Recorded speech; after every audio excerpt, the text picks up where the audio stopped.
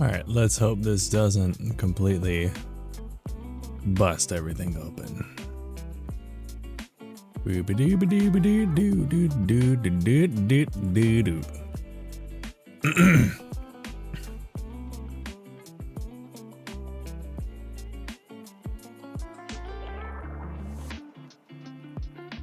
I guess it's interesting because if I do YouTube, I can't do a Twitch VOD track. That's interesting. I guess I never really thought about that before. Anyways, if you're watching the live stream, after the live stream's over, you're in for a treat. We are finishing up the lightsaber video today. So sit back, relax, take a sip of your favorite drink, even if that's tea.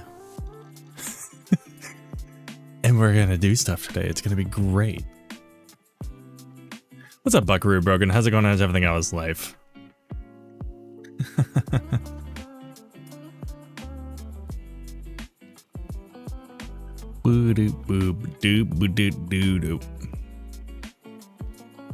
But yeah, we're wanted to add some glow to it. We're gonna finish this video up today. I've got the cut done. I'm just doing all the graphicies.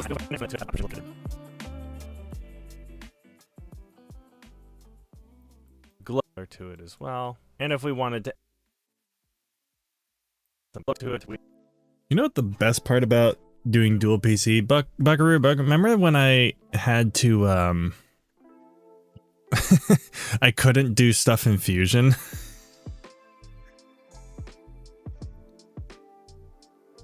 Because it would like completely crash OBS.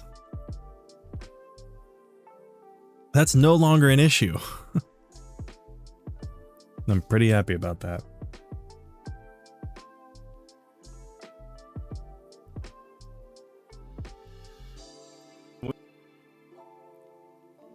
Also, did the horse go? I didn't see the horse.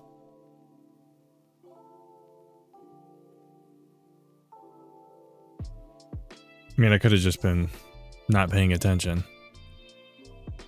That's the only problem with this setup now, is that I no longer see the horse. Or no longer hear the horse, I should say. I can see it, but I can't hear it.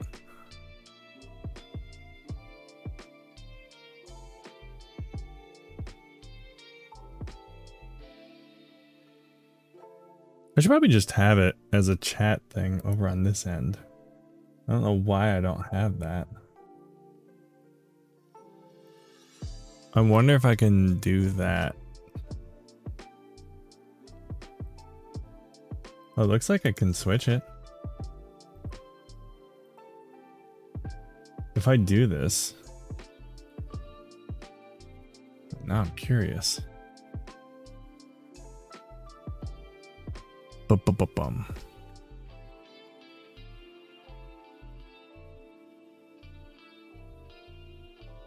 Please confirm you're not a robot. I cannot.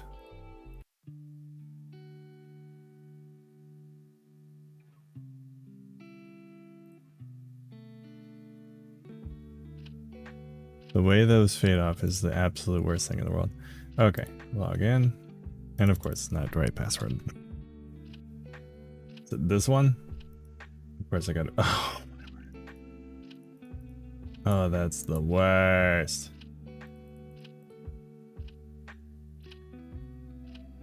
At least this one doesn't have the annoying fades.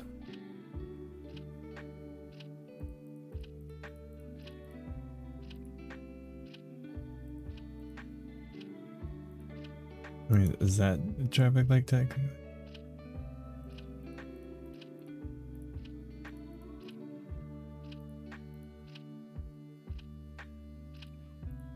How many of these do I have to do?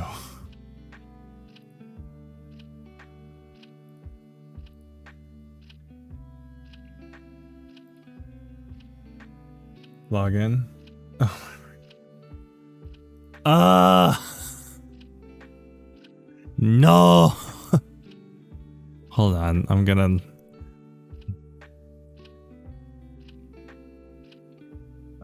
search it on here. What's my damn password?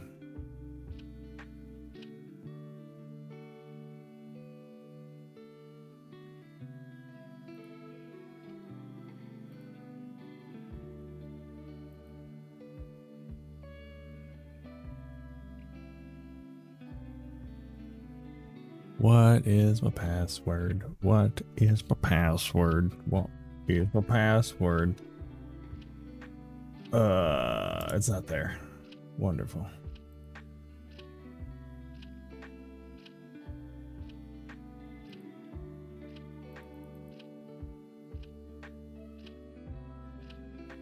Wait, which one did I use? Oh, I can just continue with Google. Okay. I think I signed in with this one because that's the one that I use.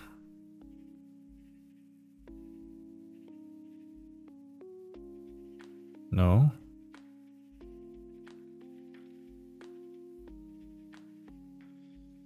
Two-step verification. It's like the longest it takes to just put chat on a different window. That's what we're doing here.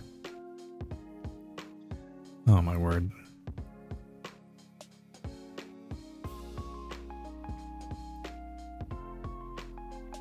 Confirm. Allow. Apply.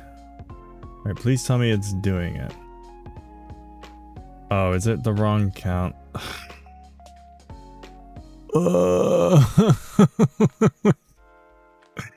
No. No. Oh, it's the wrong account. Alright, we'll do it again. See, I should have set this up before I started streaming. I don't know how to stream, guys. I don't know what I'm doing at all, any time of day, whenever.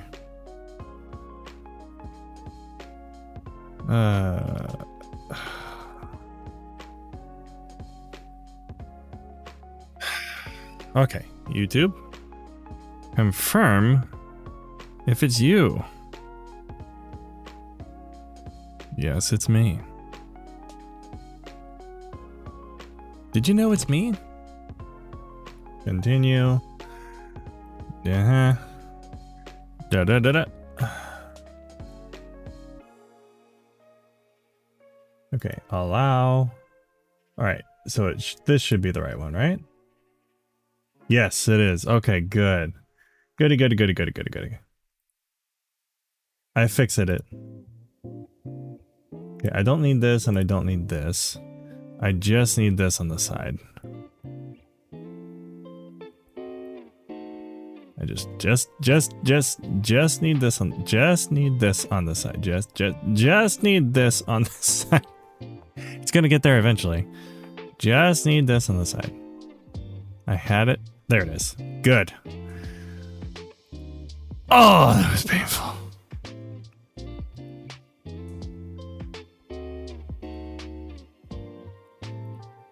All right, but we got it working, so I don't have to keep looking up. Victory! Okay, so the thing is not playing. Okay, so the horse is definitely not playing. Oh, that's why. Lol. It wasn't connected. That would do it. Hey! There it is.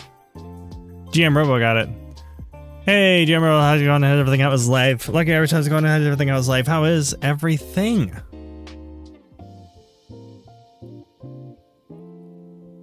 Oh, it's working now. Okay, I unborked it. Now we can continue. And if we wanted to add some glow to it, we have options like either glow or options like either glow or soft glow. I don't work. and you can pick and choose as you want. We can throw a glow in here and reduce the size, add the glow, so that gets that. Oh, it's so much better. I have chat in multiple places, all over the place. John, you would love this setup that I have here. This is... Hey! I'm good. Where? Very nice. You just get him calm with homework after housework after being on vacation. Very nice. Actually, I do have a way to show the horse. I just realized that.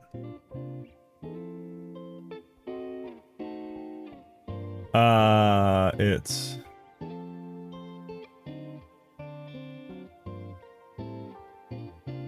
Or at least to hear the horse. Okay, I might lose the screen for a second. It's here, right? Yeah. So that's at work, we've been practicing art more. Oh boy. That sounds fun. Wait, Hey! let's do this. Where? Monitor and output. It is monitoring and outputting, but it's just not sending to my headphones. Okay. So I just need...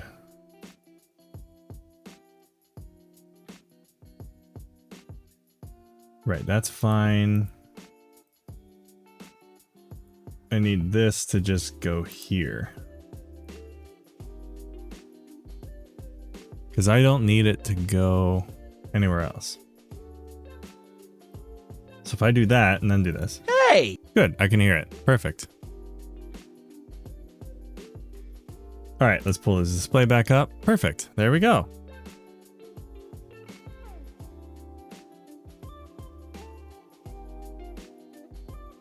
Doubled. It shouldn't have been doubled. Oh, it was doubled because I had it on the same scene.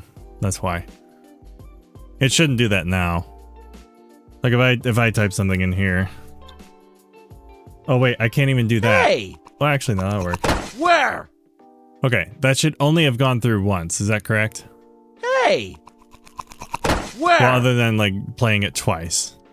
But in both instances, it was just it played fine, right? It just played once, like no echo.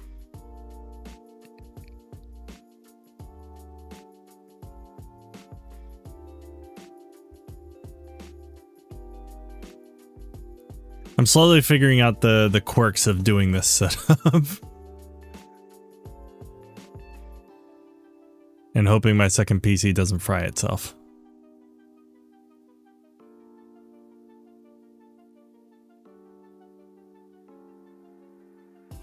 So far it's not.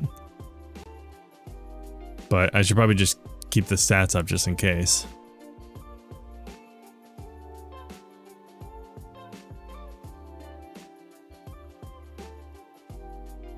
Looks like it's only dropped a few frames, so we're okay.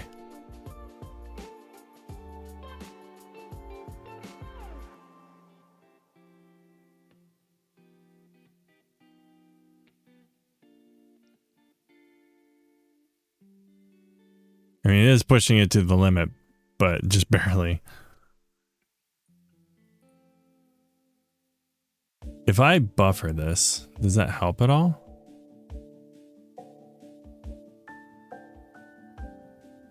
Not really. Doesn't really help at all. Limits are meant to be broken. Not when you're using an i3 processor from like 10 years ago. Don't ask.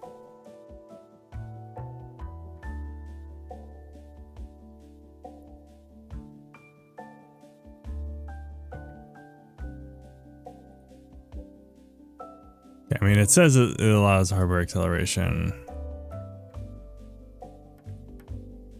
So, yeah. The limit is really I can't use a BRB screen. Well, actually, I probably could. If I just switch it on the bottom computer, that'd be fine, but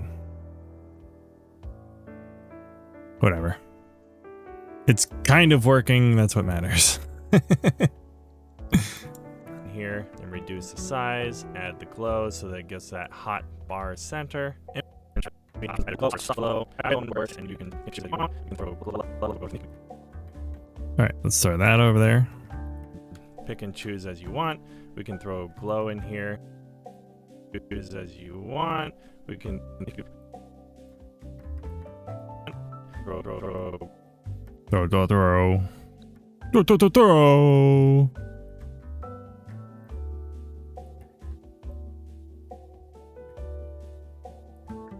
Hey, you just gotta feel them notes. Yeah, it's rough.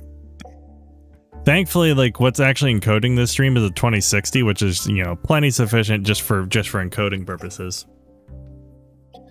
So, but this CPU is we're running it at like 45% right now. And the reason being is because in order for it to not like heavily bogged down from like all the alerts and everything, I'm still using my primary PC for all alerts and everything, but it has to send it as an alpha channel. But if you notice something, the alerts are above the screen and above the webcam, but the monitor is still behind the webcam. That one was tricky to figure out. That one was hard.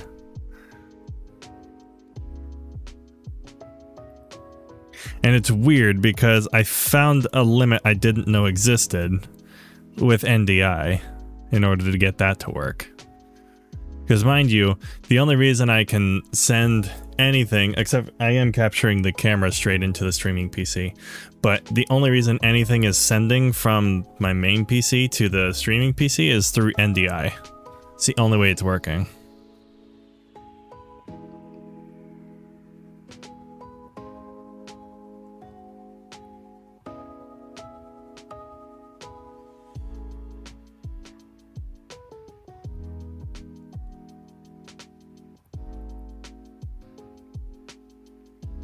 So yeah, that's a thing. You want, we can throw glow in here and reduce the size, add the glow so that it gets that hot bar scent. This can probably be one, actually.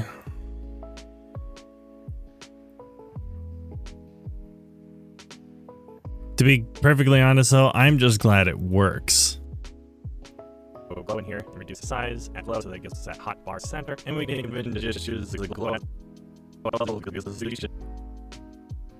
hot bar center, and we can even just use the Well, I guess I can extend this, huh?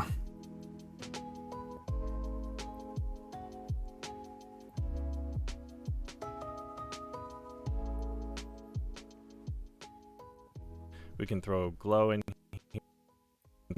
here, reduce the size, add the glow so that it gets that hot bar center, and we can even just use the glow as the color if we want to make the background pure white, and then we're pure white, and then background pure white.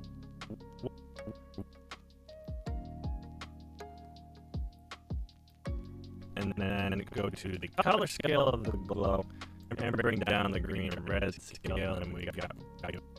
Let's see, do I animate this or do I'm just gonna keep it that big?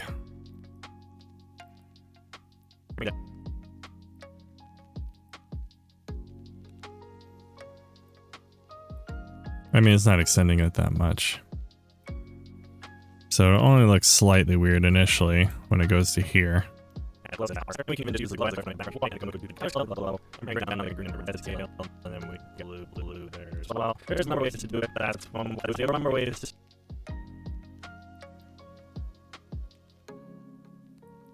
One day I'll release this plugin. One day more. You better run a home server for my laptop, including as NDI streaming PC. It was not. No.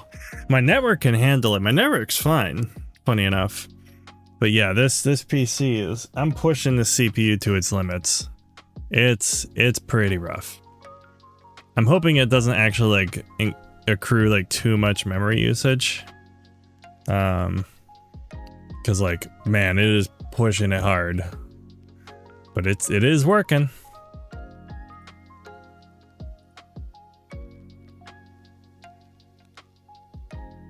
So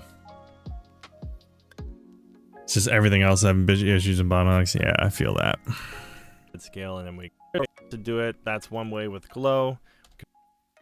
Oh. Oh, that's just... It's like, what are all these other YouTube notifications? Same ones I had before. By the way, so I released a short earlier this morning, and it was just how you can use spell check inside of Resolve, which apparently I didn't know so many people wanted that. So I was like, oh, you can totally do that. Yeah, it's just, you know, you type in something and then you get, well, it might be like too far wrong.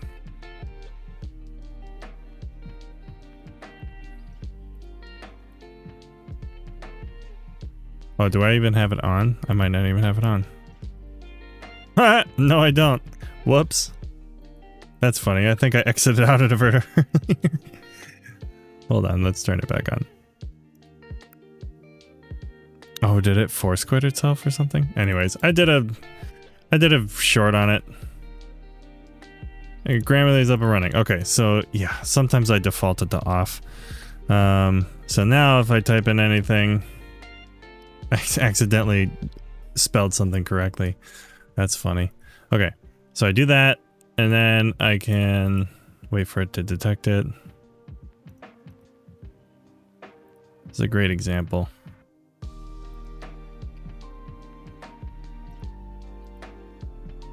Is it working? It says it's working. I think it takes like a minute to start up.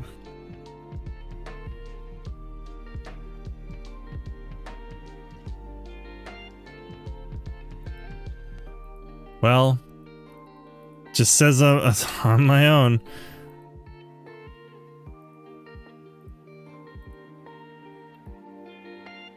Maybe it has to be on before I put in the text node so it knows where to look. Let's try this again. Oh yeah, there it is. Okay, so I had to... Okay, so yeah, you can correct spelling. There you go. So I did a short on that. But it actually worked the first time. So, worked fine for the recording. Just not for this. Anyways, the whole thing I was getting to with that. So the funny thing was I released the short, and then I realized I forgot to block emails. I was like, oh no, the emails are still on there. Thankfully, though, it's actually pretty easy to remove them, even after you've uploaded the video, so I didn't have to like re-edit it, re-upload the video, because that would have been a pain. I just had to blur it out. Thankfully, the YouTube editor has a way to blur it out, so that's a good feature. Way with glow. We can also try the... Well, there's a number to do it that one way with glow. We can also... You hate that moment when autocorrect isn't around it. You type out a word, you don't even type something, Google figure out it's back correct. I've had that moment, yeah, that's for sure. It just, the word does not look right at all. Enter. Can also try the soft glow here. Again, with the color scale, just bring it down green and red.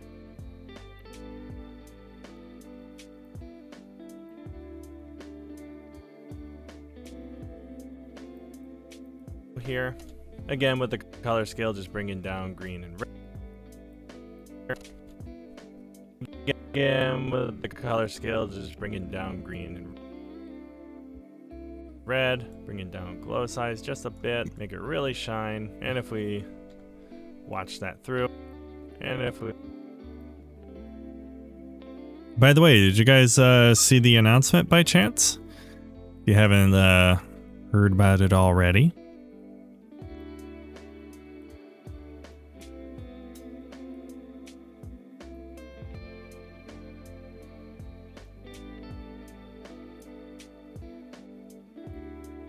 Again, with the color scale, just bring it down green, red, no, just a bit, make it really fine. And if we watch that through, doesn't look half bad. And again, you can play with different parameters.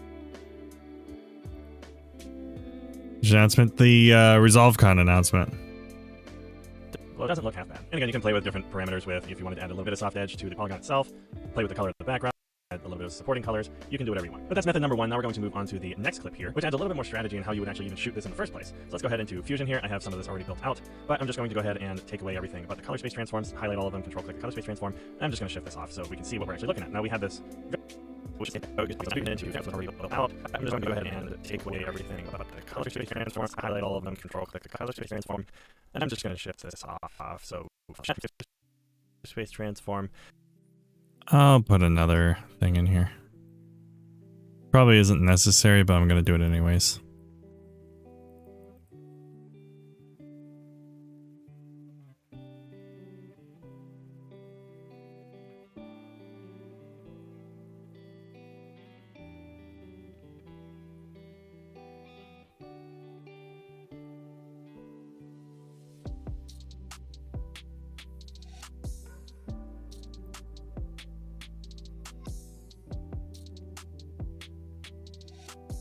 Shrink that down.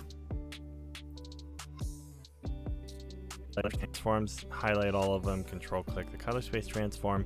I'm just going to shift this off.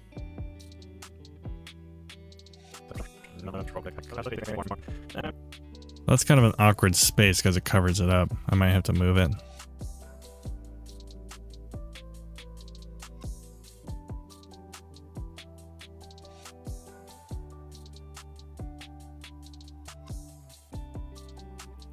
Highlight all of them, control click the color space transform. I'm just going to shift this transform. I'm just going to shift this off so we can see what we're. So apparently I spelled disconnect right. Because I always want to spell it like that. But it's not right.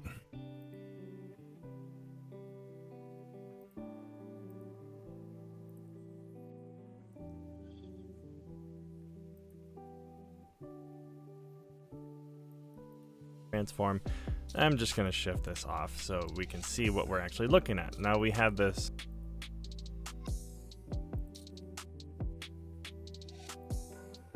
I'm just going to shift this off so we can see what we're actually looking at. Now we have this very cheap as track. How did I put it? The first one?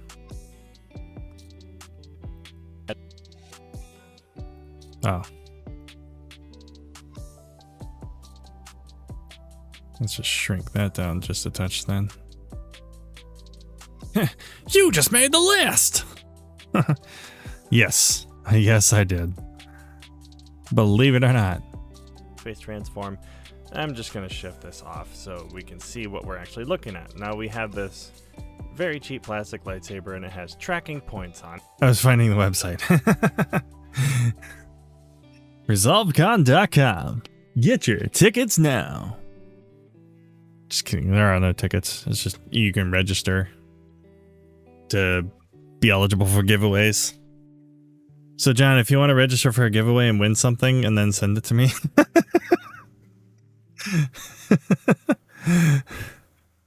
I'm kidding, I'm kidding.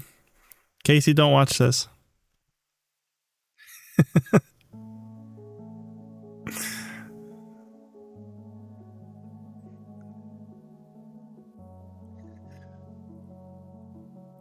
Points on it. Let me press F to. I gotta be careful what I say sometimes. Points on it. Let me press F to full screen that. And I also just ended up using a higher shutter speed so that when it moves really fast, we don't have any motion blur. And this can make your tracking easy, and then we can just add some motion blur back in post. Now granted, because we don't have any motion blur. And this can make your blur. Have any motion blur. And this can make your tracking easy, and then we can just add some motion blur back in post. Now, and this can make your have any motion blur. And this can make your tracking. There we go. Hate that sound sometimes. Can make any motion blur. And this can make your tracking easy, and then we can just add some motion blur back in post. Now granted, it's not going to look as good as if you had natural motion blur, but we can still work with it. So again, first thing, I just make sure I go from camera space to Rec 709 linear, and then we just have a preview of Rec 709 Game 2.4 for the preview output. So we're going to work in linear, and I'm going to go ahead and just add a tracker here. And instead of a teletrack, we're going to use a point tracker, and I'm going to add two of them here. Now if you're on the free version, this will be 0.1, 0.2, and you know, I love discrepancies because they're so fun to explain. All right, so we're going to bring in our track center here, just find the center. We can also look at our preview right here on the side to see exactly what we're looking at. We basically just want to get this point by itself. Now, because this moves a lot, we're going to want to make this a point by itself. Now, because this moves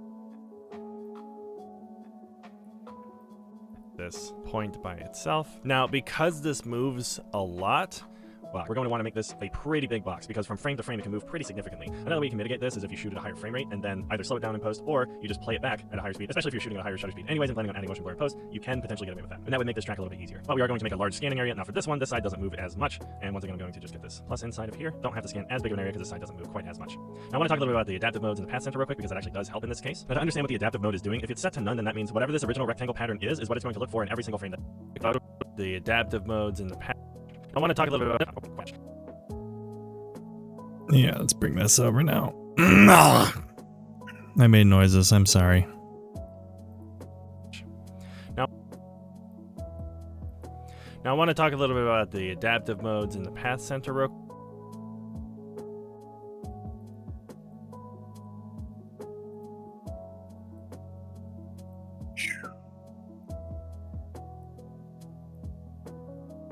Oh wait, actually.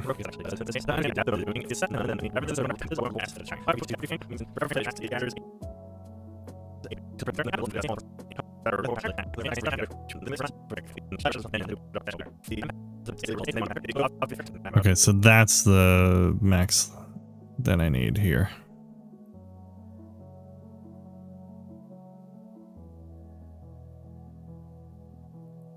And then I can just keep this.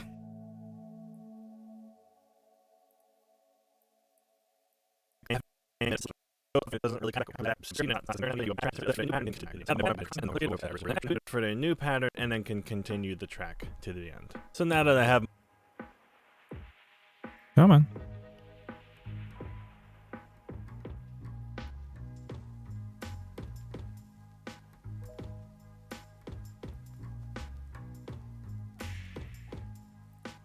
Okay, this I could probably move up actually. Take off that offset.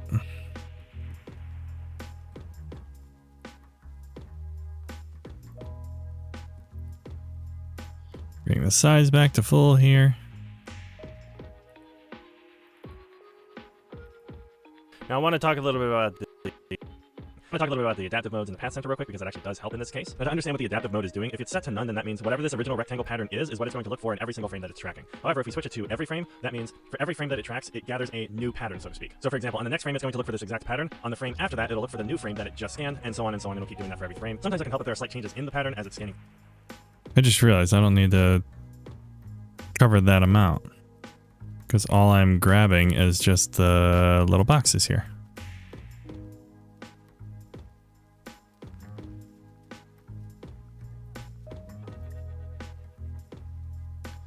Yeah, that's all I need to grab there. Then I don't need as much X offset. Now I want to. That means for every frame that it tracks. That'll work. Oh, I do need a little bit more for the match tolerance.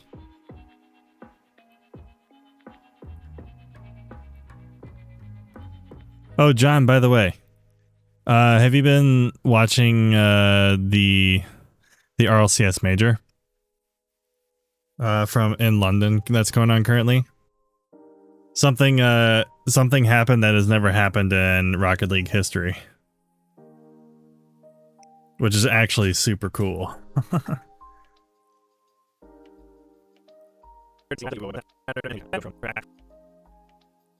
Yeah, so they just had they're down to the top 4 teams, right? So for the first time in Rocket League history, all 4 teams are from different regions. It's so cool. There's a team from NA, team from EU, team from South America, and a team from MENA, Middle East. Yeah, so there's one each. It's awesome. And if the MENA team wins in the semifinals, so it's MENA is going up against EU, and then NA is going against South America. So it's it's funny. America's facing each other, and then the whole European region's going against each other too. So if Mina wins that that semifinal round, it'll also be the first time in Rocket League history that a EU team is not in the finals for a major. Every single major event in Rocket League history, one of the two teams in the finals has been from Europe. And the thing is that Mina team is actually the one that's the most favored to win the whole thing. So it could happen where the Mina team could actually knock out EU, and then that would guarantee that there's no EU teams in the finals, which has never happened. So there could be two things that had never happened before, which would be insane. Yeah, Mina's been going absolutely insane, like especially Team Falcons, because now they have the twins with Rawas and Killers, and then they have TRK as well. So it's just like a dominant trio, and it's insane. And then the South American team is actually also a powerhouse, because it's Furia, and they've got potentially, yeah, seeing the Sam team is really, really cool, because Yan has probably been the best in that region for a long time, and there are arguments to be made that he's like one of the best players, if not the best player in the world. So he's been long time deserving of it, and they just took out Vitality, like in clean fashion. It was 4-1 in the series. Like it wasn't even close, and the game that Vitality did win wasn't like that great. So yeah, every other game Furia just destroyed them. So, and Vitality is like the super French team, Zen, Alpha, and Radosin, and Furia just like made them look like a APAC team. It was crazy. Like Furia, every like Vitality didn't have an answer. It was so cool. It was so fun to watch. But yeah, Yan, Lost, and Drafinio are the Sam team, and are Furia, and they're insane too. So what's crazy is all four teams that are left all are easily capable of winning. So there's at this point there really aren't any favorites. Oh yeah, you'll have to watch a replay. It was crazy. So the top 8, and you'll see it if you look up the scores. I don't want to spoil anything for you, but I mean, you know the top 4 teams now. Well, I didn't say who NA was, but or EU really. But if you if you look at the stats, all games were either 4-1 or 4-0 in the quarterfinals. None of them were close. They were all blowouts.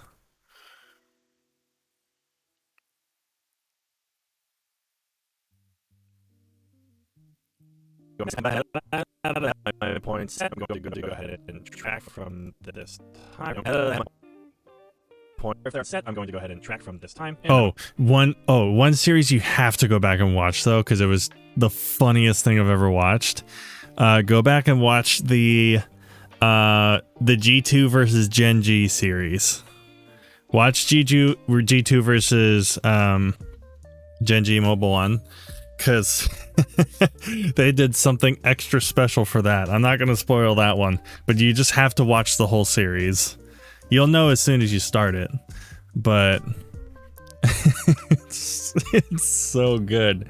Go, if you watch nothing else, watch the G2 versus Gen G series. It was so good. It was so funny. And that one completed. We'll go back to that original frame that we started at, and then track back to the end. So now that I have my points set, I'm going to go ahead and track from this time, and that one completed. We'll go back to that original frame that we started at, and then track. It's a good oh no. It's a good one. You'll like it. And backwards. And there we go. Looks like we got a pretty solid track all the way through. We can just go skim through it real quick just to be sure. but it looks like it held on pretty solidly. I know I've already added these here, but I'm just going to do it again just for the sake of example. Go to transform, add a background, going to make it solid white. Going to add a polygon here, make the 2 points, select the insert and modify. I like the first point, polygon to polyline, it'll be 1 for you most likely, publish 2, and of course I got 6 because I kept the original tracker in there, but you know, it's here. And then same thing with the other point. Go to publish 2, the other one. And then of course we increase our border width. And now there's a couple other fixes that I want to talk about here. All right, gotta head, but have a great rest of your. All right, thanks, John. Thank you so much for stopping by. Hopefully, you have a great rest of your night. Yeah, when you get the chance, just watch that series. I was dying. I was laughing so hard.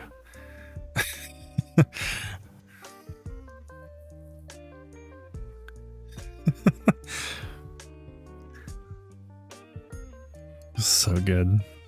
And then you'll have to tell me your reaction to it when you watch it, because it's the best. As we move here. So as you can see, as we move, it tracks about here. So as you can see, as we move, it tracks pretty to the lightsaber here. But we do have some poker outs at the end here. And there's a couple ways we can fine tune that. One way is if we go into the polygon modifier. And there's a couple ways we can fine tune that. Okay, this I'm obviously moving, but shrinking. Get shrunken. Ways we can fine tune that. One way is if we go into the polygon.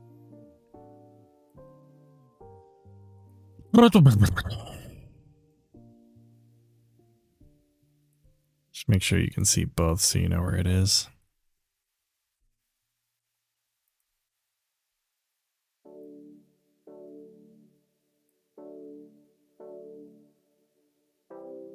One way is if we go into the polygon modifiers, we can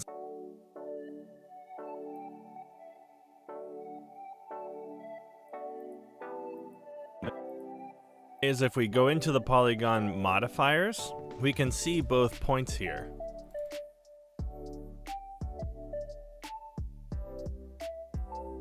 Oh, I guess I can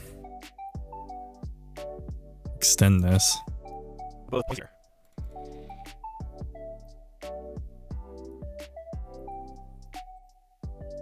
So in reality, I need to see both of these things. Whoops.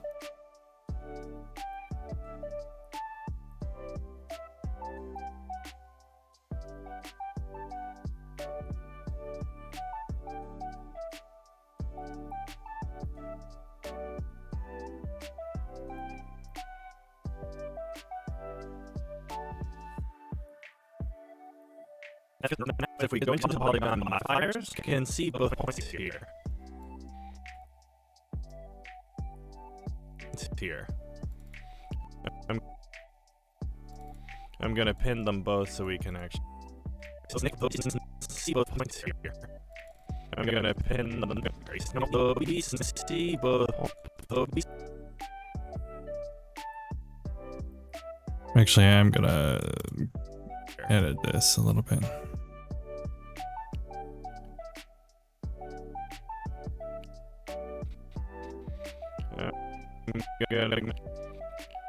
Both points here. Both points here. I'm gonna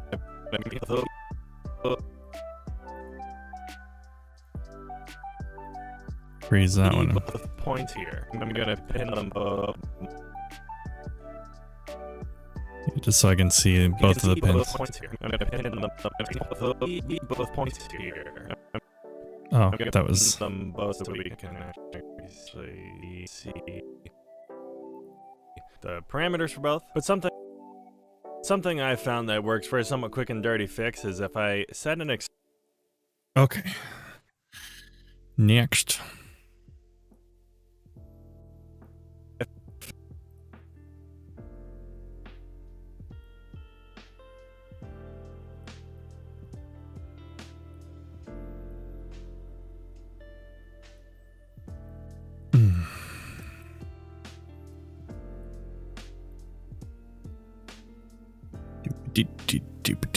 Do.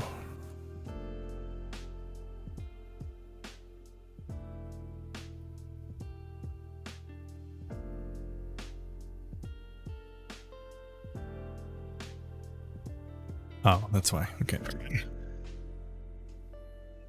I had to think about something in my head. for somewhat quick. works for a somewhat quick and dirty fix is if I set an expression on the zero rotation for either one, it doesn't really matter which one, and then I drag it onto the other Z rotation. Now we're able to kind of tilt.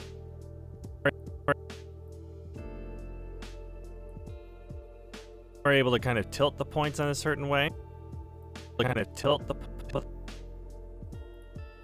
Yeah, maybe I should reduce the size a little bit here. Shift this over so we can actually see both ends. We're able to kind of tilt the points in a certain way. And the other thing I can do with these is if I go to a point, let's just go to here, and I just want to adjust the center.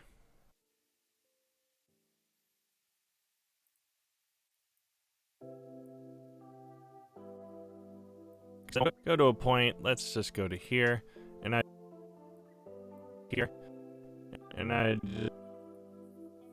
just want to adjust the center to make sure that whole thing clearly. Here a little bit. I want to adjust this. Probably an unnecessary step, but I'm gonna do it anyways.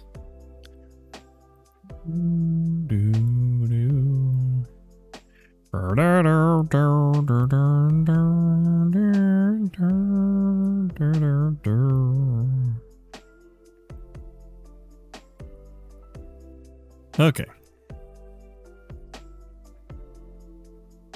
Doesn't need offset Y. Scooch it over. Here, and I just want to adjust the center here.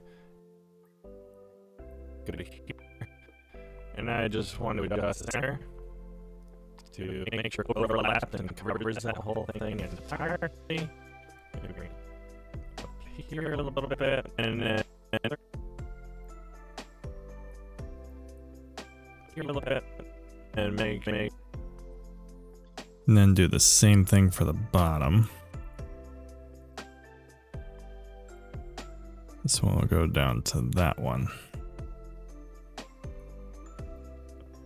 A little bit.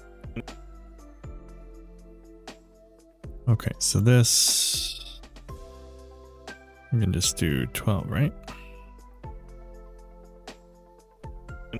Make sure I a bit, and then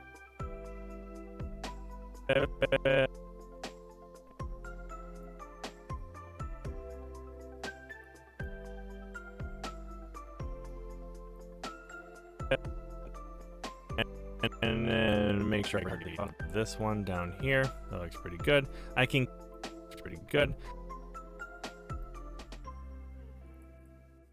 keyframe this Z rotation right. Well, let's bring in another one.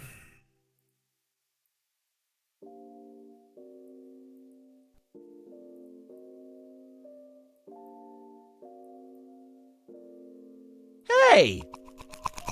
Where? What's up, Alex Gecko? How's it going? How's everything? How is life? Why am I on time? Hey! Where? Where's that? Oh, there it is. That was a really... The horse got it way before the chat did. I was like, where is this coming from? December 18th studio. How's it going? How's everything? How is life? And Alex, how's it going? How's everything? How is life? Burning the midnight oil. Oh, I'm burning all sorts of oil. I don't know what kind of oil I'm burning, but it's certainly something. Believe it or not, network is a video editor. Well, congrats. That's exciting. I'm like kind of... Should I be proud dadding right now? Is that what the right thing to do is? That's awesome to hear, though.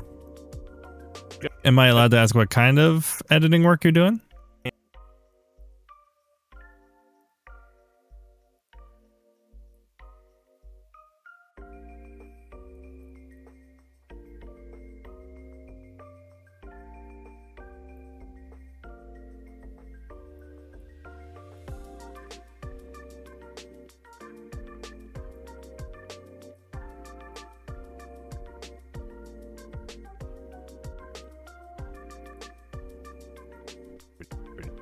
good. That looks pretty good. I can keyframe this rotation right here, and add it down to a little bit right here. I can modify the zero rotation to kind of match the rotation that they were doing until it starts moving up again. So let's go ahead and set it. It's so surprising I said if I said anything like that. Yeah, I'm just cutting up and doing effects. I can check it out for 10 seconds. Yeah, let me pull it up.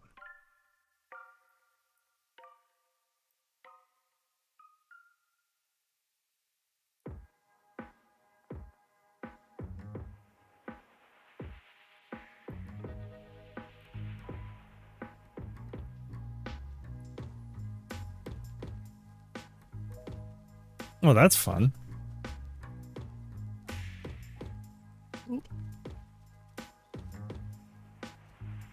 Ah, kind of pop my back here.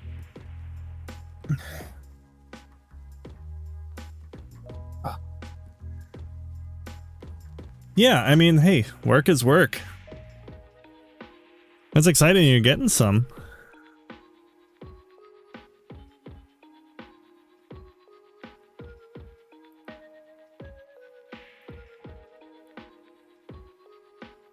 That's legitimately awesome.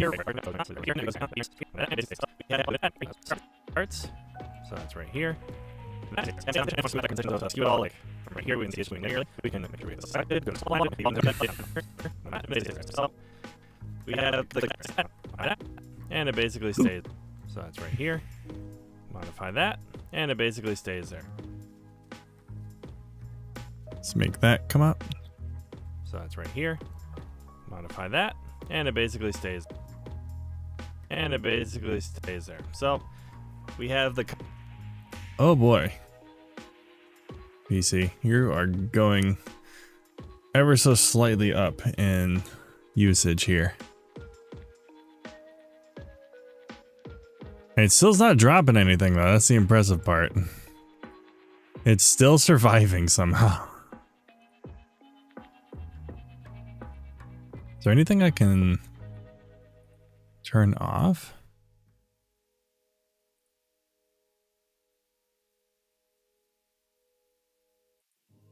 Without crashing OBS, of course.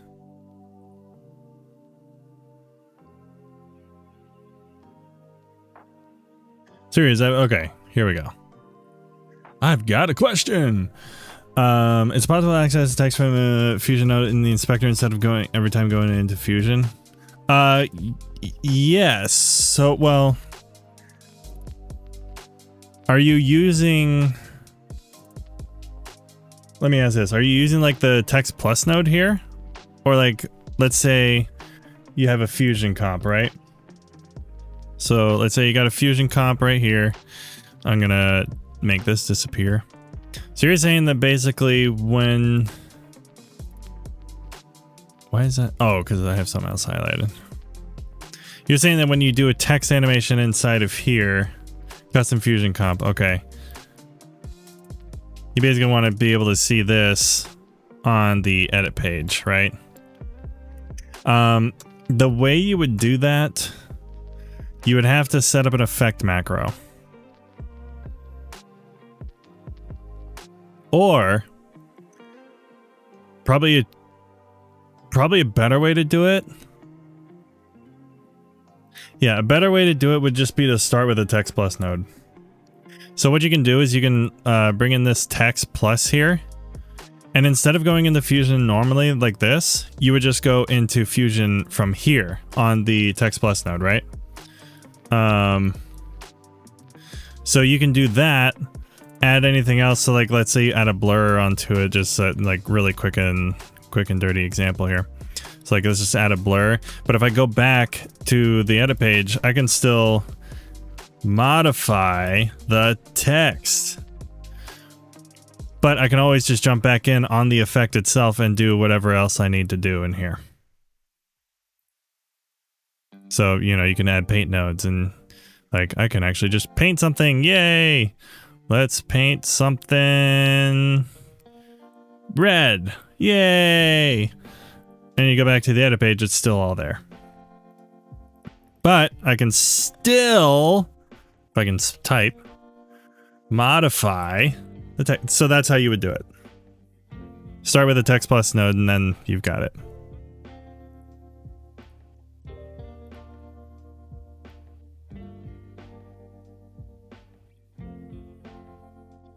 The steep transition. Oh, transitions are another thing. Because there's multiple ways to make transitions. So you can use an adjustment clip as a transition, as an example. And you can throw the adjustment clip into a power bin, and then you can redrag that onto everything. Or if you just like save that as a macro in the transitions, then you can just throw that in as a transition effect. So throwing it into a power bin is probably the easier route, unless it's something you want to be able to just throw onto clips themselves. In which case, the way to do that, let's just see if I can whip this up quickly. Let's just make a transform here. Just do simple keyframes. I should probably actually, well, I should do this with anim curves, but I'm not. I'm just doing a quick and dirty example. So let's just do that. Or wait, yeah, I gotta do like all the way to 2.5, so it like goes back to its original state. So you basically just have like a whip right here, right? And then you can just do some quick stuff like, if we go into the spline editor over here, we can highlight all of the keyframes, press F to flatten it. If we press T, we can also bring up our keyframe modifiers here. I'll just like make it 50.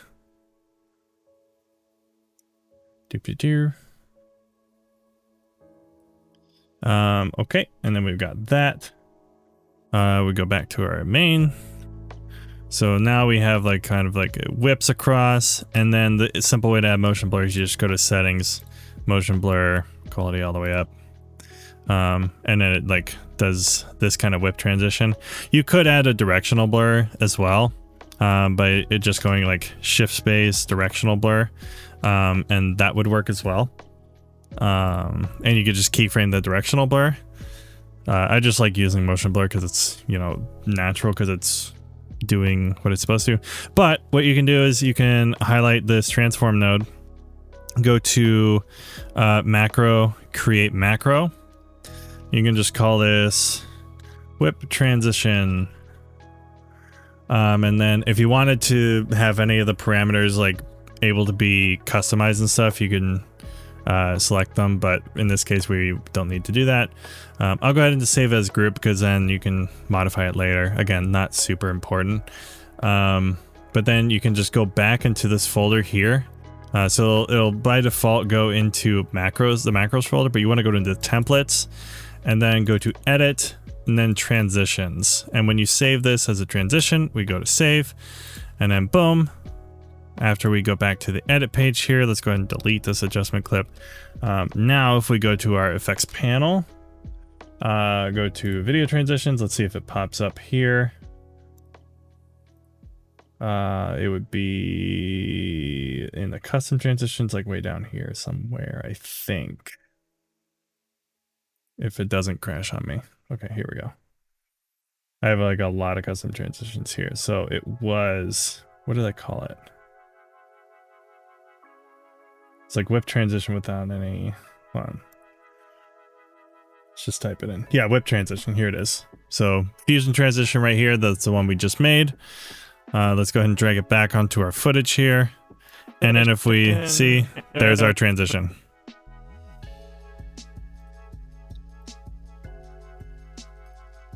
That's how you would save it, as a transition effect. So, and then the reason I say the anim curves thing is because I believe if I stretch this out, the compensation. Yeah, it doesn't do the whole thing. So that's why you would want this to be an anim curves effect, because then if you do it with just keyframes, then it only does the duration of however long you make it. Or, you know, if I shorten it, then it doesn't even complete it. It just gets here and then just cuts. So Yeah. I'm not gonna say, yeah. I need to, well, whatever. I'll delete it later.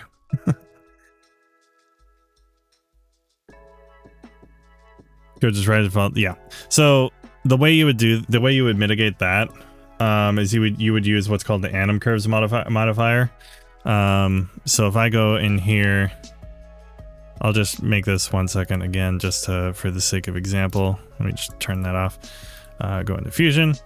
Let's bring that transform node back on again. Once again, I'll keep motion blur on. And this is why I like using motion blur, is because I don't have to worry about using anim curves on it. What you would do is you could probably, yeah, I would modify this with XY path, so that it separates these two, because center is like one control. You can't necessarily do an anim curves on a point effect. So you would make an XY, and then when you go to modifiers, then you have X and Y separated. So then you could just, like, if this is just a whip to the left or right, I can just disable the Y because I don't need it. And then you right click on X, modify with anim curve. I have to disable the keyframe right there too. And then modify with anim curves. And now what we can do is we can just say easing. Let's do expo, I guess, for both ends. So it's a quick one. Yep. So like that. And then what we would do is we start, let's see, we scale it by 2, I think. And then we offset 0.5. And then, yes, that goes all the way across. So we just go back, set our edges to mirror, and then we effectively have the same thing, right? Yeah. But what's great about this is that if I go back to the edit page here, if I stretch this adjustment clip like this long, now we have the compensation. It stretches, the effect stretches across the entirety of the adjustment clip. Or if I shorten it, it shortens there. So then if I save this as a macro, go to create macro, I'll call it, once again, I'll call, actually I don't even need to save that. Let's just do save as group. Let's go back here, templates, edit, transitions, and I'll just overwrite this. Yes, I want to replace it. Close. Might take a second.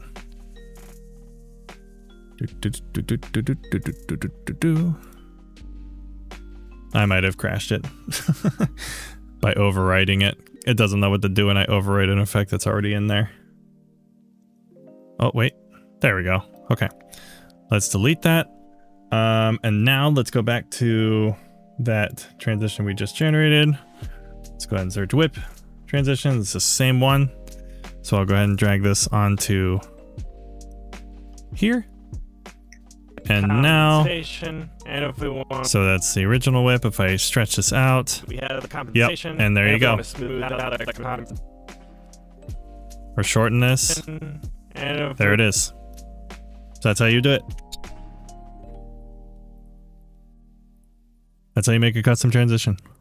It's just, you just use anim curves. Because anim curves doesn't rely on keyframes. It looks at the, well, I can't say it doesn't rely on keyframes necessarily.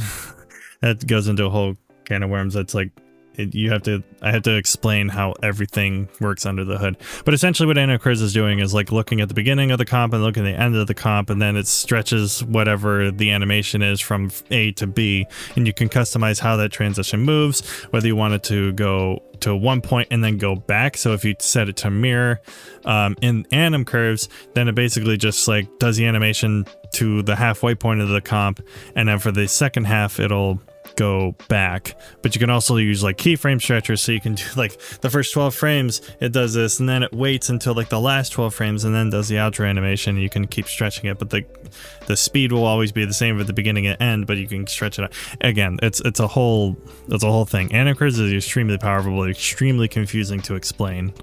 because the parameters inside of anim curves aren't necessarily labeled super clearly, so you have to like really understand what's going on. Because like when it says scale and offset, what those are actually referring to is the scale is how much the parameter is increasing through the duration of whatever you're using, and the offset is where you want it to start. Again, it's bizarre, and that's why I had to change scale to 2 and then set offset to 0.5, because center points are starting at 0.5. So I wanted to start at 0.5, and then I wanted to scale 2 from that point, so it'd end up at 2.5 at the end of the transition. That's why. So, yeah, and then there's like different ways to make it modify. You can like do it by duration or transition, or you can do custom ones. Custom ones get even more crazy. But yeah. So that's a thing. Compensation, and if we see, so we have the compensation, and if we want to smooth that, and it basically stays and it basically stays there. So we have compensation, and if we want to smooth it out, that compensation doesn't keep all like right here. We can see it's moving linearly. We can make it selected. All right, let's.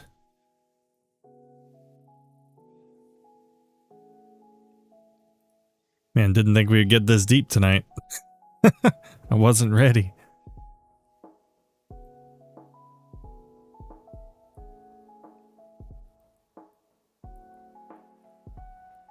Okay, I should probably turn on my quarter proxy resolution because it's struggle busing right now.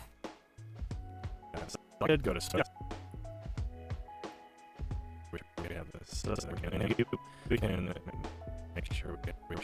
Oh, and just to be clear, just so anybody watching this, timeline proxy resolution has nothing to do with the footage itself. It's to render effects at quarter resolution so it plays back faster. It will not make your footage play faster. You know, when I work on a project you're working on, and it makes your head spin a little. Just a little bit. Oh, there's a pop. I got it. Oh, I needed that. Needed that pippity pop. And make sure we have this selected. Go to spline. Selected. Go to spline. And we're gonna make sure we have this selected. Go to spline. And all right, let's zoom in on this.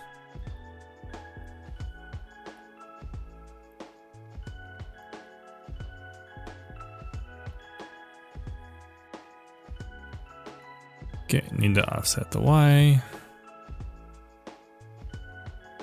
Also, when I eventually release a Ko-Fi page, I'm gonna release this as an effect you can download. have this selected. Go to spline, and we're going to show. Oh.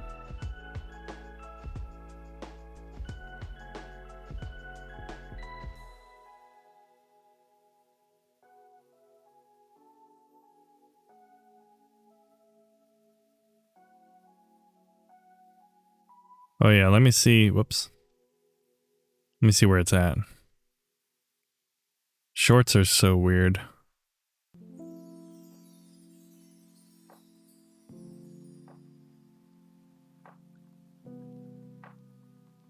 Nope, I want to go to this.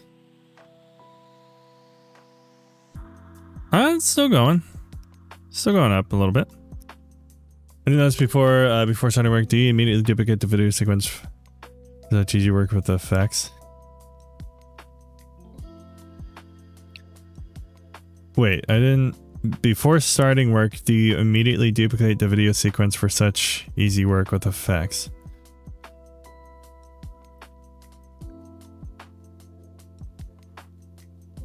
I'm trying to...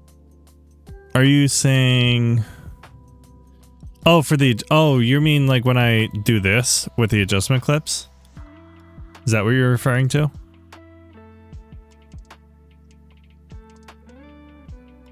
Oh, okay. Yeah, so when the reason I'm doing that is because with my, so I made this, I I mean, it's funny, when I release this, I'm going to call it something else called Quick Highlight. And I'm going to add more parameters to it. But basically, because this effect is already on the adjustment clip, and I can just, all I have to do is just move where the box is and potentially like move, offset, and resize. And I can do almost everything in, like within the Fusion Overlay Viewer and the source thing. It just makes it easier to just copy what was already there and, you know, click and drag without having to go into the effects, dragging it onto the adjustment clip, making a new adjustment clip, and all that stuff. I can just copy it, and then the effect is already there, and all I have to do is just move it. So in this case, like, you know, if I... So the next one, I talk about this zoom to fit thing, or the show in the selected tool, and I think I also do the zoom to fit. It's going to be a different one, so I'm going to do it twice. But basically, I want to show this, so I already know this has the effect on it, so I'm going to bring this here, and then what I can do, because this already shows the zoom, I just want to see where the mask is or what it's covering, so I can just disable it, move the mask really easily and quickly, and then find exactly what I need to highlight here, which is this. Move it. And then I don't need any offset because I just need to scale in on it. So then when I re-enable it, boom, it's already scaled up. We're going to show only select. So it's just an easier way to do it. Easier and quicker way. And we're going to show only selected tools so that we see just our Z rotation on the polygon here. We can disable everything else, just select Z rotation, and then we'll show zoom to fit. Just click yeah, and then this is the other one. And in the second, oh, you're talking about this up here, yeah. So yeah, I just have that. So what I do when I make YouTube videos is I record my camera and screen separately, because I still use my video on the screen. So basically, so this whole thing is just like its own source, but I want to be able to, like, in case something pops up underneath me, I can put adjustment clips underneath the webcam, and then that way, like, if I need to show something underneath here, I can just look at this and then bring this offset X over here. Now I can see whatever is underneath here, right? Usually I try to keep things away from where the webcam's at, and if it's unavoidable, like if it's something on the color page, sometimes it's unavoidable, I'll just move the camera.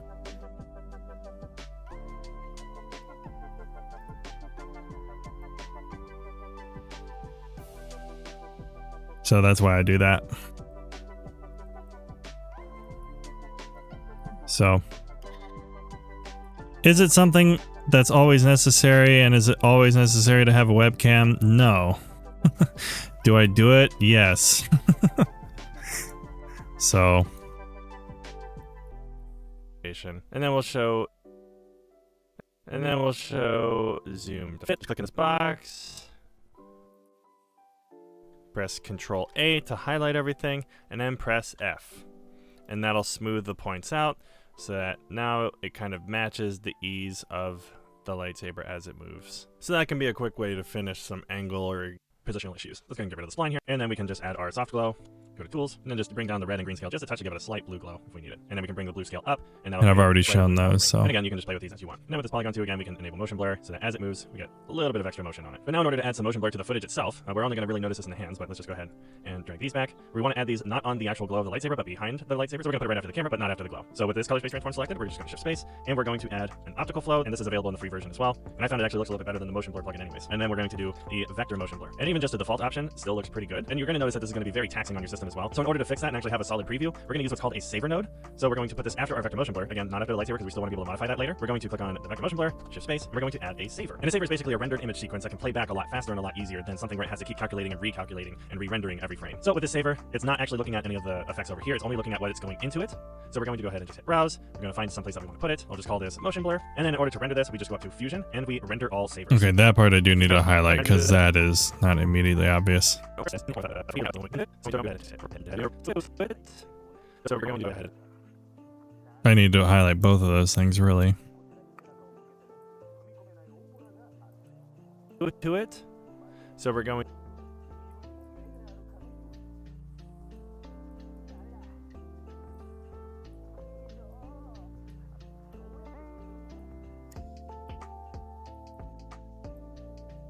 Doop-a-doop-a-doop-doop-a-doop-a-doop-a-doop-a-doop-a-doo.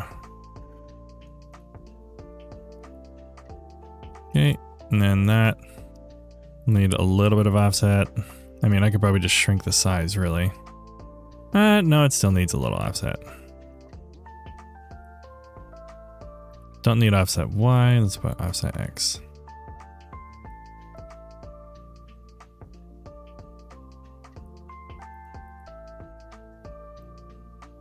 Go ahead and just hit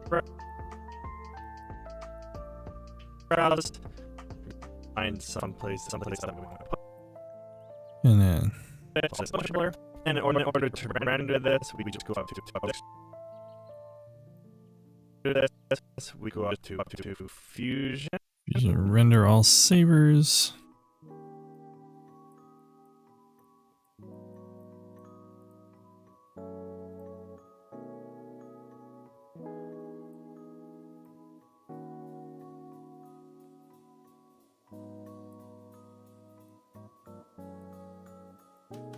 Make that a little bigger. Okay, and then if I do this, bring down offset Y, I need to make that center just a tiny bit lower.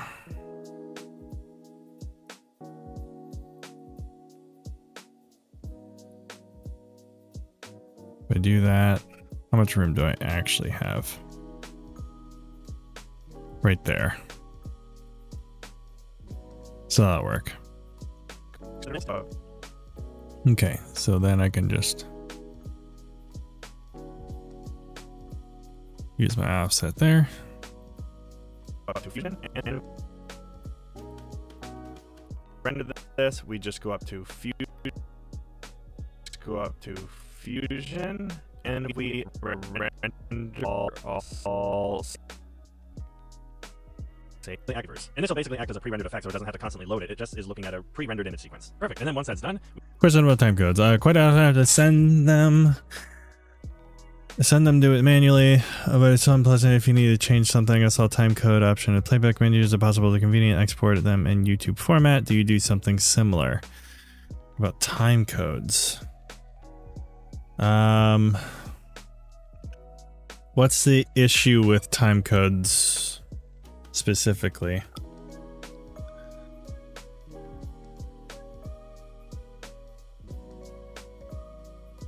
Send them and do it manually. Send what part?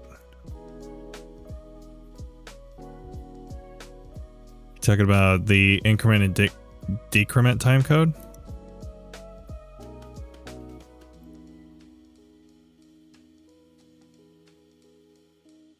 When a video changes length, I change everything.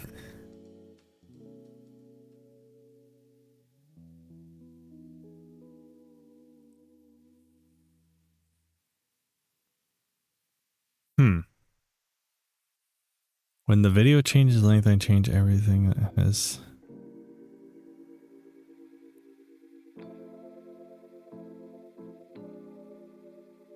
Usually, well, so I don't use this time code option here. I think that just tells it what part of the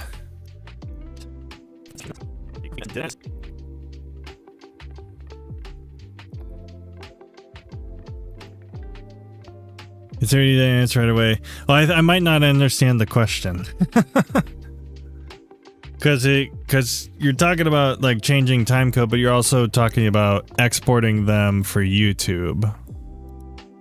So I'm not exactly sure what you're referring to.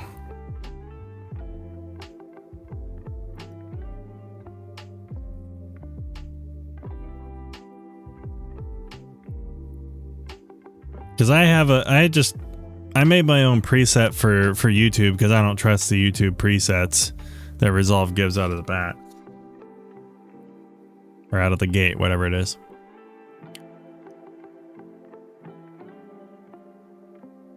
Oh. So you want to export time codes.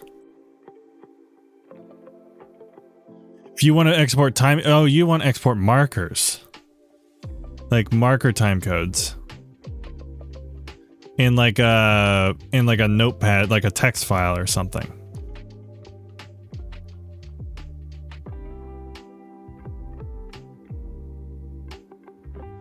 And then have them all be tagged with time codes similar to how subtitles are tagged. Or captions, I should say. Export markers.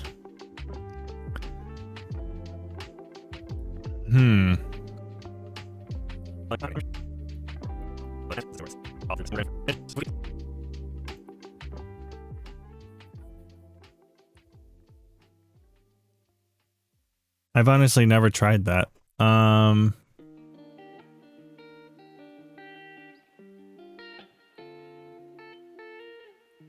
Exporting marker time codes.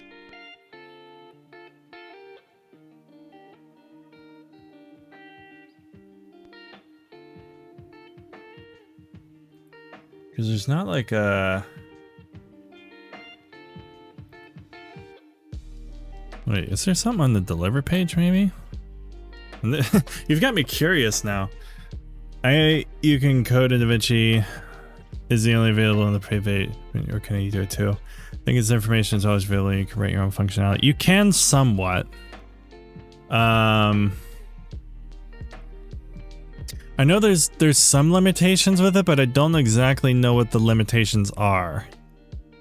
I know for external scripting that's studio only, but I'm pretty sure there's some scripting that you can use in Resolve itself, like, you know, within the console window, you know, you can write, you can write Lua or Python 3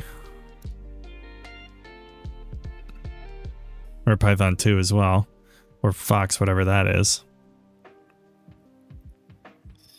And then like the whole reactor plugins and everything, like those are external scripts as well, but they are able to be imported and used as like plugins or effects. So I don't know, because I'm curious if like something like snap captions works for the free version. I haven't tried it, but I'm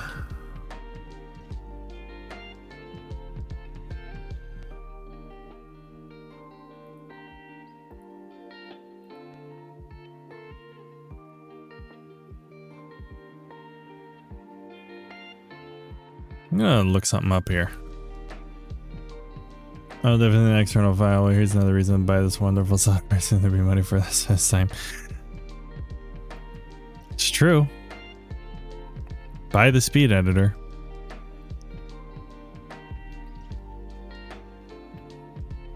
I'm gonna look something up here.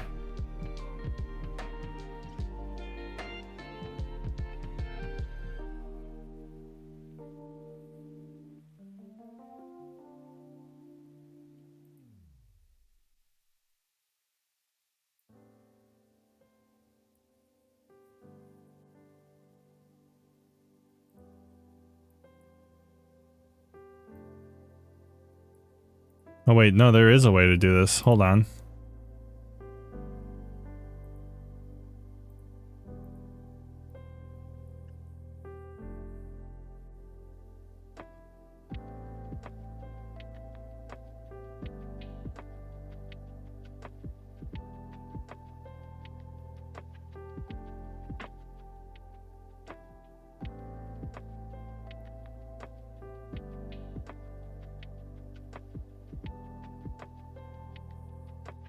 I'm watching somebody else's content so I can make content.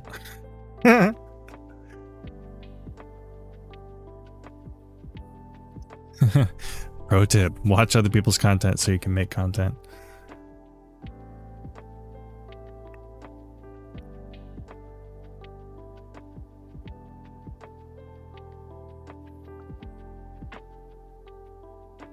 Oh, it's in the index.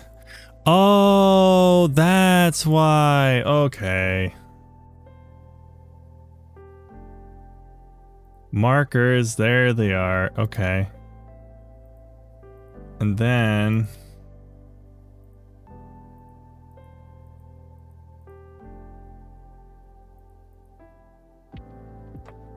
Okay, what's the next step? Hold on. It might be more simple than we thought.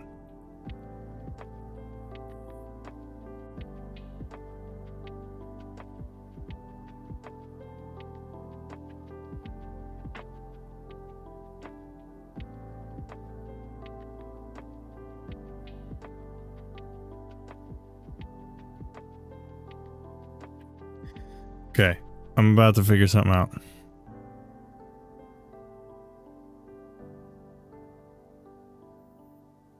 Export edit index, and it exports as a CSV.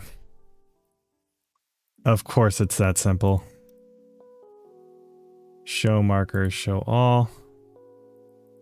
Export edit index. And there it is, CSV. Or we could even do as a text. Let me just... Well, I'm going to export both, so I'm just going to throw them on the desktop right here. Let's do that. Also do it as a CSV here. Let's see what those look like. Let's go to the desktop.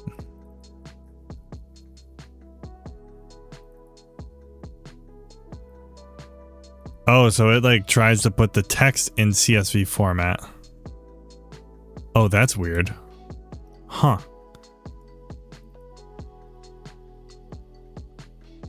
But yeah, here we go. Yeah, here's the markers. Yeah, that's how you do it. Oh my goodness, that's actually mind-blowing.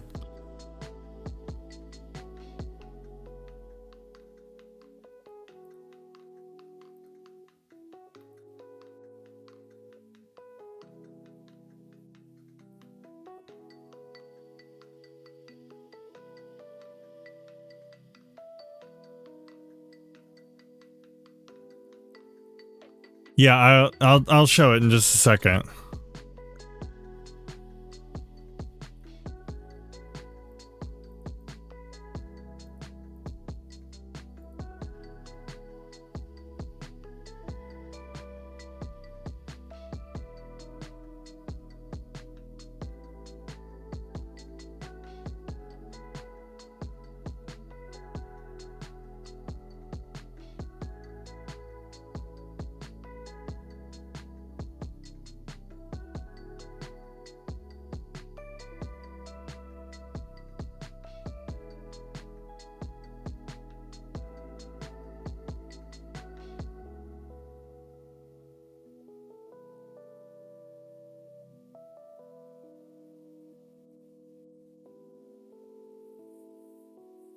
This is actually kind of bonkers. I didn't know this was a thing. This will actually help me a lot.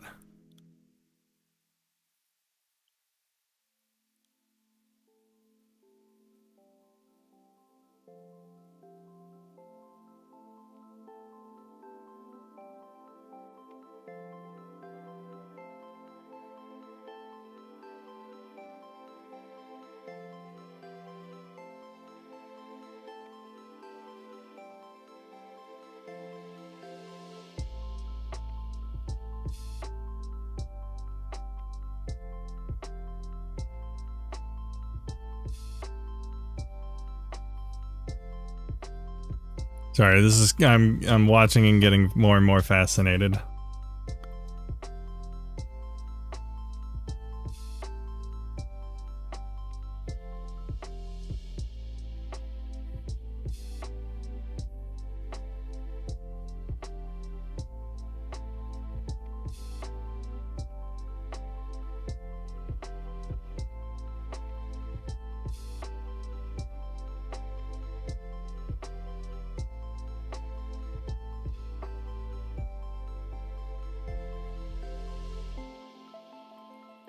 Okay, that's actually super bonkers. Okay, here we go. All right, let me show you exactly what's happening here. Okay.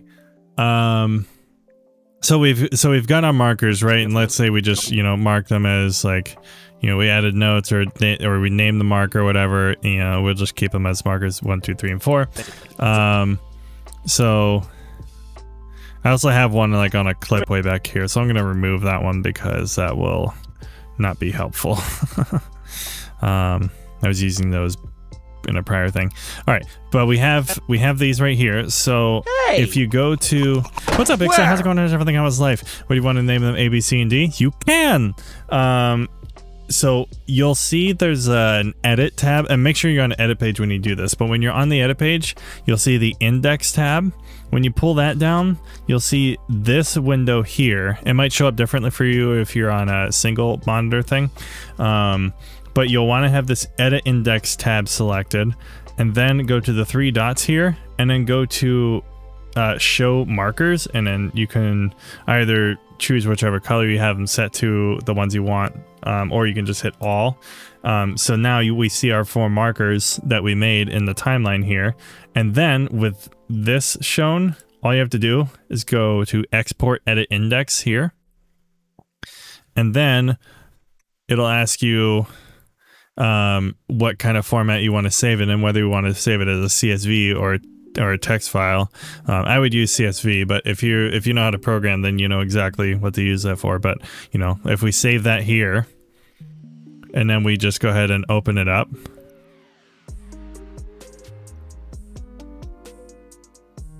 we now have our all our stuff. And if I had a CSV viewer, I don't know what happened to it.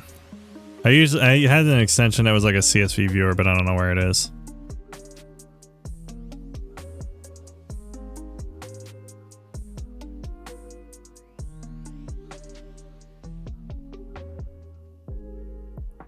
Maybe it's this one.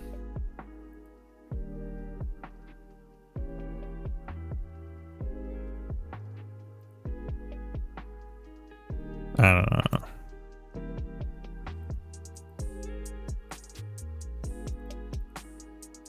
I forgot how to do it. It's been a while since I've done a CSV.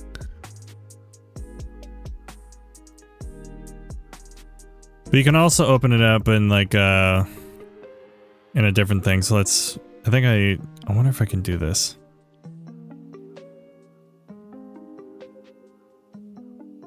Come on, there we go. Wonder if Neat Office will work.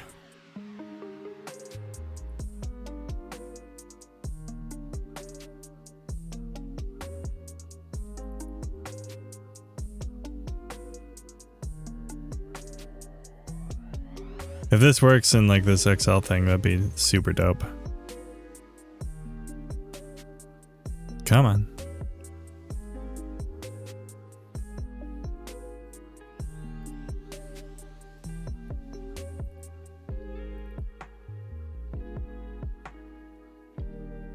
It's like having a stroke here. Here we go. Maybe. I don't care about the full version. Oh yeah, you see all of our stuff here. Okay. Whoops. Yeah, here we go. So yeah, you have all this stuff that you have access to. And then there's like a... So you can see what exact frame it's on. Like recording and source in are the exact same. So I can just like remove all of these. So delete columns. And then, you know, here's our notes right here. So we have each of our marker names. Let's say that's what we wanted to title those things. So we have all those. I can just, you know, delete those columns as well.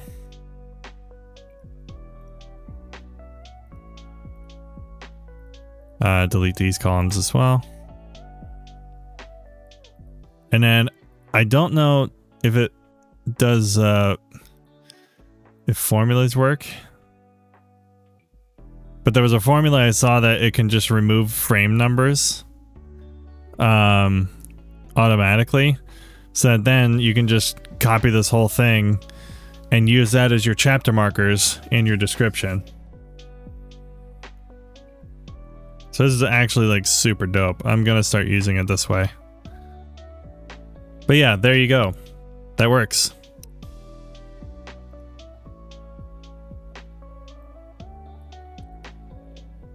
Wow, we learned something today.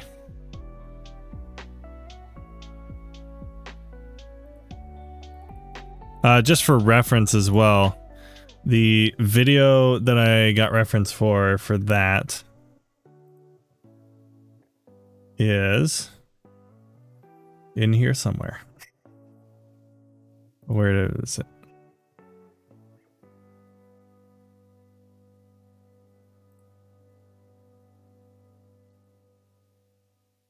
Is it not going to show me it?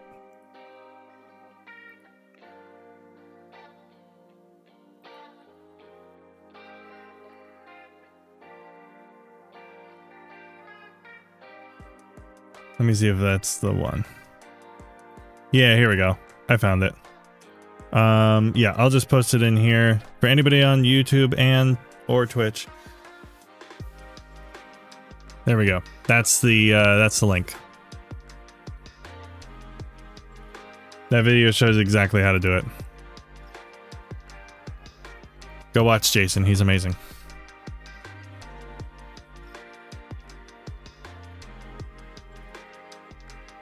Lose your pattern and Okay, let me delete all the markers because I don't need them anymore. But we're getting close to being done with this. This can all savers. And this will basically act as a pre-rendered effect so it doesn't have to constantly load it. It just is looking at a pre-rendered image sequence. Perfect. And then once that's done, we can... I like some of these like little deterrences we have from the normal stuff because then I can just learn things. It's great. Because I never would have known that that existed if you didn't ask that question. That's super cool. Saver connect to this saver and basically everything behind it. I'm going to move this forward so it's easier to see. And then the next thing we're going to do is we're going to use a loader node. And that's basically like the brother of the saver node. So we can click on any one of these EXRs that we just made. It doesn't matter which one. They will all do the same thing. So we can click open. And if your comp does not start at frame 0, you're going to want to copy the first frame that is in the comp, which is in this case 238. And you're just going to paste that into the...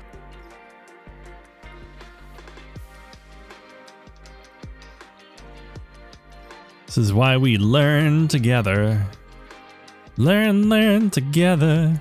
If you ever want to get something done, you gotta learn together.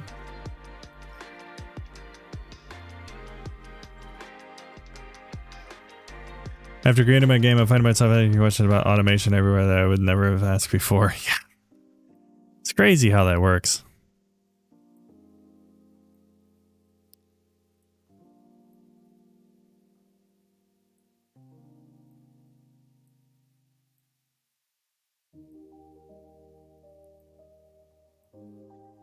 Okay, That's why I can probably just bring down the 1.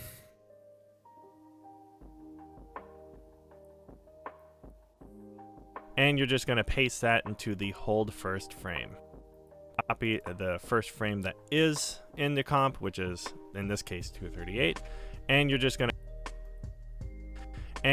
paste that into the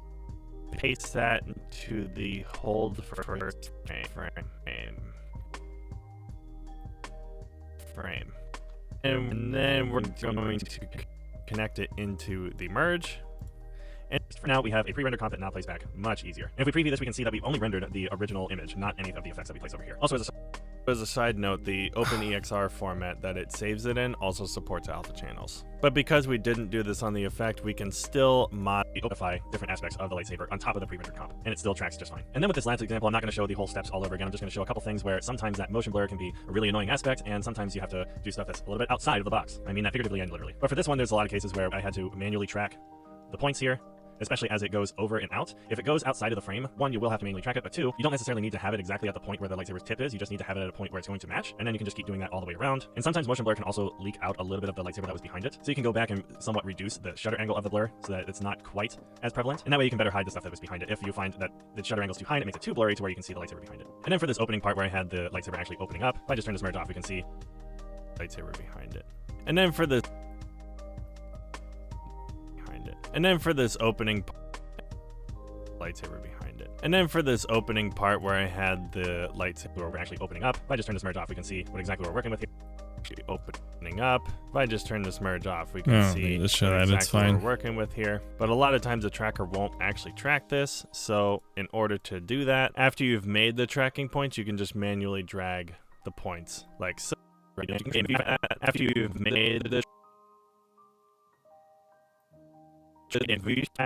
After you've made the tracking points, you can just manually drag the points like so. And then when you're on the frame where the lights, I mean, I explain it.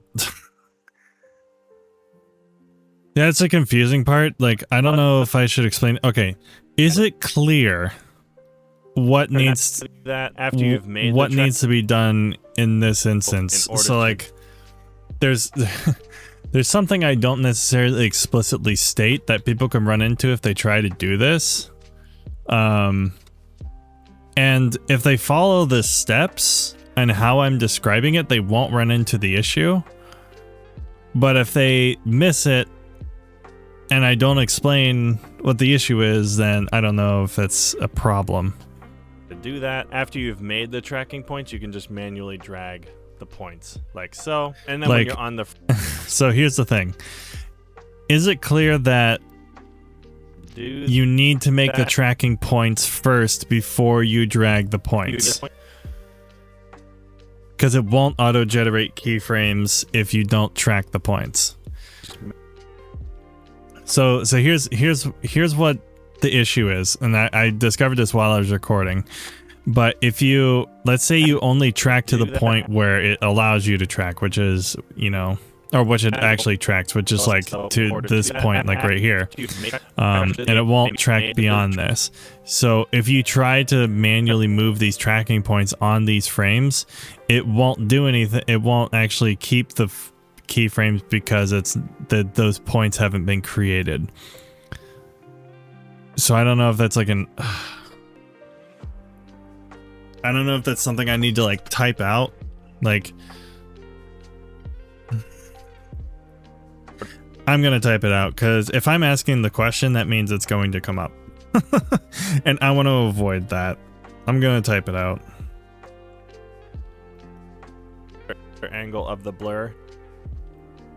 Lightsaber actually opening up. If I just turn this merge off, we can see what exactly we're working with here. But a lot of times the tracker won't actually track this. So in order to do that, after you've made the tracking points, you can just manually drag the points. Do that after you've made the tracking points, you can just okay, let me you don't think it's necessary for keyframes and working with them? It's better to use a separate video, in my opinion. Yeah, the thing is like, it's working with tracking, and tracking is what generates the keyframes in the first place. That's the problem. And if the keyframes aren't generated from the track because the track was stopped, or it's the tracking itself stopped because it couldn't track these points, then this doesn't work. So the tracking has to be done, regardless of whether it tracks or not. That's the thing.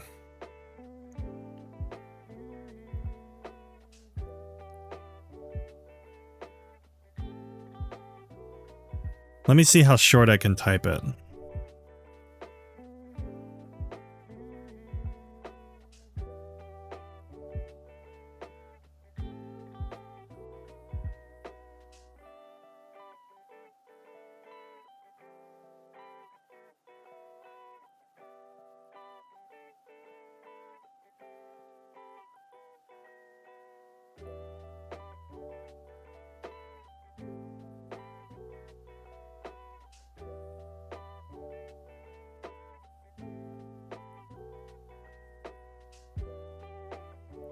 Let's see if this works.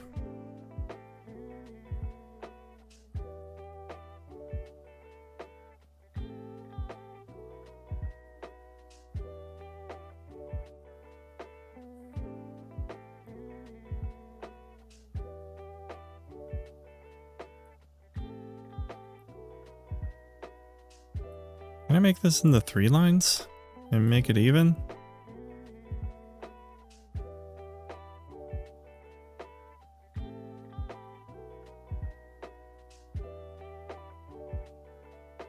Kinda.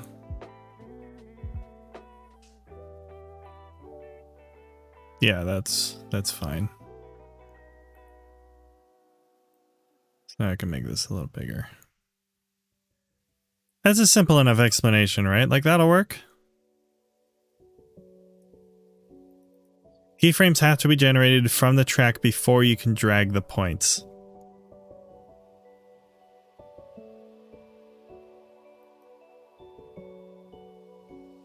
That's a good enough explanation, I think. That'll work. Okay, by the way, is there a way to add your own keyframe to the tracker? I once really needed this. I tracked everything and then corrected where it's necessary, very long and tedious. Yeah, that's so that's what I'm trying to like say here. That's the thing. Adjust the text to the left. Well, if I put it to the reason I put it there is because if it goes to the left, it goes behind me. I don't want it to go over the webcam. That's why I put it there.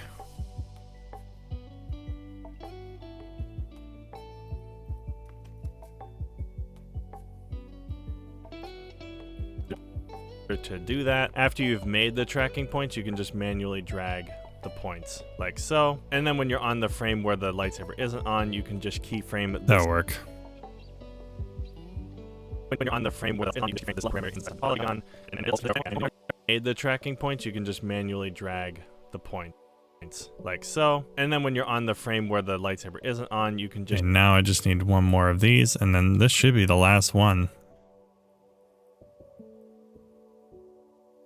I meant centering, maybe I thought it was.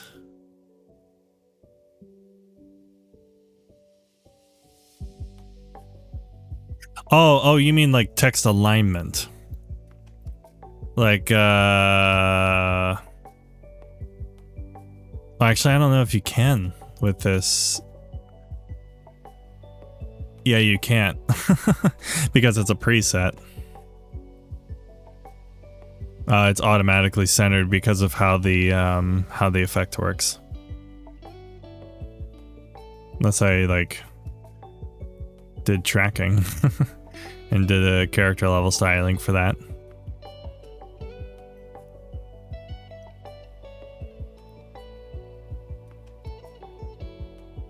Yeah, no worries, it's fine. The light isn't on, you can just keep.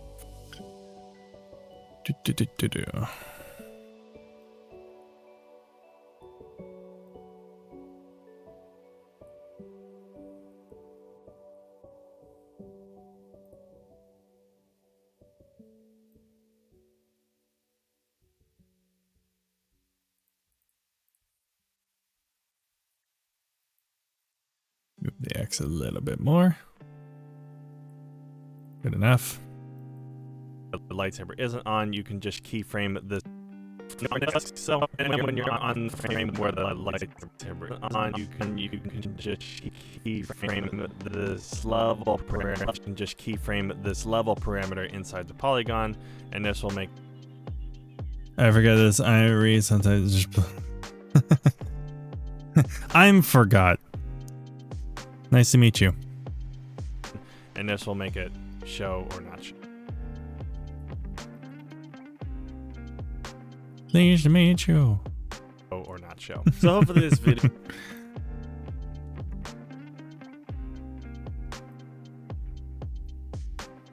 Okay, so that's the gist of the actual video part itself. So now all I gotta do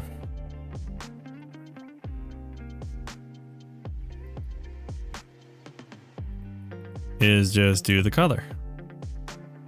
Okay, so now I gotta use a different screen so that I get accurate colors. And this is why I use grouping. Go from DaVinci wide gamut to Rec 709, gamma to 4. And then I copy this, go to the pre-clip, paste that, swap that, and then tell it what it actually came from, which is Rec 2020 Fujifilm F-Log, and then we've got a beautiful looking image. Cool, cool, cool. Cool, cool, cool, cool, cool, cool, cool, cool, cool.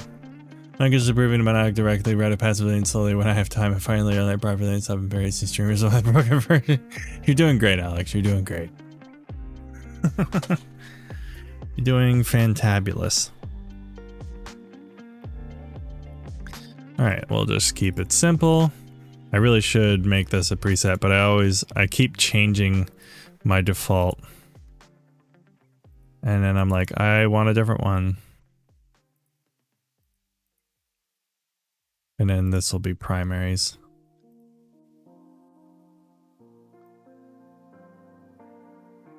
Yeah, I'll just open up exposure a little bit. Actually, no, I decrease exposure a little bit because I'm opening up the contrast some. I'm decreasing contrast so that I can push them later.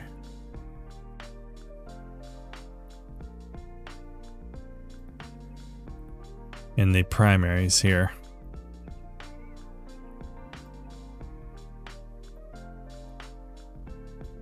Is there anything? Oh, that's like... Hold on a second. Okay, the detail exists there. What do I always run into this.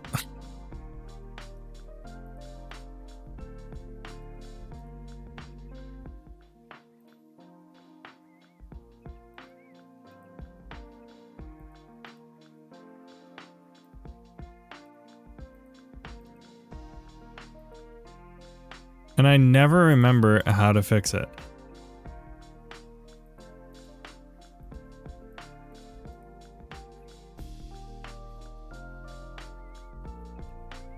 I should know how to fix it by this point.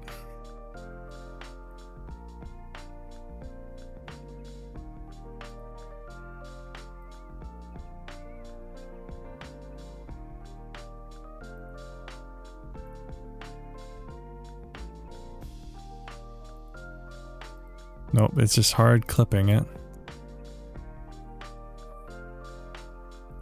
That's... wouldn't be this, no.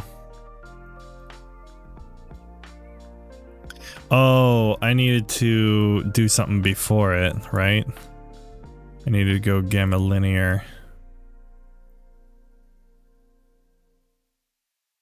And then lift it like that.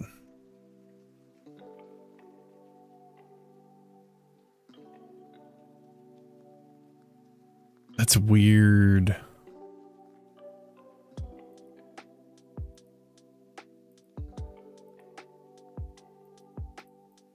Yeah, because I went turn this off.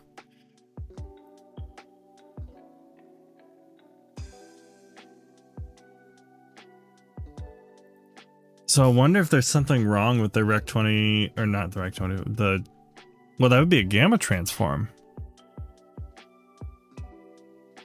I mean, it could just be because I'm recording through OBS and it's not true F-Log.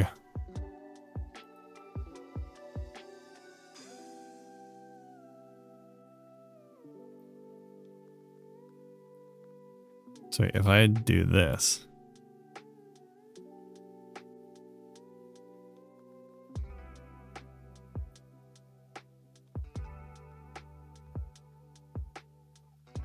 So it just like reduces contrast before it goes through the transform. So I can not do as much on this one. So I can actually like increase exposure here. And then when I go to this one, I can reset that. So I can push all this up, but now I actually have all that detail still back. Okay. Huh. This just got even weirder.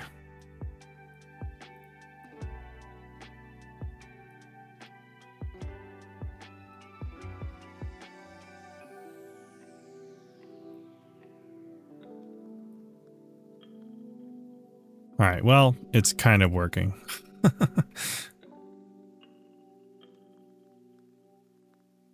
All right, so we can play with contrast.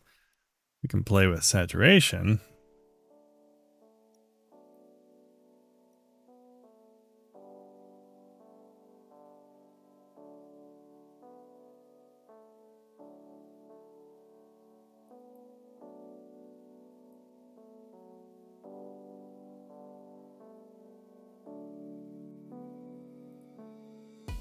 That'll work. Ish. Right. Can't do that yet. So I got LAB. I forgot to turn off channel 1 here. And then composite mode color. Say I want to have this much split toning. So I go back to this one and just bring gain up this way.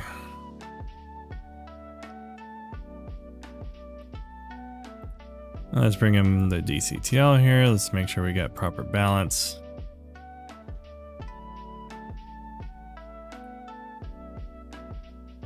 I've got proxies on too. Wait a minute. Proxies were on.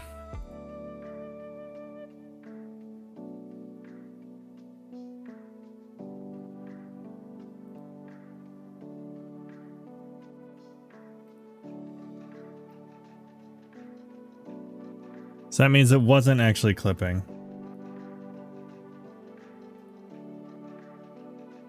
It just thought it was because it was a proxy file.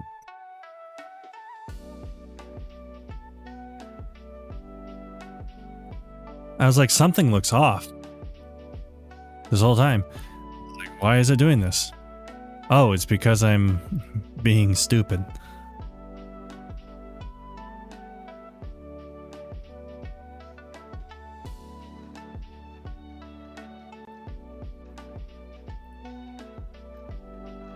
Don't be stupid, it's not smart.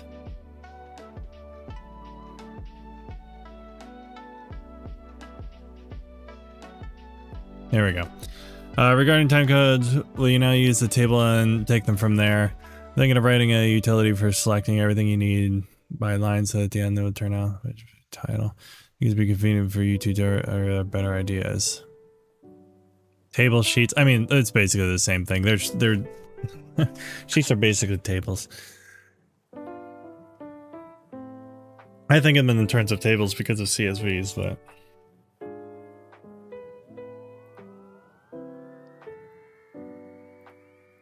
okay, now let's go back to this and get it to where we have good colors.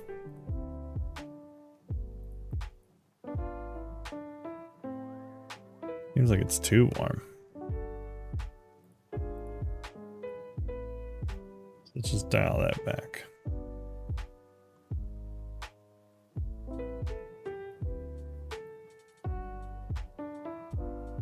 Yeah, that's a little better. And if we want to, we can just push a little more saturation back in.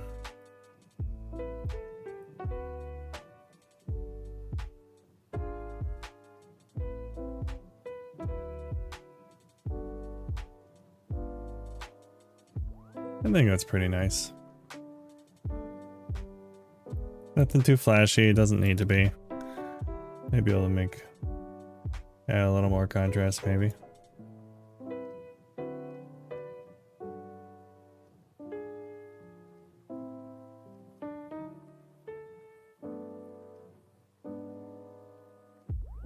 So if you, just so I'm understanding correctly, so if you wrote something where you would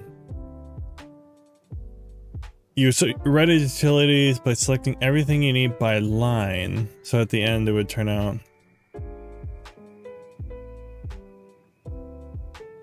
only with color correction I turn skin color more hue. So I'm not like a zombie. Yeah, linear gain. So game it to linear and just watch this vector scope line.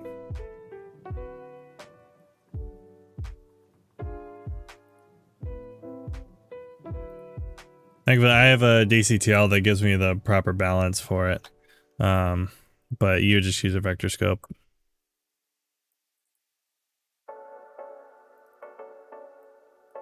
But yeah, this is a really nice tip right here for the free version. I did this on my ResolveCon announcement video, but in order to get like some really clean split toning that also like works good for skin, on the second node, just set the color space to LAB, turn off channel 1, and then optionally you can set composite mode to color. If I set this to normal, it's like it just differs in density a little bit.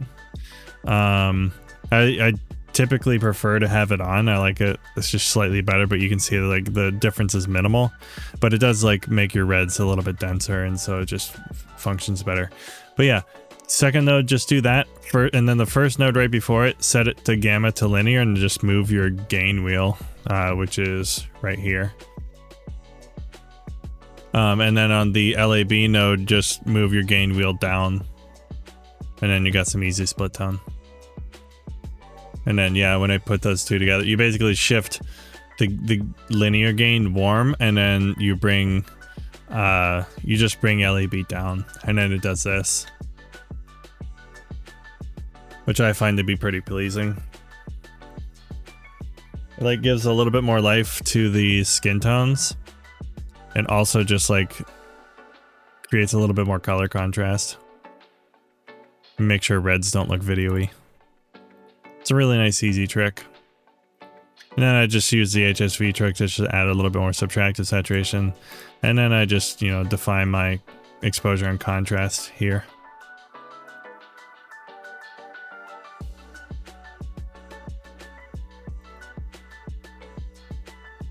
So, yeah, it works pretty well. But now it's done for every point of the video.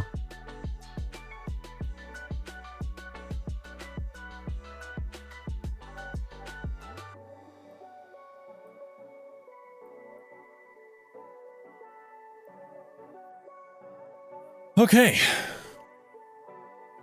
Let's turn off video clean feed because I don't need it anymore. Okay, so now the only thing I have to do is mix the audio.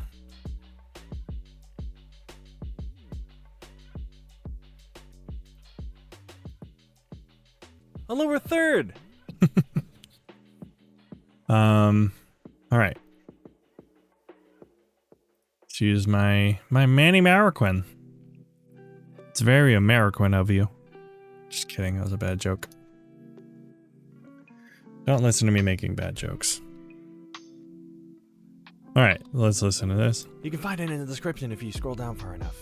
Now, tracking lightsabers has always been a pretty tedious process, but hopefully this video will give you some ways to do it in a new way and hopefully speed up the process, whether you're on the free or studio version. Now, jumping on into Resolve, we have a few different clips we're going to look at here. A couple of them I've already tracked, and we're going to show exactly how we got to those points. But we're going to start on this one, courtesy of Casey Ferris. Thank you very much. And the whole ground control team. You guys are beautiful people. Just going to move this over to make it easier to see.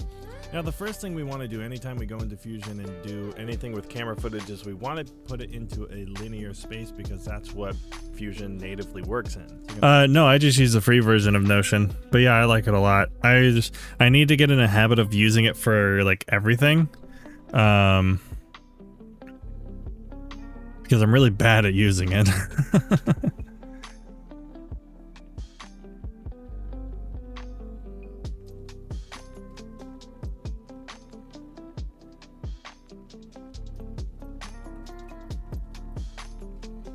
But Notion's great. I definitely recommend it.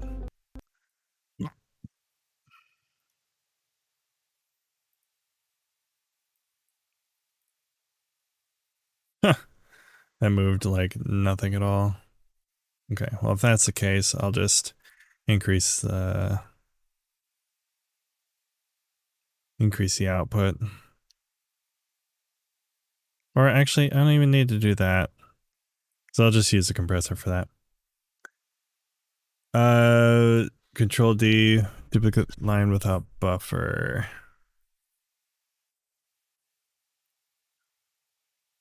Control D, no. Control D for me on the color page is just enabling and disabling whatever nodes are selected.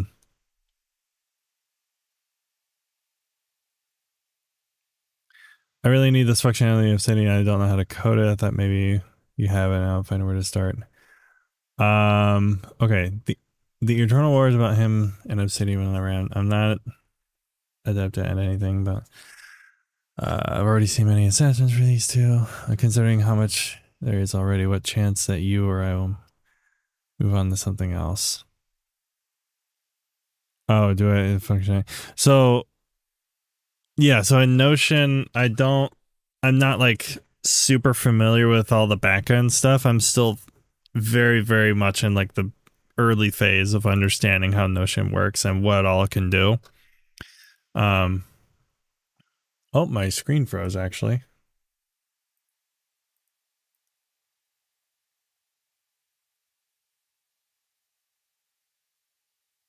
Oh, weird. That's weird. Well, so here's one of those benefits again. OBS crashed down there, but I'm still going.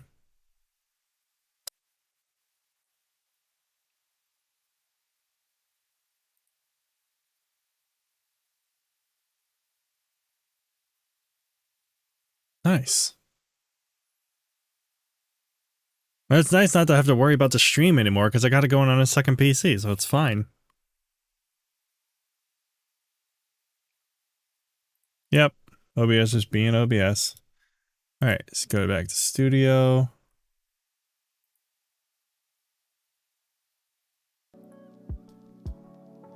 Show display. There we go. And it's back up with no interruption to stream. Oh, that's beautiful. You can find it in the description if you scroll down far enough.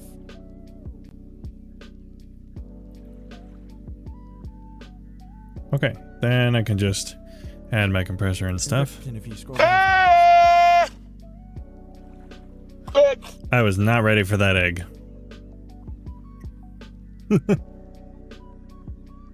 Oh, I didn't realize it actually doesn't show who did that, so I don't know.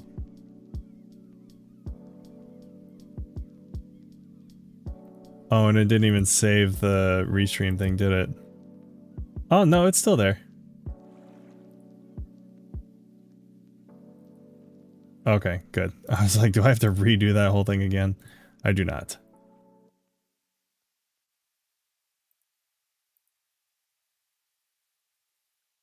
No one should know that was me.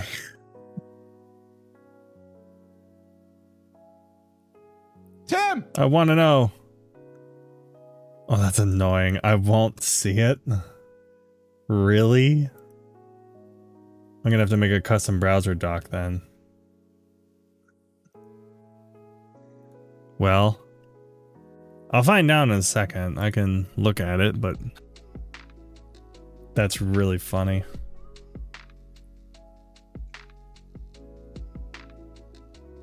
Go to mod view. Hush.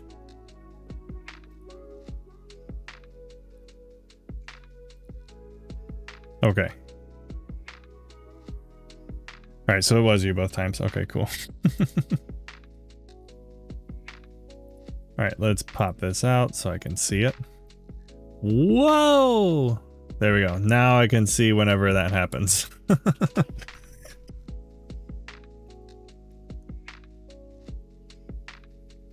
That was pretty funny though.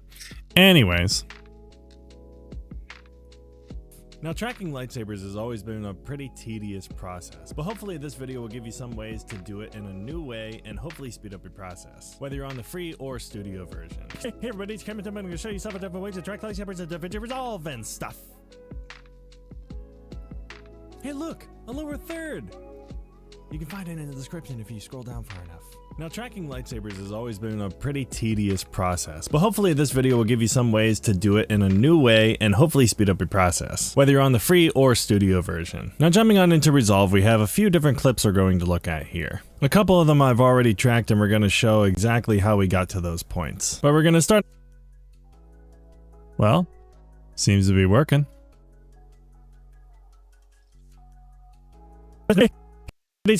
I'm going to show you several different ways to track lightsabers and DaVinci Resolve and stuff. Hey look, a lower third! Hey everybody, it's Cameron. I'm going to show you several different ways to track lightsabers and DaVinci Resolve and stuff. Hey look, a lower third! Alright, so we got that. And what's nice is you can just do voice isolation. You can find it in the description if you scroll down far enough. Also, I have this really nice bit over here. I thought it was pretty funny. I don't know if other people think it's funny, but I thought it was hilarious. Where I like do quick speed ramps and stuff. So I just put this in the background here. On because the current point that it's pointing to will have these arrows on it, so that shows that it's the current frame. There once was a ship that put to sea. The name of the ship was the Billy O. One important thing to note is that on this point, we can see that the lightsaber pops out just a little bit right here, so I'm just going to track that point here as well. And in a case where we have a lot of motion blur, typically trying to find the middle point of that motion blur is the best option. The winds blew harder, bowed it down. And with that one, it should catch up and start to connect, and it looks like it does. And now to correct the second point. Below me, bully boys blow. Soon may the weathermen come to bring. And once again with this point, because this is the earliest part that's showing, we're not this funny to me? Guess exactly where it is. We only want the parts that are showing. Sugar and tea and rum. And with that, it looks like we got a complete track here. So if we have It's so stupid. It's so dumb. Why am I like this? Oh my word.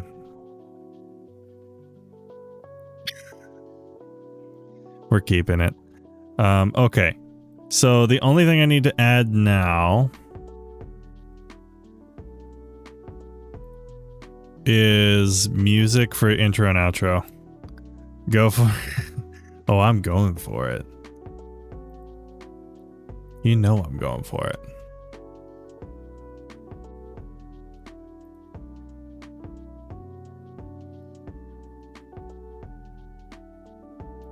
Okay. Musica.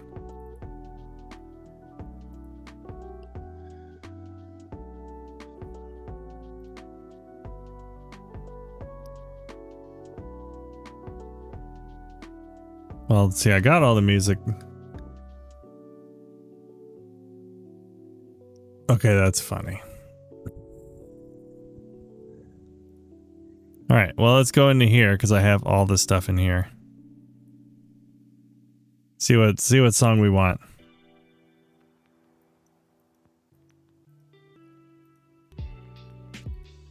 Nope.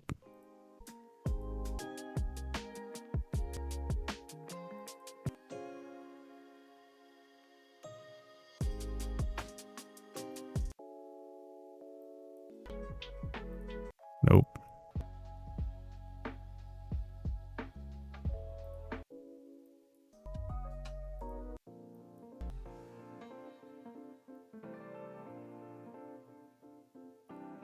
Oh, that part of it. Yes, the part where you look and try to find music that works.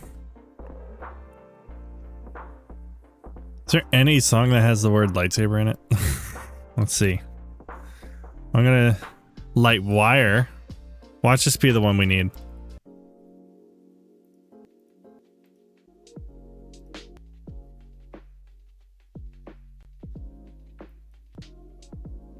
No. You try AI stuff for music? I have not yet. Gotta go to bed, get bed in Pacific time. Pacific time? I'm on Eastern time. Shows you how screwed up my my bedtime routine is.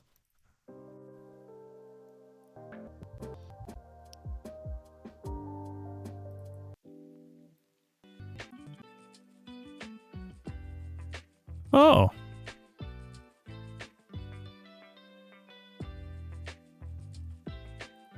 Afternoon delight.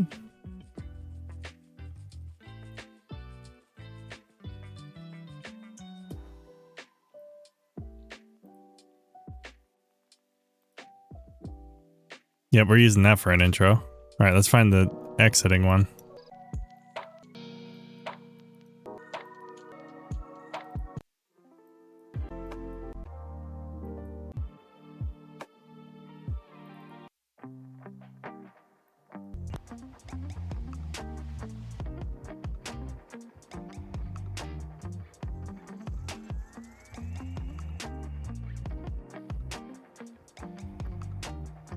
I like the use of Mario sounds here.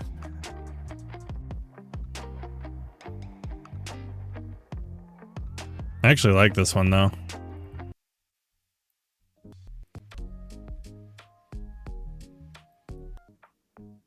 Yeah, I'm gonna use that one. Which one's this from? Let me see. I have never heard of this one. Cool. All right, I got the two I needed. That was easy. Okay, so this one's the intro.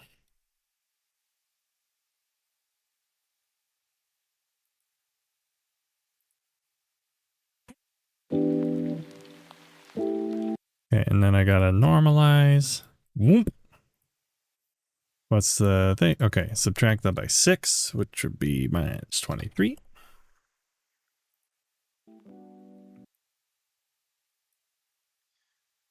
So what I can do is on a dude stream. Oh, I wonder if this is what I'm thinking it is.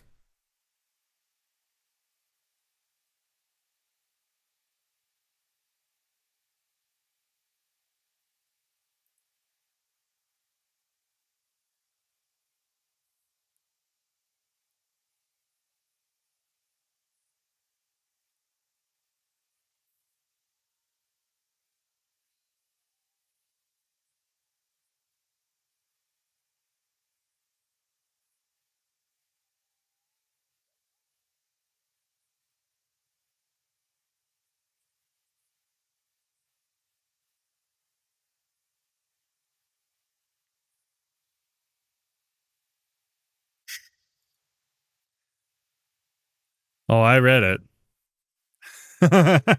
I read it. That was a thing that was made. Anyways, back to editing.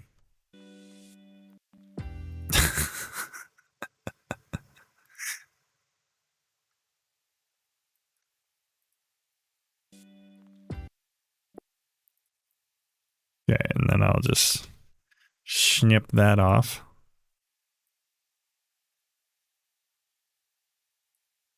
And then place that there.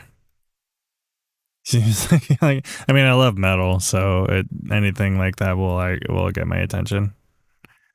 Hey, look, a lower third. You can find it in the description if you scroll down far enough. Now, tracking lightsabers has always been a pretty tedious.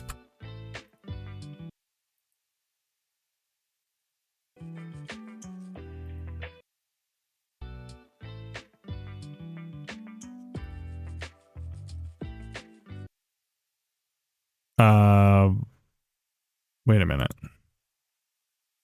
Why is that the way that it is?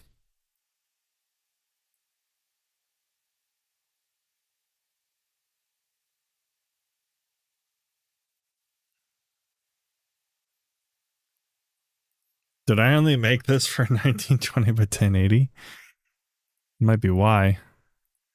Oh, it probably still thinks this is... Oh, no, that's right. What about this? Oh, because this is a different thing. Oh, shoot. Oh, fudge muffin. I didn't think about this.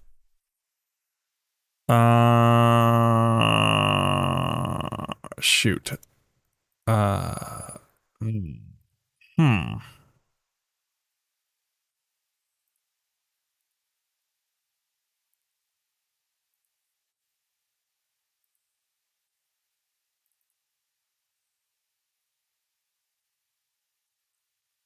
A fudge muffin. The muffins of fudge. Can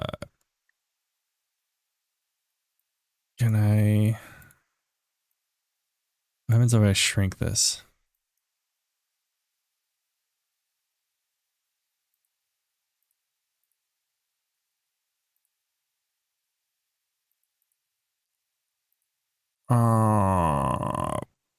Poop.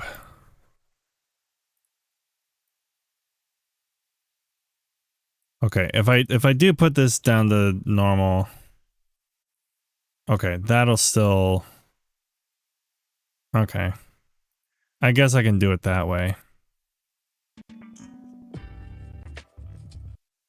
If I full screen this, what will that look like? That's fine.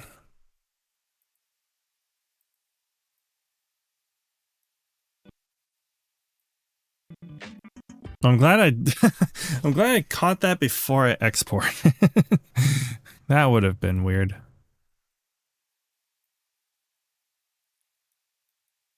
Because I probably did this intro in 1080, isn't it? Yeah, that's 1920 by 1080. This is not a 4K image. And you can kind of tell, but whatever.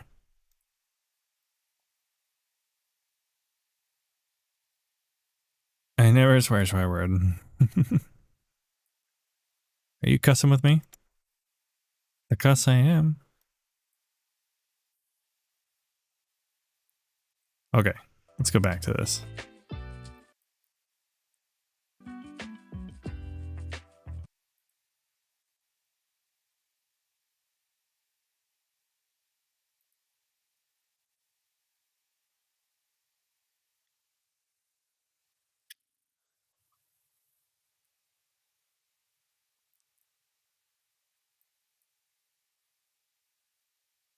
Goodness.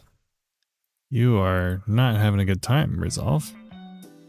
Oh, it's probably because proxies aren't on.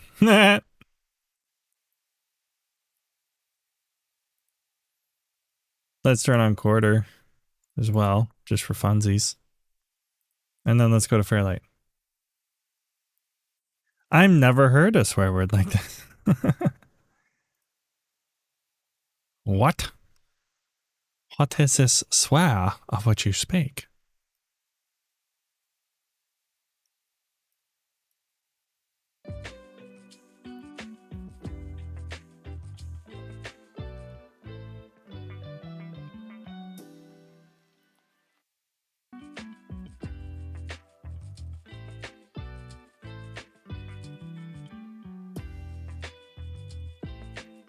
Okay. This maybe this will work. Wait, so hold on. At what point? Oh, it goes like pretty early. So like at 22 seconds.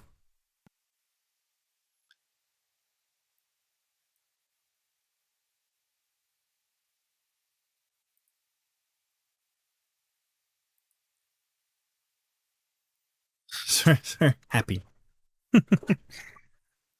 Sorry, high IQ. Come on. Play for me. Oh my word. It really wants to struggle here. It's probably because of the voice isolation. Yep.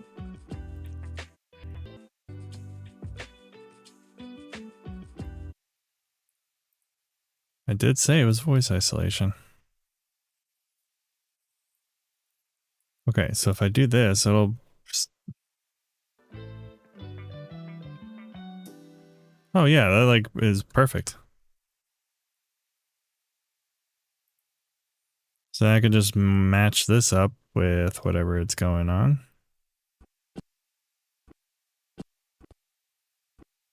Oh, that's also perfect. It was like right on the money already.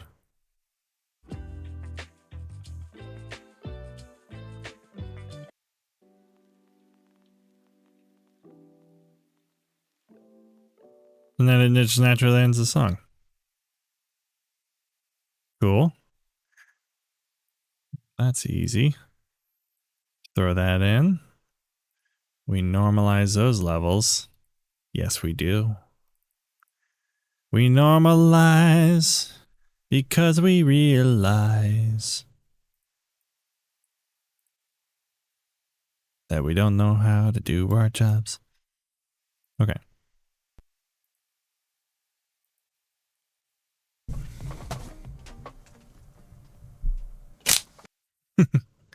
Wait a minute. I just realized, is that going to show up in voice isolation?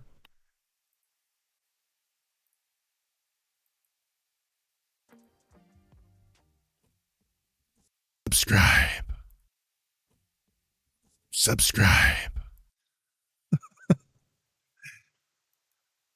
That's funny. That's not going to show up. So I need to bring this down and then reduce it a bit.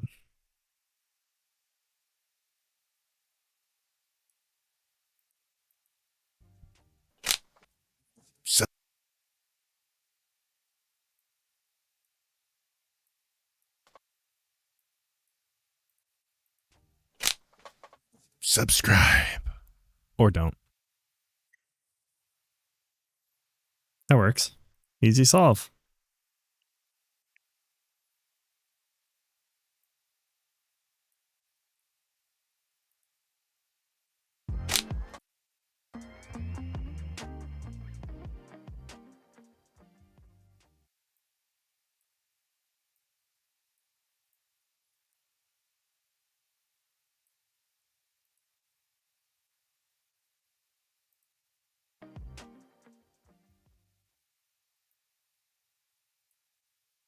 Okay, we get fade out there.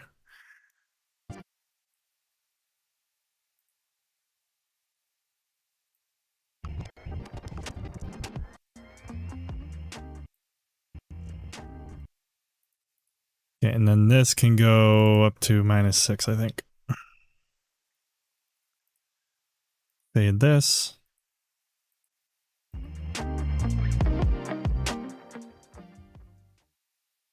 There we go. And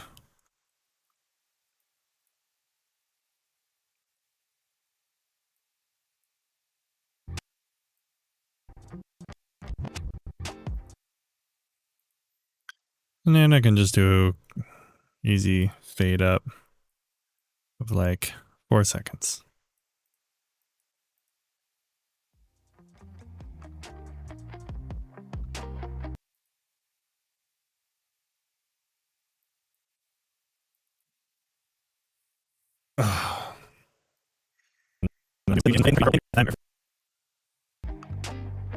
With various different. Okay, so voice isolation's on. All that stuff. Cool. Now we can generate subtitles. Wink. It's gonna be English. And create. And then now I can probably turn on VLC again and take off that search.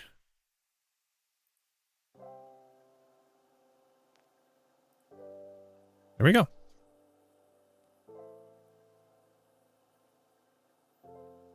This is a longer one too. I wasn't actually anticipating this being a longer video, but it is.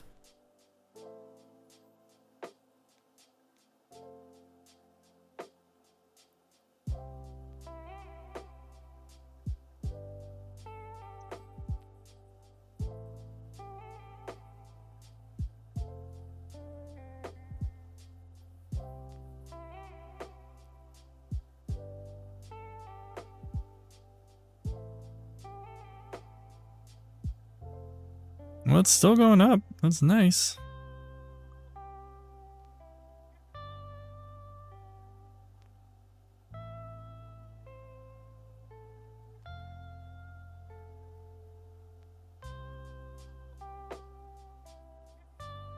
It's good to see that's actually getting some traction.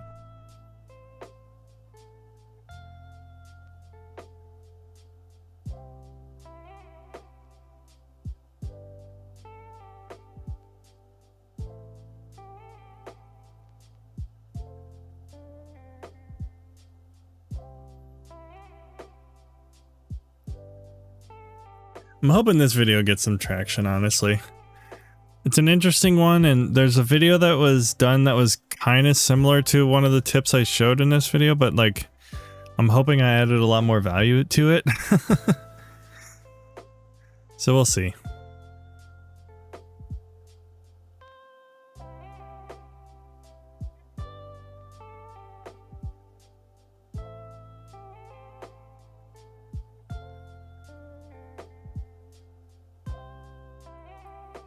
All right. Cameron Tumman.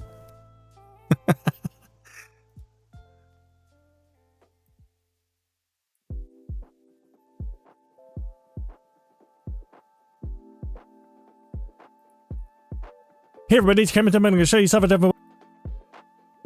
And I'm I'm going to show you something different. I got it close. It's several different ways. Several different ways to track lightsabers and DaVinci Resolve and stuff.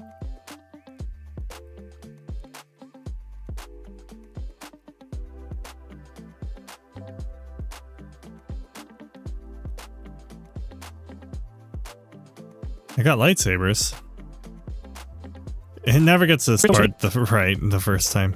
Hey everybody, it's Cameron. I'm going to show you several different ways to track lightsabers and DaVinci Resolve and stuff. Hey look, a lower third.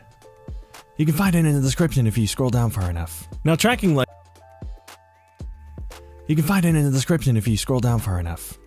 lightsabers has always been a pretty tedious process, but hopefully this video will give you some ways to do it in a new way and hopefully speed up your process, whether you're on the free or studio version. Okay. This one courtesy of Casey Ferris. That is not how you spell his name.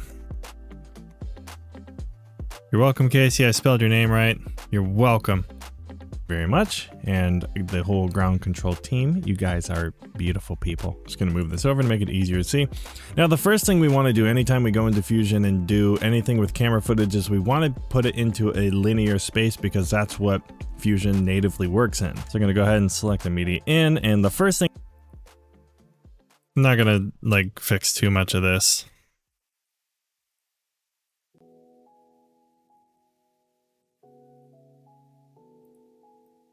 the first thing we're going to add is color space transform. Basically, we're going to camera switch to this. You could go DaVinci, but the color.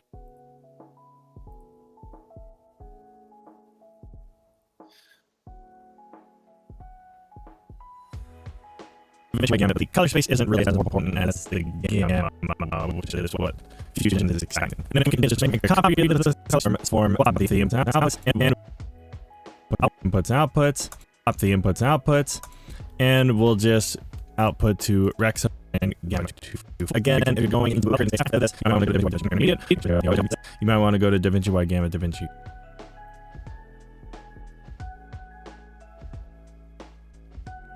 Sometimes I'll just go in and fix things that are obvious.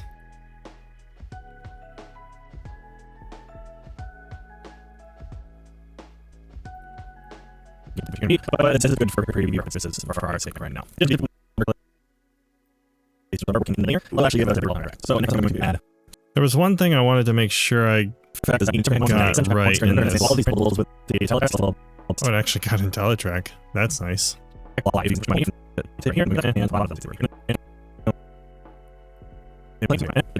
Here.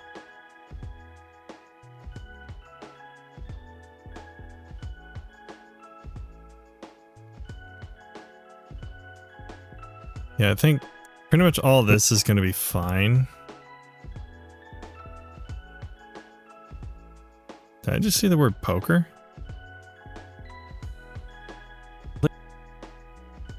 Oh,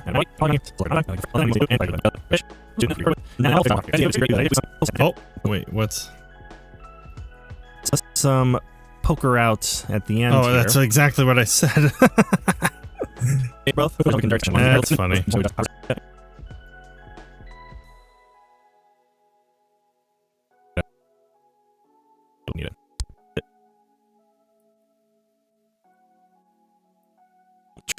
Inside the polygon.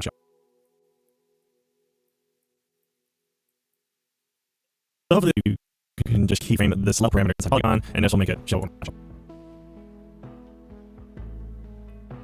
Okay, so If you have any questions or issues that you run into, I think it was at the end here. These methods, please let me know down in the comments. And also, if you'd like to learn Fusion from a fundamental perspective, you can check out these courses from Casey. There it is.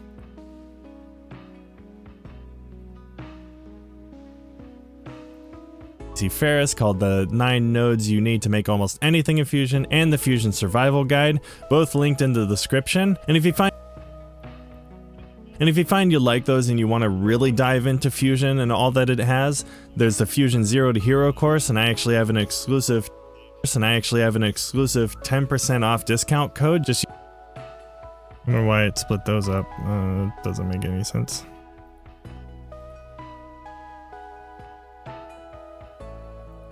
Discount code, just use code CAMTIM. Oh, it got that right. Wow, that's the exact code. Just use code CAMTIM at checkout. The ground control discount code, just use code CAMTIM at checkout. The ground control team that created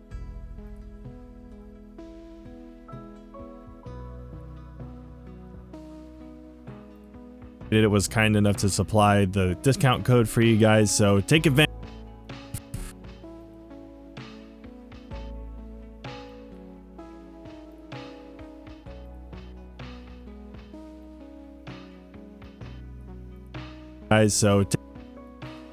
So take advantage of that, and it does add a little bit of support for me as well. But in all seriousness, it does add a little bit of support for me, a little bit support for me as well. But in all seriousness, the 2 free courses I highly recommend. It'll give you a really good solid starting point to learning Fusion, understanding how it works, and I'm really excited to see what you guys make out of this tutorial as well. And if you want to dive even further into Resolve and all that it has, I go over every single page of Resolve in this crash course right over here. My hand it was blocking. And then there's this video over here. I don't know what it is, but it might be good, or it might not. The only way to find out is to click. This is Camera Tim.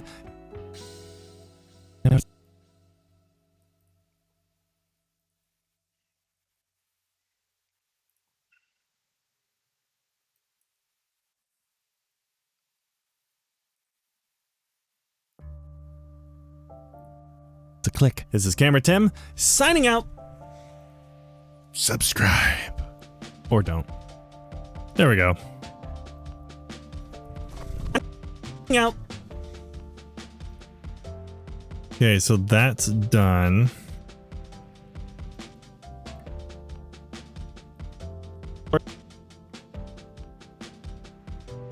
So now it's just the pretty simple game with the tracker here. So I just need to find a good still of the tracking. And I'm going to fall off. One of them is I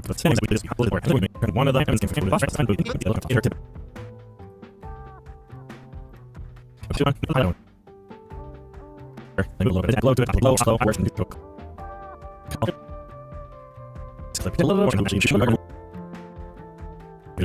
A bit of soft edge to polygon.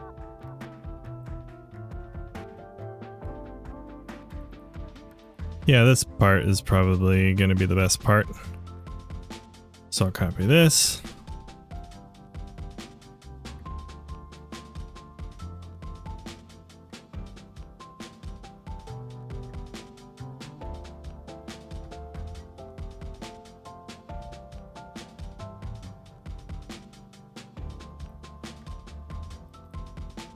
I'll have to use like different elements, but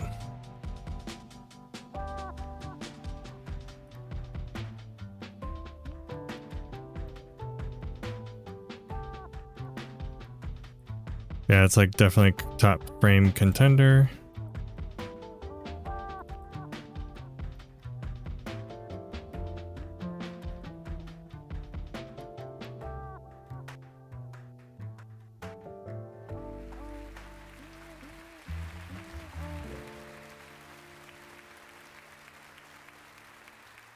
That might just be the one I use.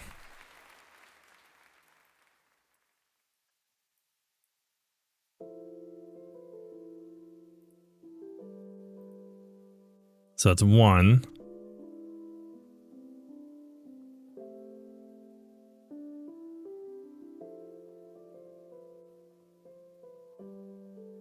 Then I just need something with like something with tracking.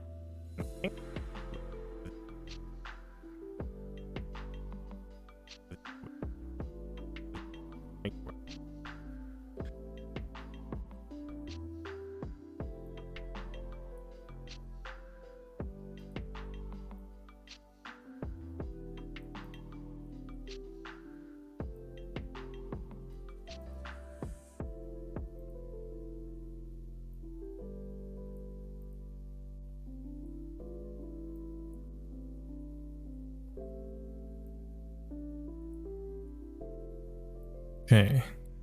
So I have 2 stills, one for the tracker, one for the actual tracking thing.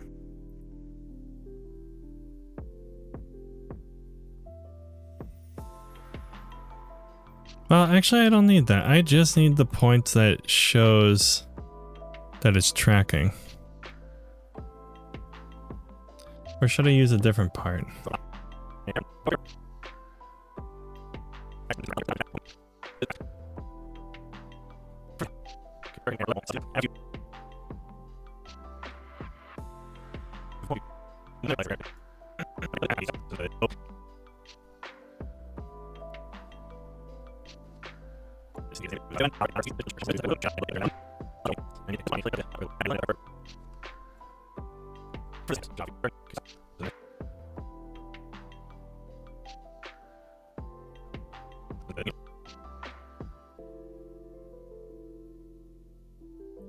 I mean, that's not a bad still.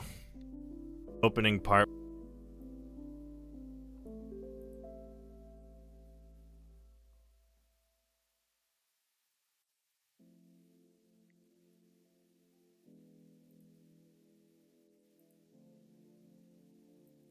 Here, what do you think?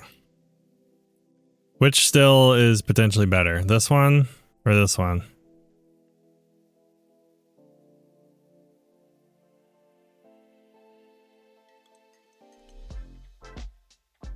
This one, it's like, I think easier to see that there's green lines on it.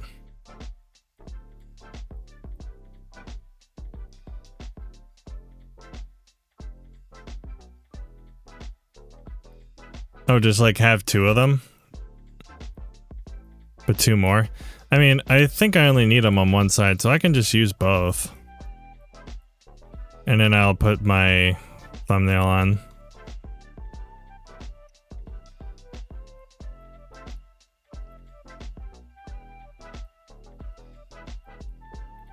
Okay, rectangularize.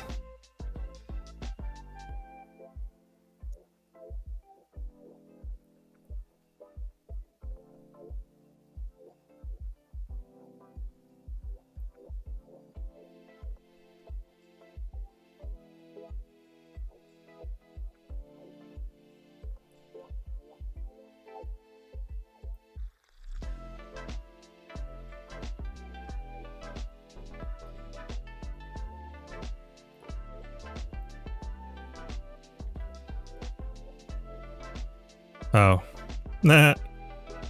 Put that one on the wrong one.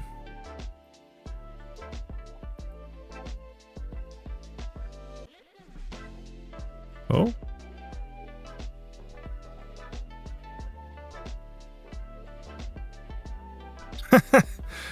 That's funny.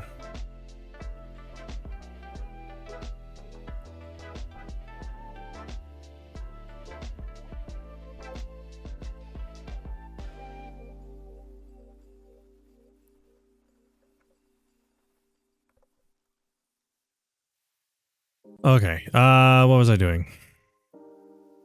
Let me switch to rectangles. Because I made a silly goof. Okay.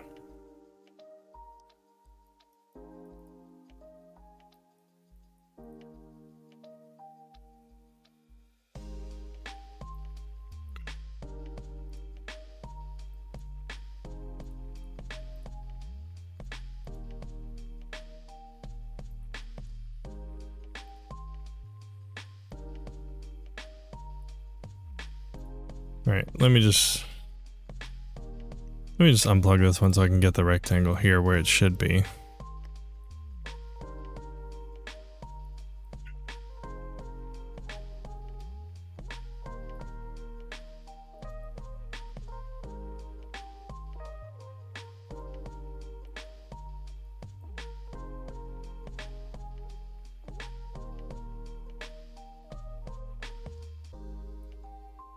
Still need to cover it perfectly, but does need to cover it decently.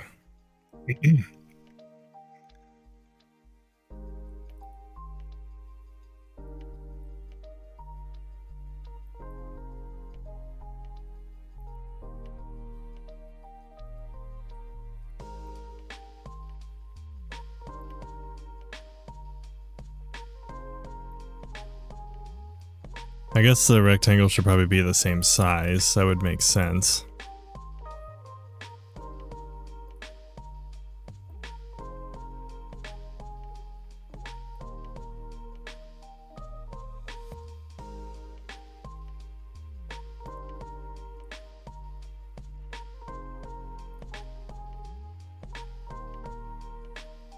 Try to make the math as least the minimal confusion as possible.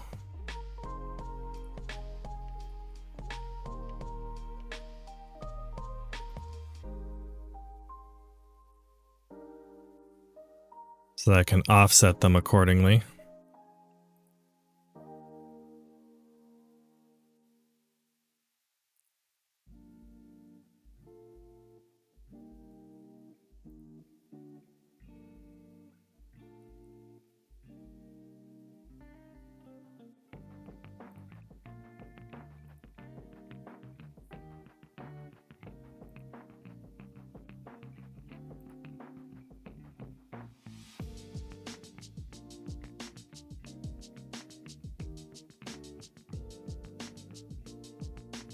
I'm thinking.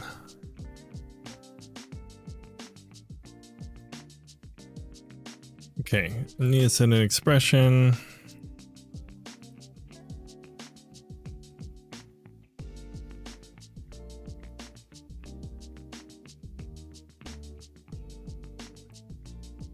Oops.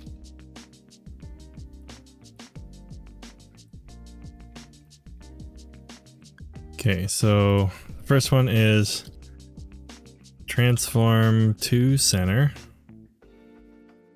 dot x,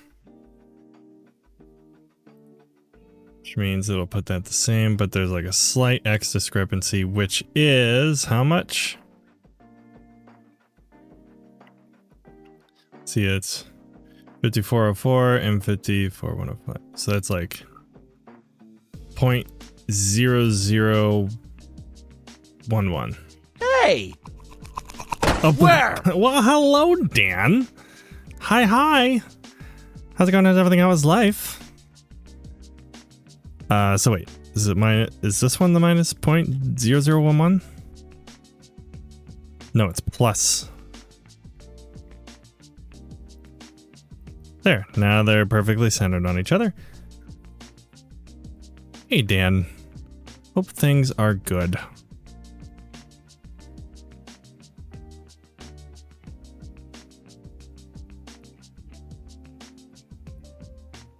Okay, and then what's the offset here? I'll just use a calculator because I don't want to use my head. Using my head hurts. Okay, so there's that number. Minus that number. And it equals that number. Good, I have a number. I like numbers that are automatically numbers. Okay. That means on this one we do transform to dot center dot y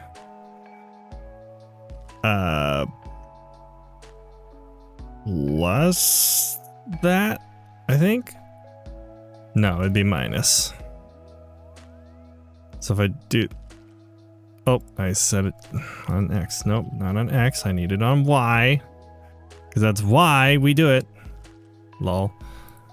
Okay, now they're perfectly centered. Okay, good.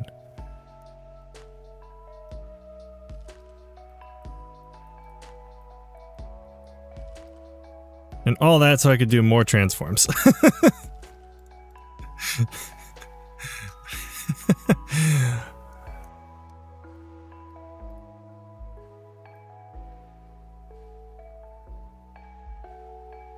But this way... Oh wait, I wanted to like make sure I could center them on screen. Well, maybe that's not necessary. Maybe I'm going too far into it and doing stuff that's not just borderline unnecessary, but just unnecessary, period. But I'm not one to shy away from the things that are entirely unnecessary. Okay, this is the other math I wanted to do to make sure these were perfectly in line.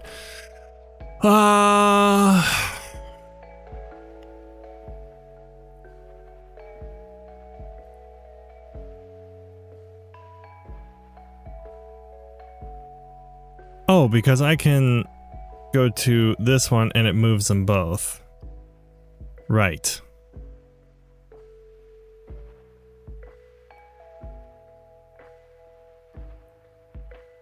I just need to... Yeah, let me just disable those. Because I basically need this to be in the center of the screen, so I need to offset this one, so I don't need to pin this anymore. I need to offset it by which one? By this. So let's pin that. Put a pin in that.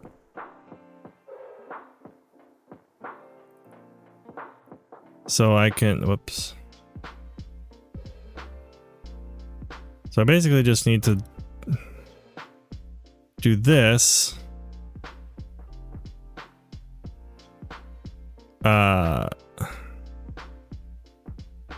Yeah, one minus that.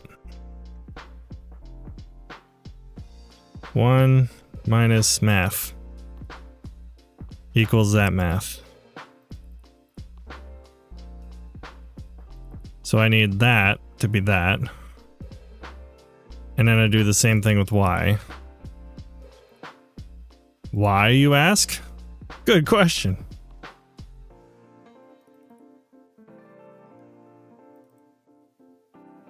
Perfect. Now that's centered. Okay. Great. So we unpin like a bowling pin. Okay, I'm just going to reset these transforms here because don't need to do that. Okay, now we can turn these back on. And so now I can just position these wherever I want, but I can do it where I can see the numbers and they're actually giving me an accurate representation of where they are in the space that they should be.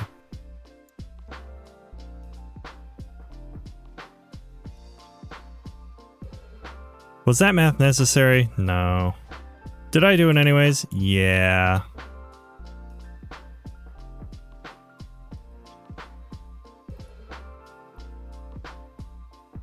Because that's how we roll film.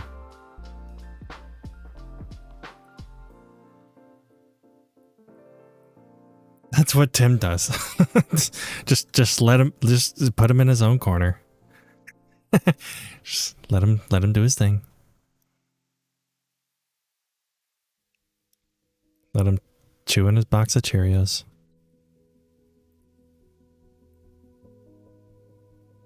Here we observe a wild Tim. It's Tim with an N.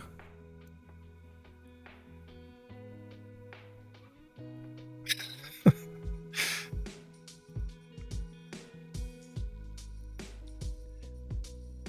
was at that moment that Mr. Tim heard a sound he could not believe. You hear that? It's a group of people blowing their noses.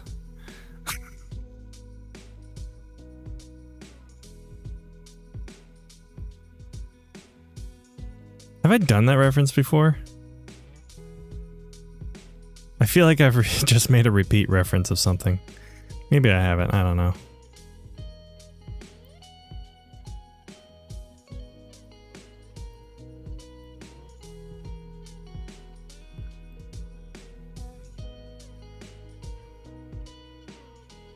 See how my hands are in it? It means it's mine. Whoa. Look at my hand. Look at your hand. Now look at mine. Look back at your hand. Now back at mine.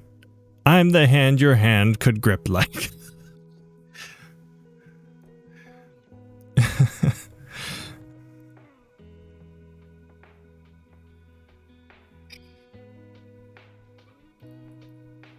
Okay.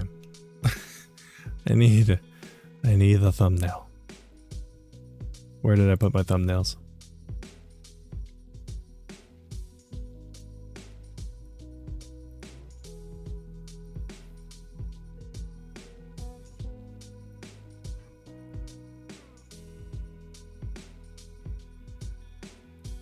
Okay, that's not the right thing to skim through. There we go.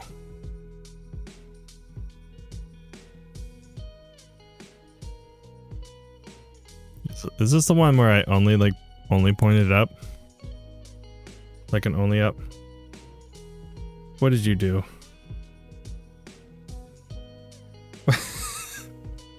What?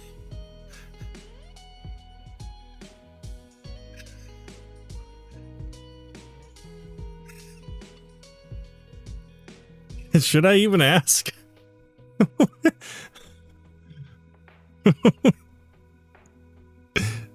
Oh, I'm not spoiling it.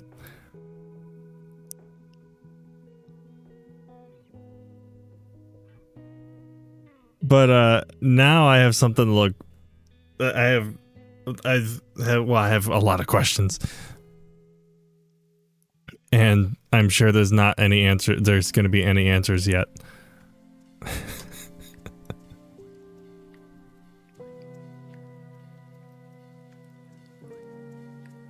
You know, I always like do these thumbnail recording things, and I'm like, I need new ones, because they all suck.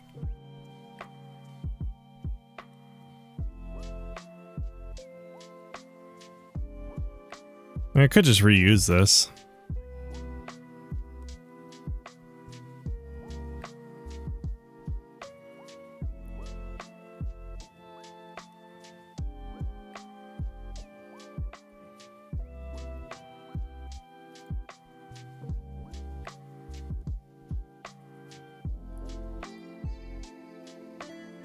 It's just me not knowing how to make thumbnails, apparently.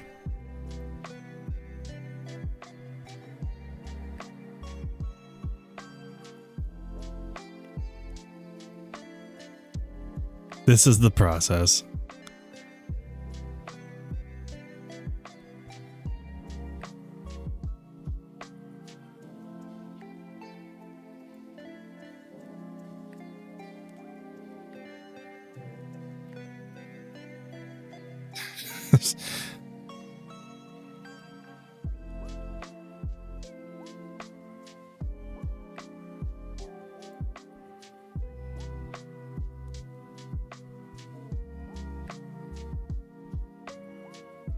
I tried these and dude, I want to play with those so bad. You have no idea how much I want to use those. They look so sick. Like, are you using the 1.6s?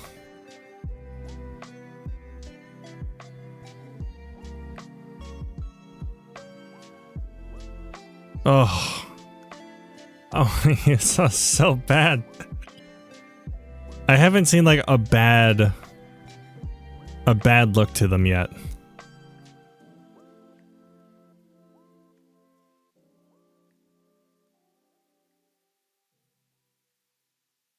I want to play with them so bad. Man, I wish I was in Oregon.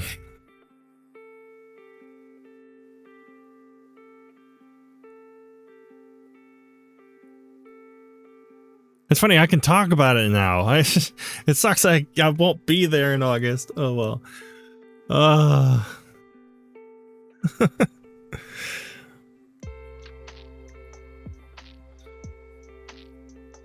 Oh well.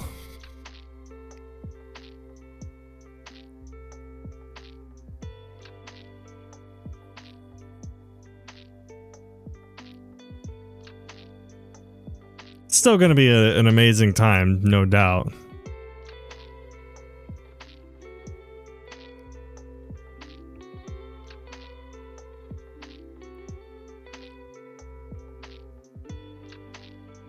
Did I do a better point?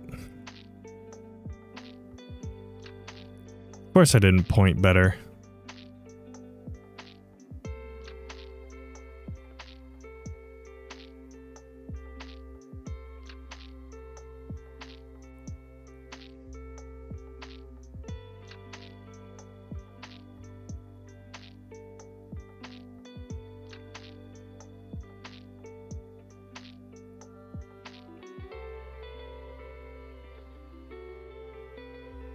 And I just all these I don't want to make more thumbnails, but I feel like I need to.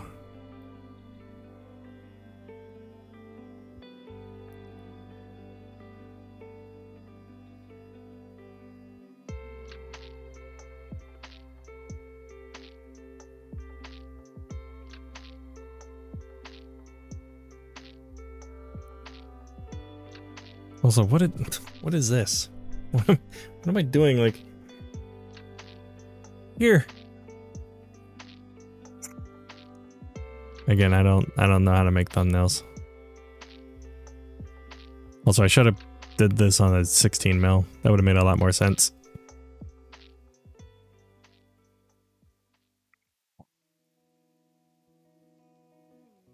Yeah, I mean, at the end of the day, this one makes the most sense.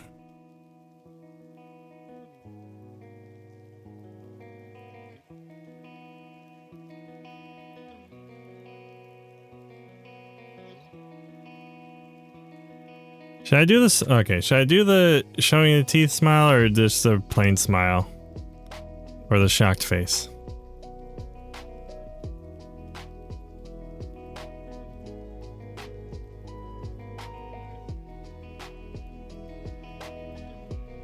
Almost done with the bat file that will output the time codes nicely, but we can't access the line after the number, so I have to think a little. Can't access the line after the number.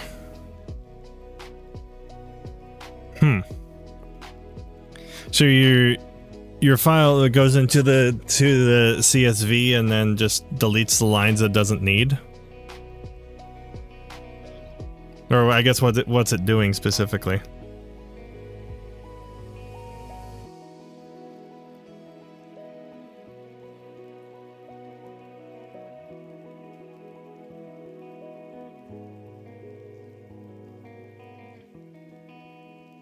Man, I don't know how to make facial expressions.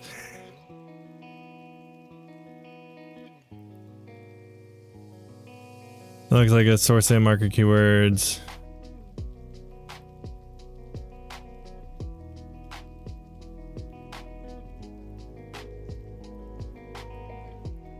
A506 and that's true. Well, you need 3 numbers because you're gonna have hour markers. Where? Ariel!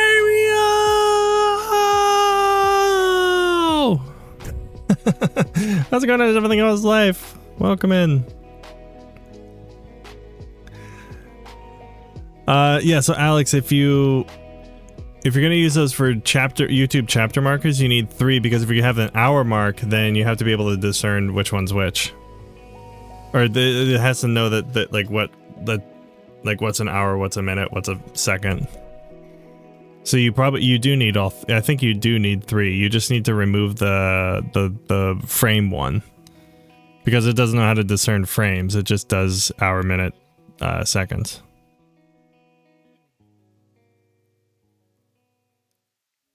Even if the video even if the video isn't over an hour long, which, you know, obviously most videos aren't, it's still good to have all 3 because then you can just repeat the process in case a video is over an hour long.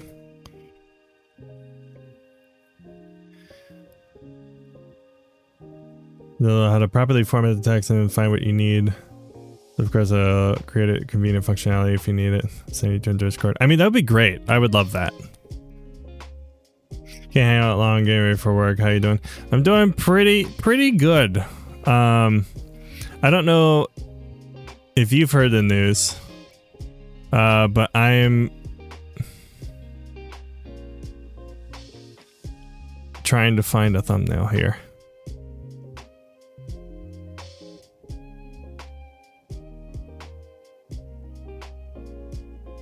I mean, I guess that works. Do I have proxies on?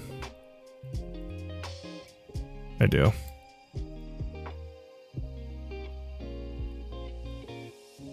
Yeah, that'll work. That's fine. It's good enough. Calling it. I was gonna say words. I don't know what the words were.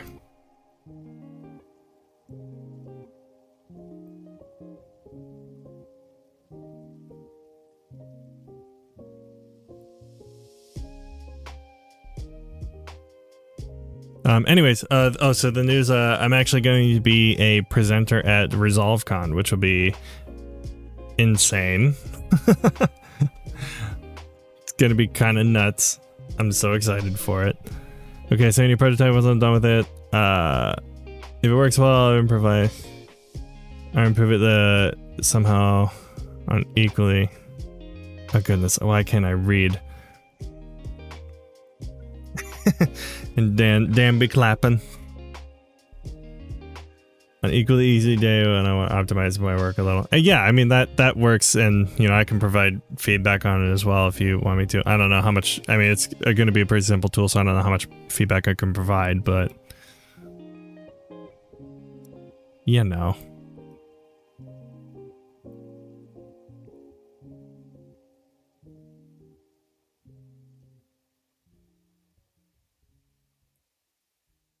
Okay, that frame will work.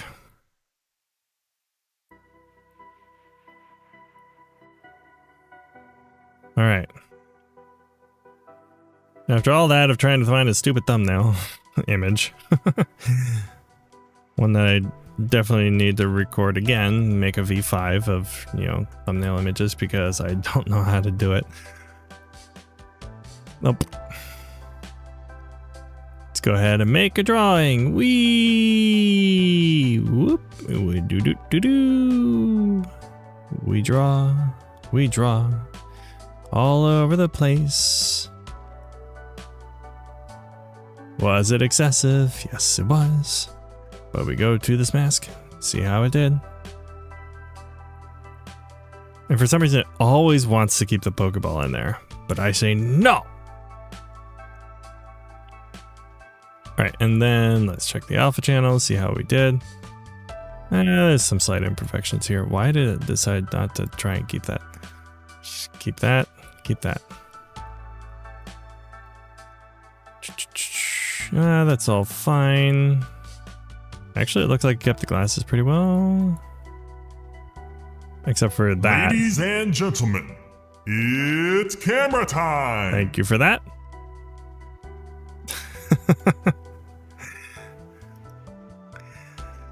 Miss your face too, Amio. I'm gonna try and be on here more often because, you know, obviously I'm not not on the other end of things. This song is Lime Soda. Let me see which album it's on.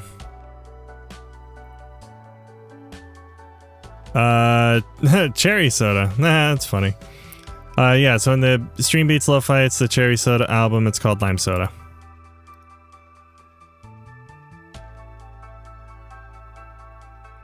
Okay, let's fix the glasses here a little bit.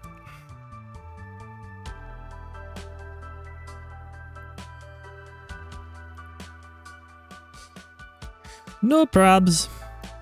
And then let's fix the edging here a little bit. Just keep my face somewhat intact.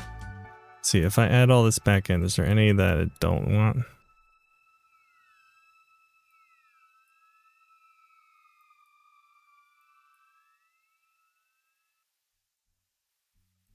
It's like this little gap here, I think.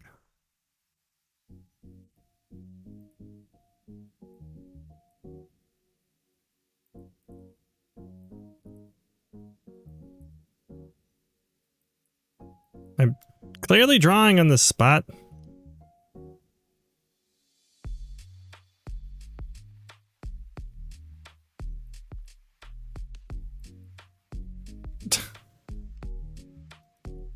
draw a tiny little thing.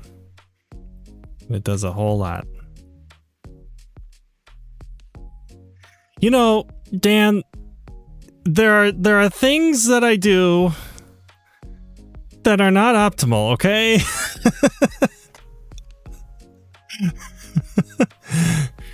Hush, hush, hush. I fully recognize that Affinity Photo is like an infinitely better tool for what I'm doing right now.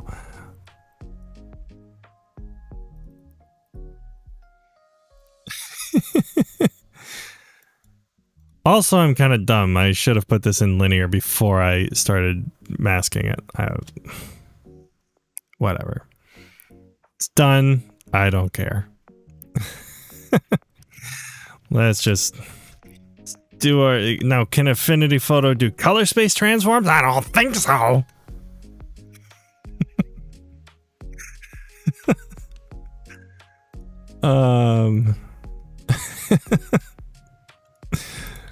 Don't mind me. Okay, what was I doing? I need to do a thing with this. What's the thing I need to do? At the very end, I'm swapping this back to Rec 709 Gamma 24.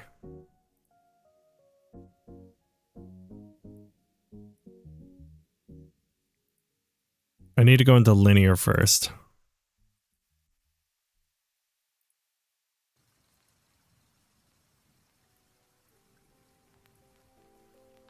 Then put a brightness contrast in.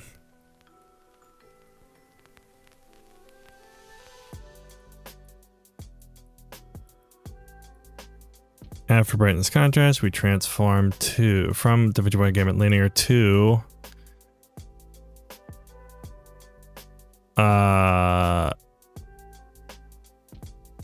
HSV in linear. I mean, the fact that it's linear doesn't matter. It's not going to change anything. And then we go from this back to DaVinci Wide Gamut, DaVinci Intermediate. Although it's not going to change that either, is it?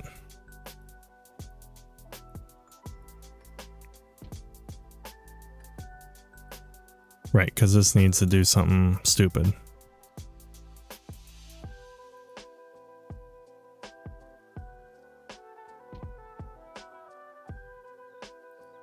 Yeah, because this has to go back to... This has to stay in linear first. And then this goes from DaVinci Wide Gamut Linear to DaVinci Wide Gamut DaVinci Intermediate. There we go. That's what it is. I rememberized it.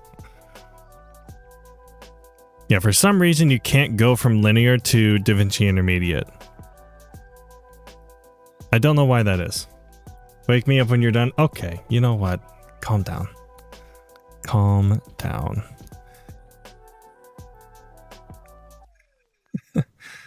I'm putting this in linear so I can do linear exposure, okay? Oh, and it's gonna do that stupid thing again? Of course it is.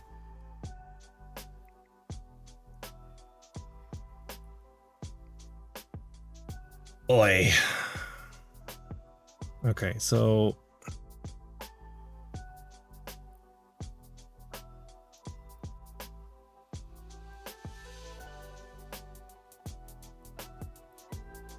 For some reason, it like artificially clips it whenever I transform it into linear, which I don't know why it does this.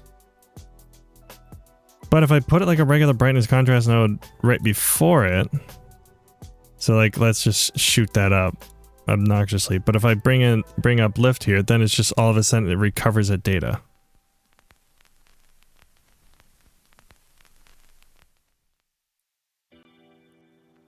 Ask Colin? Yeah.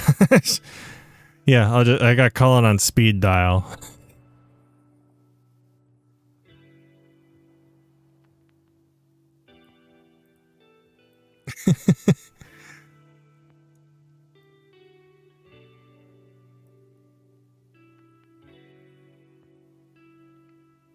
Okay, pre-divide, post-multiply. I should probably do that over here too.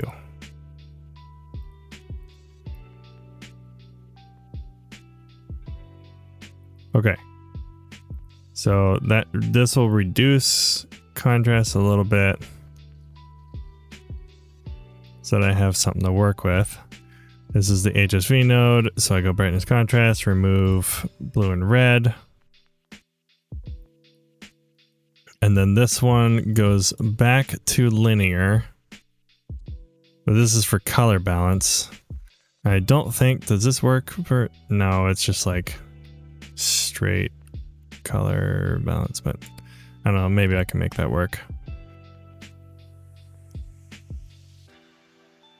Oh, I forgot, I actually usually go from HSV. Not to that yet.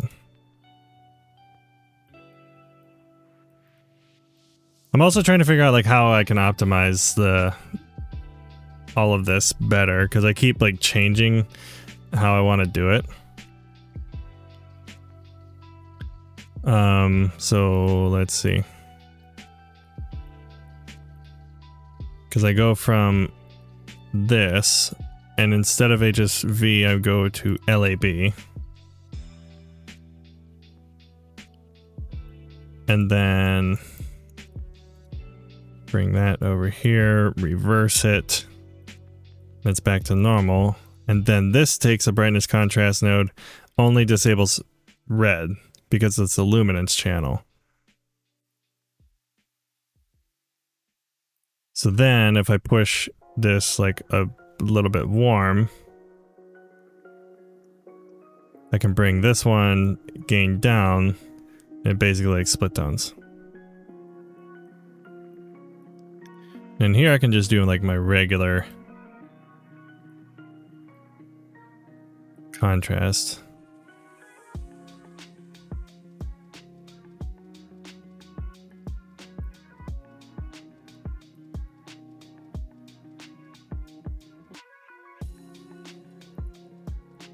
And then I can probably go back and go a little more warm.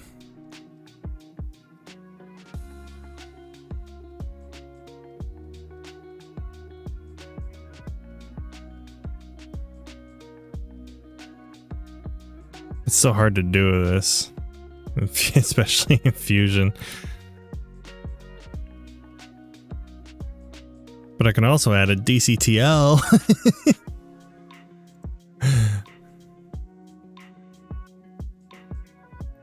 Add the balance.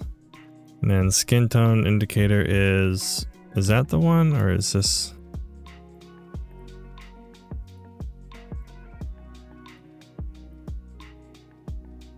Oh, I'm not previewing it, lol.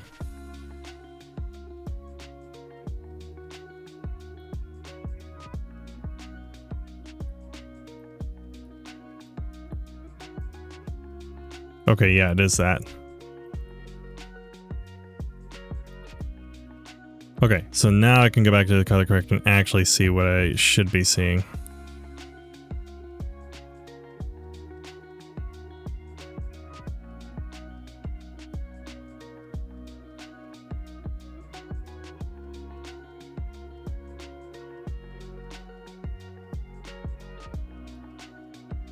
Okay, and then here I can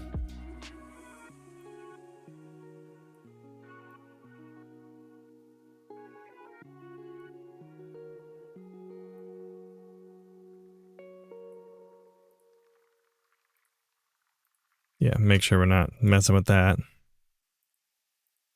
That's not gonna matter. That's not gonna matter either. I now have this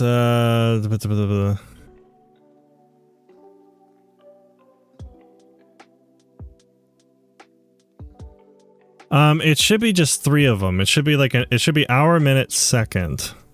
Because the problem is if you have 4, then YouTube doesn't know what to do with that. There was a formula in Jason's video where he that he used for it, but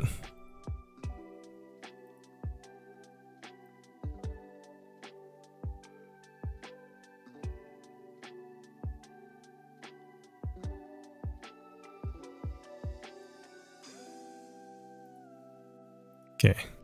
And then I can push saturation here. because this is HSV.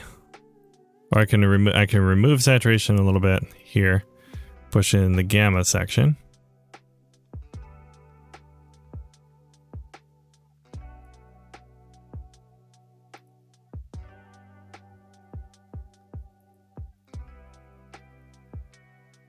So after all this,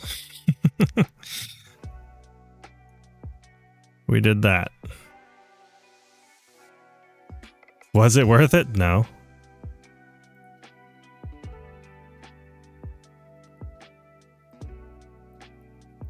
Here, let me just take away the corrections. Whoops. And only keep the transforms.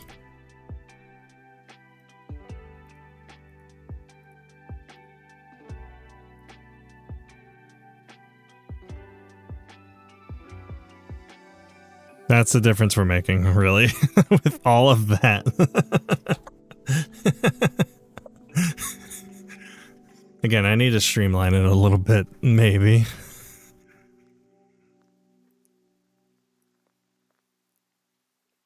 I can remove the DCTL because I already know the skin tone's right. But now I can group it. Okay, now I can actually start doing what I am supposed to do with this instead of goofing off. Okay. So I'll put that in transform. Hey! Hey, Lobo Comfort, how's it going? How was life? First time chatting, by the way. Welcome, man. You making a thumbnail? Yes. I am doing a thumbnail in Fusion because I am a masochist. I've also made a 48-minute video on how to do it.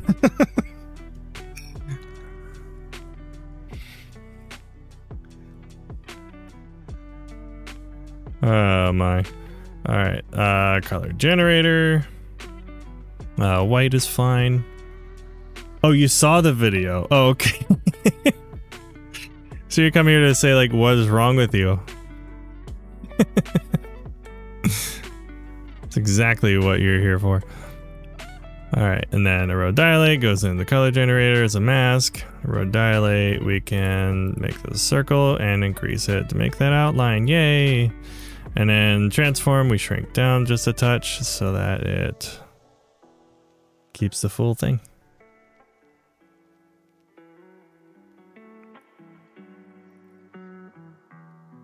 But no, I like you DaVinci for thumbs too. Okay, good.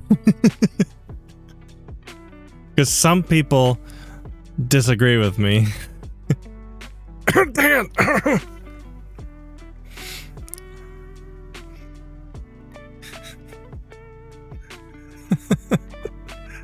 He disagrees. He uses affinity like an elitist. Just kidding, just kidding. What was I doing? I need... Oh, these are both 4K images, that's why it's like all screwed up. Okay. So I need to...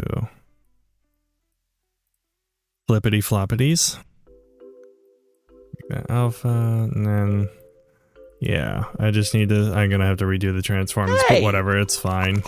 Where? Hey, it's Chet. How's it going? How's everything else like? Hey, for the custom light, do I take a video clip or create a video clip inside of OBS? I mean, either one works as long as it's the completely flat profile you're going to use inside of OBS. Typically, I use the one that's recorded from OBS just because it's technically more accurate to what you're actually going to be using, but recording from the camera works too. And would technically give me more data to work with, unless you had a higher... there are ways to record a better quality thing with OBS, but again, that's neither here nor there. Long story short, OBS is fine. As long as there's no color filters or effects on it.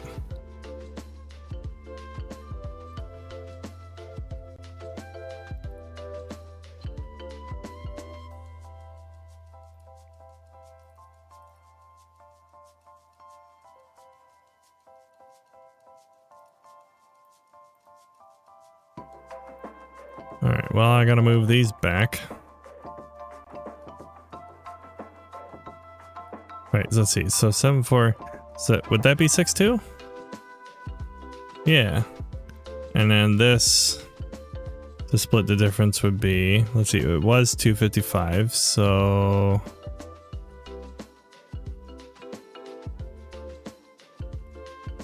would it be 3775? I think that's right.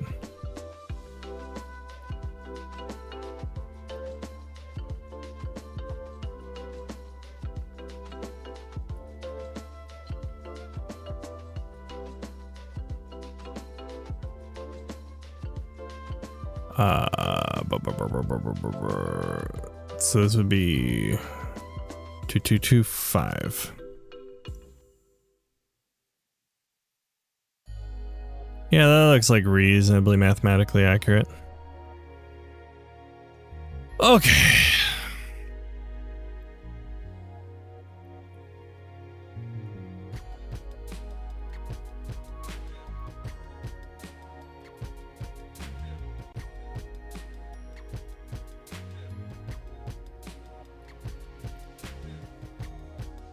Then I kind of smushed my head there.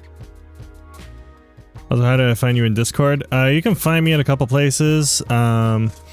If you are in the Senpai Gaming Discord, I'm a mod there, so I'm pretty easy to find.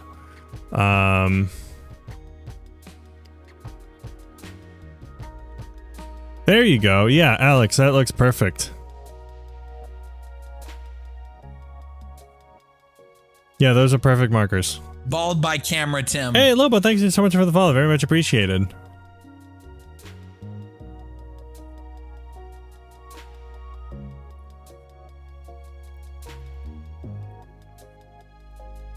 Okay, I might need like a polygon mask.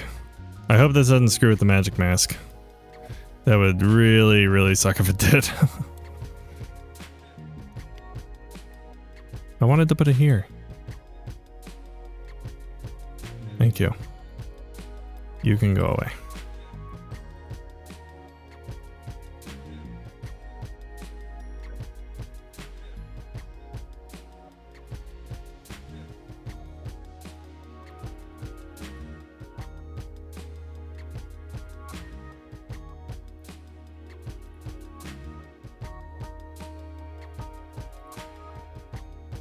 And then invert.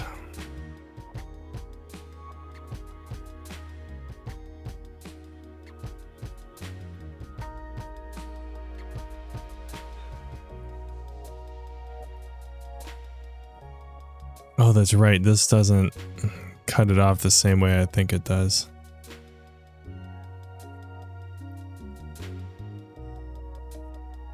Yeah, because it wants to fill the blacks. Wait.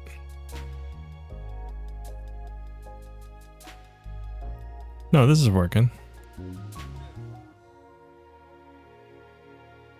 Just need to trim that off. There we go.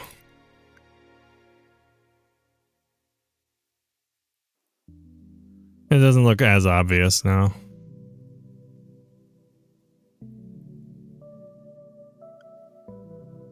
Is color generator better than using a background node? I just started recently using the background node. Or the background node, the color generator. It doesn't really make that much of a difference.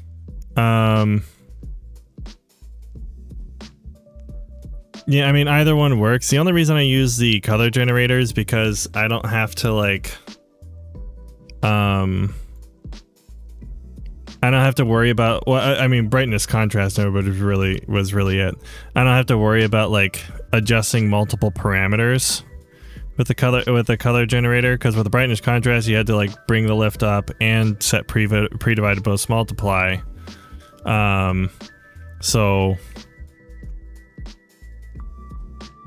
I was just like, well, if I just put a color generator here and use zero dilate as its own mask, like I can literally just throw a color generator on there. And then the other part of it was like a color generator is super easy to change the color with, because I can just change this color and it doesn't matter what's underneath it. With the background, with the brightness contrast node, you had to put a color gain after it in order to change the color in a similar way, and then you would have to bind the color gain to a different background color or something, or just anything that has a color selection, and then you would have to like parent each one. The color generator, you can just click on the color and change it. So that's basically the reason I did that. I don't know if I can try it right this second, just because I don't have anything to really test it with. I mean, I could test it with the thing, but I don't have anything ready. So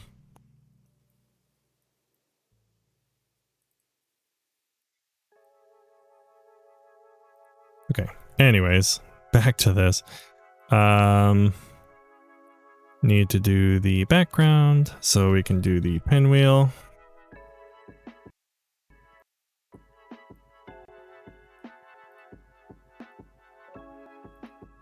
Flip that. This goes into a background. No, this goes into the background. This will make the four corner. Use my colors that I have. Doink. Doink. Doink. Plug that in. And then we have that.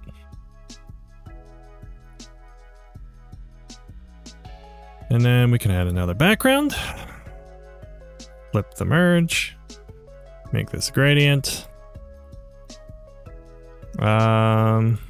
Just go from top to bottom. So let's make that 5. Make this 1. Make this 0.5. Make this 0. Let's choose that. Choose that. Make it darker.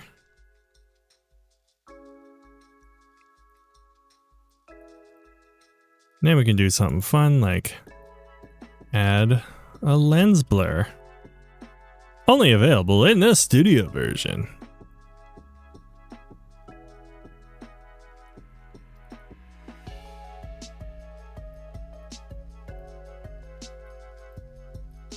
Just random markers. Yeah, I mean, I could test it with random markers.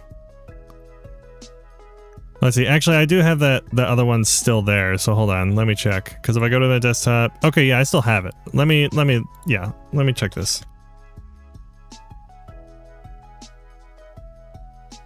Because if this works, this would be huge for anybody that uses chapter markers on YouTube. It would save so much time.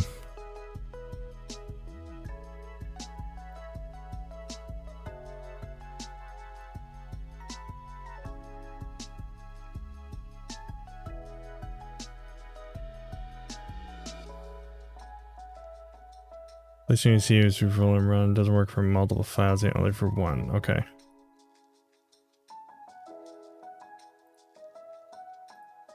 So I'll just start on the desktop and see if that works.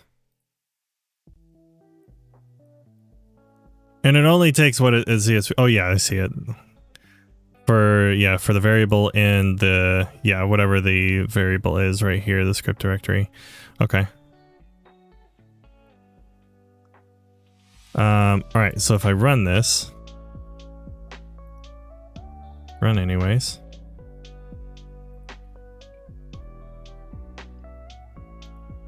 Found CSV file. Look at that. That's actually insane.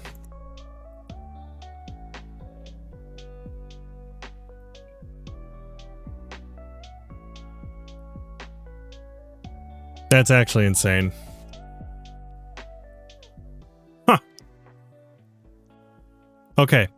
For those of you that are looking at it as like, what am I looking at? Let me just show you what Alex just made here. And why this is actually a huge deal for anybody that does YouTube. Especially if they want chapter markers. Okay.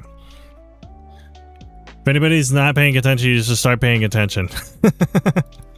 Okay, so let's say you have a video that's almost done, right? And you know how you can like manually type the chapter markers in the YouTube description and stuff? Well, what if you just made markers in your timeline, titled the markers what you wanted them to be? So like, let's just say This was open resolve. This one was text node. This one was Dan messed up again. And then, you know, you just continue down the line and you do all that. Well, what you can do, you can go over to your edit index. So make sure you click on this index tab here. And then under this 3 dots thing, when you have edit index selected, you just go to show markers and select all, and that'll bring up all of your markers in your timeline. Once you do that, click on this again, hit export edit index. You go back to your, go back to the main screen here, and then you save this as a CSV file. So I hit save, and then with this script that Alex just made, watch what happens. So this is the script that Alex just made with the CSV that I just generated from Resolve with those markers. So I double click this. Open this up. There we go. We have chapter markers we can just copy and paste into the YouTube description.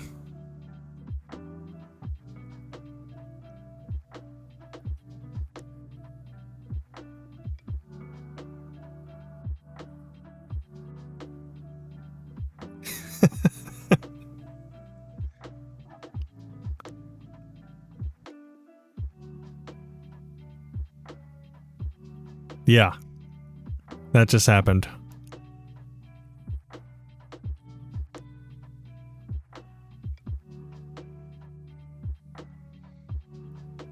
So now you no longer have to type, you no longer have to go search for time codes, copy and paste anything.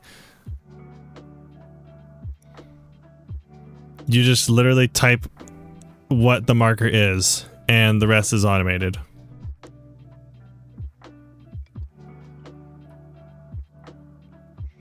Oh, that feels so good.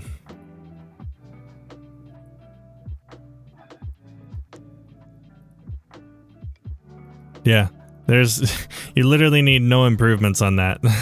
It's all there. It's so sick.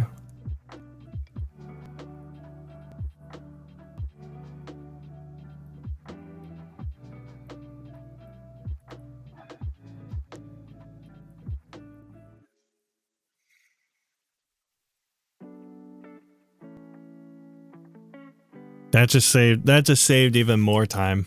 And if you decide you want to change the length of the video, then all you need to do is just double click without having to rewrite all the time codes. Exactly. Because it's based on where the marker is.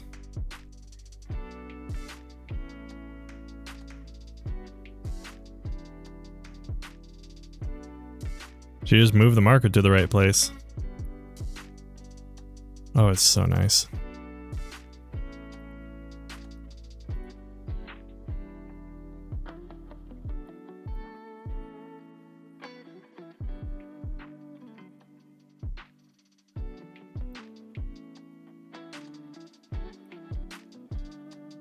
Okay, so here's an interesting instance where... So we have this, right? Let me just put it over top of itself.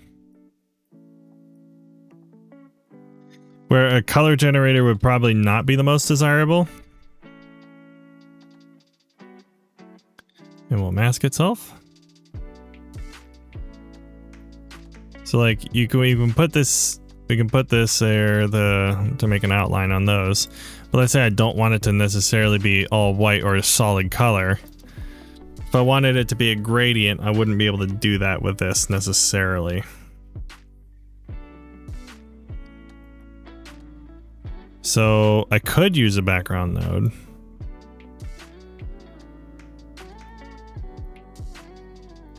And then just instead of that, I could just use the background as a mask, and then I could just use a gradient. Actually, that would probably be a lot simpler.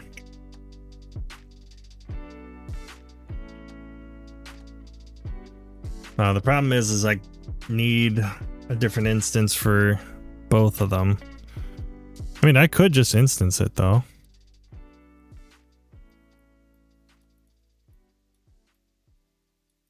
That way they're using the same one. So I can go into this, come back out.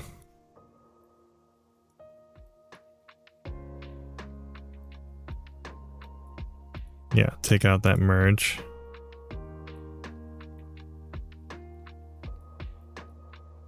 That comes out because the background goes in here, but this erode dilate uses a mask.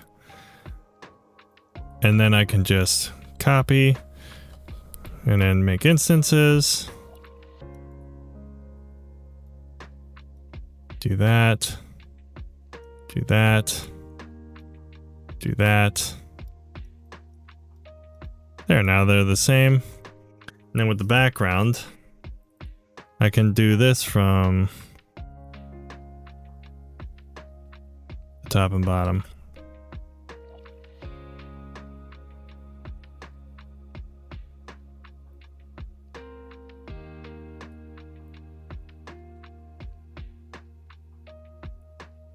Oh, that still does the same thing because it's not... Wait. Oh, right, because these are two different transforms. I need to do it on the transform before it. Right. I knew that.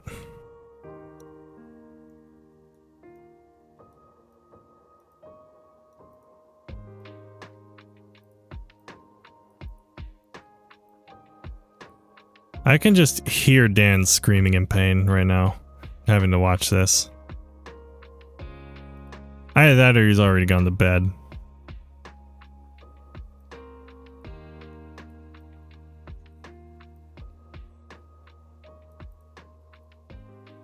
Okay, yeah. Take that transform, put it there.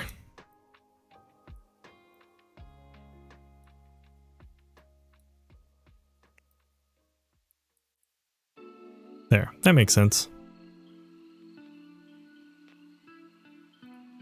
There, so, and I can change this and it'll change it on both of them. But they're both the same background. Now it behaves the same. Alright, that's what I wanted.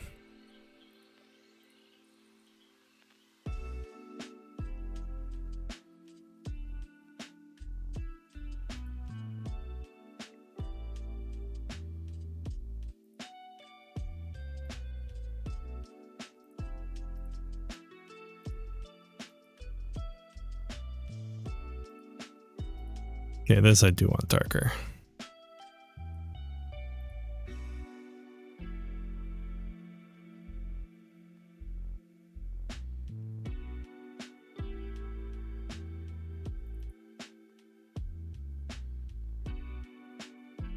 Okay, and then the actual background is too distracting, so we add a brightness contrast and just bring the gain down.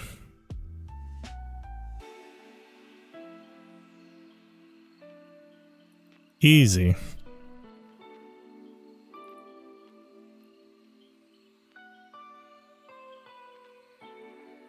And then this one I might actually just increase the contrast on because...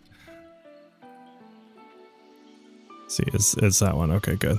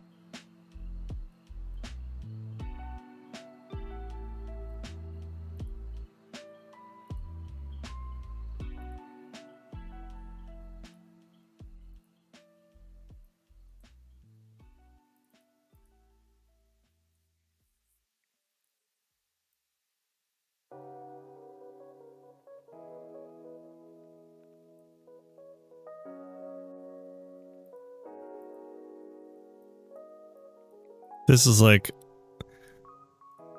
an outside node. So like you just de-instance this and invert it. And now when I I should probably make sure both of these are pre-divided post multiply. I don't think it's going to make a difference, but you never know.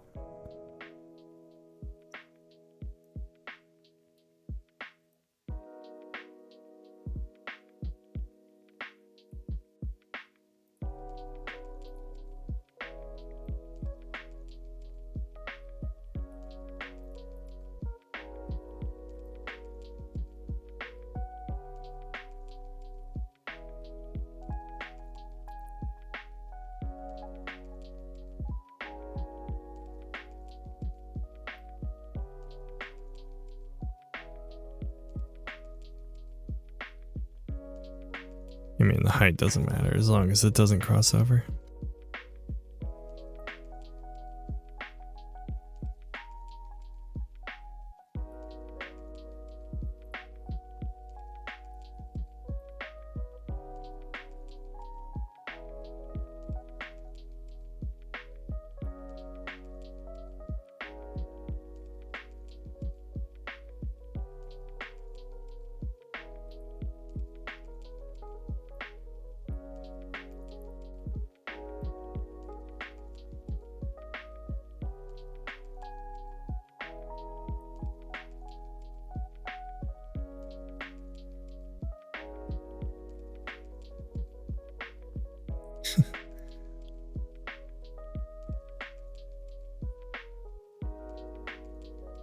It's faking the footage.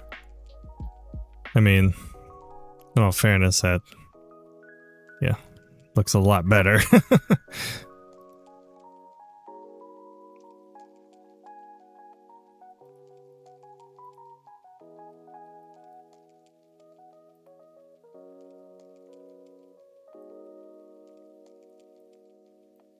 And then with this, I can probably just do a similar thing.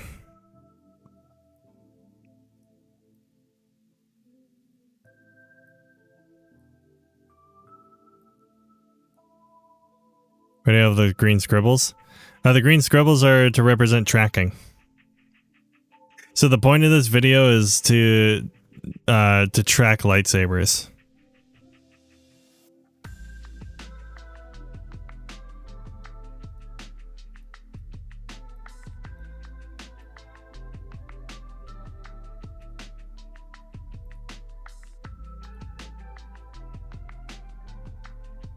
Yeah.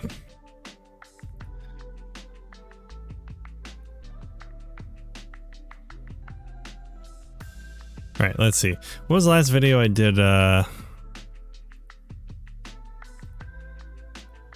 the thing on?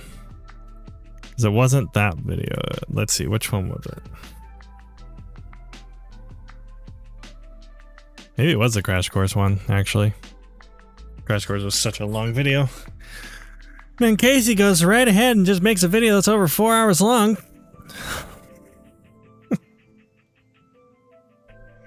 And of course, it's going to say all these DCTLs are missing. I get it.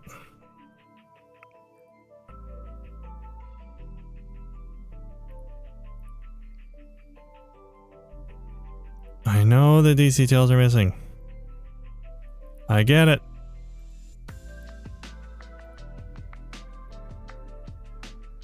Oh. Stop telling me the DCTLs are missing. I know. Oh my word. How many are you going to say are missing?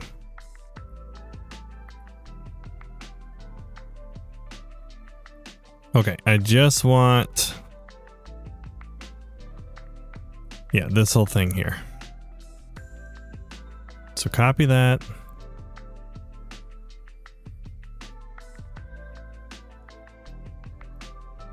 And then paste it in here. And then I just need to find... is it in here? No, it's in the master bin. Right here. So let's replace that one. Replace that one. Replace that one. And then I have my 3D Resolve logo.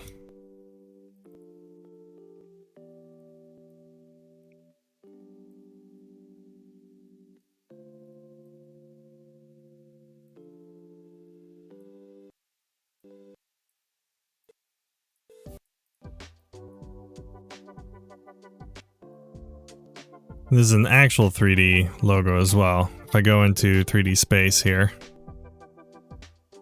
once it loads,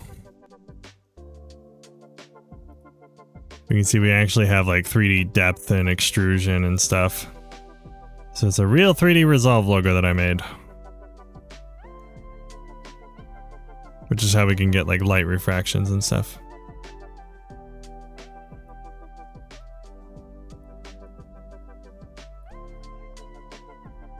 Okay.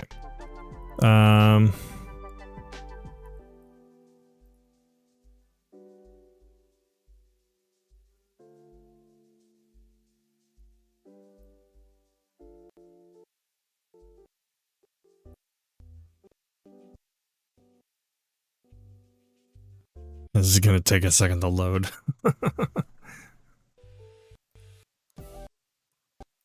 Can I do hardware renders, or is that gonna mess it up?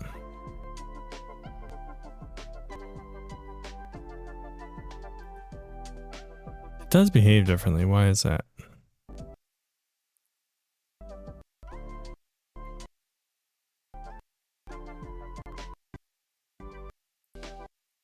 I mean, it looks like it's clipping though. So maybe the hardware render is actually a better idea.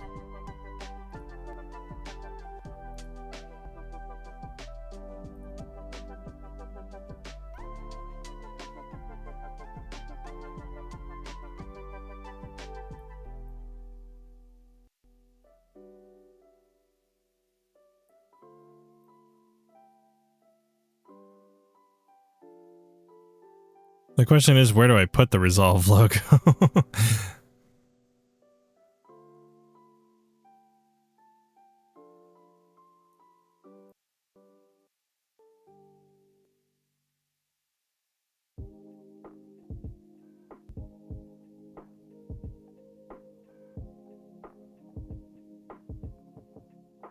Slowly but surely.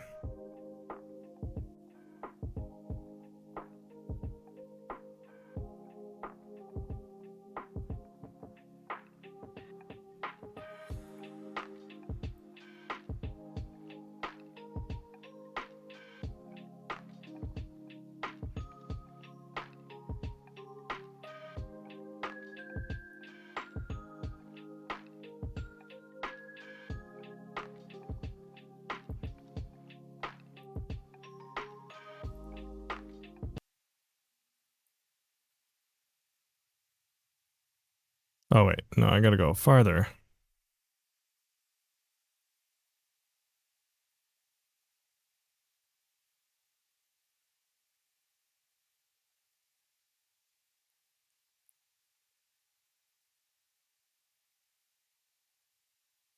That's probably good enough, I guess.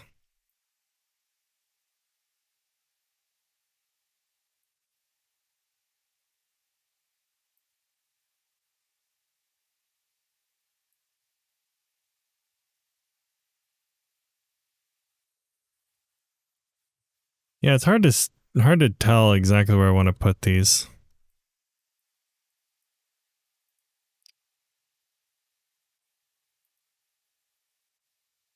So I mean, I could just bring the width down on both of these.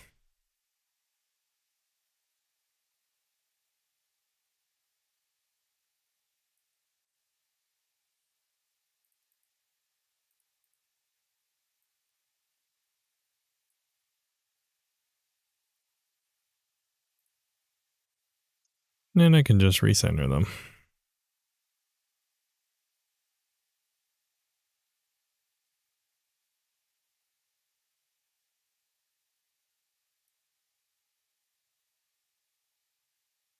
Yeah, 63.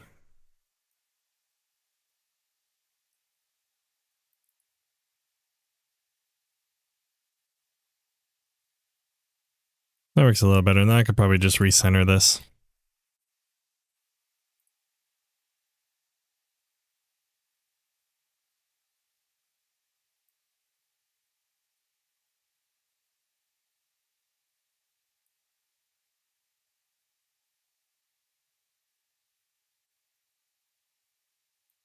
Maybe go a little higher, actually.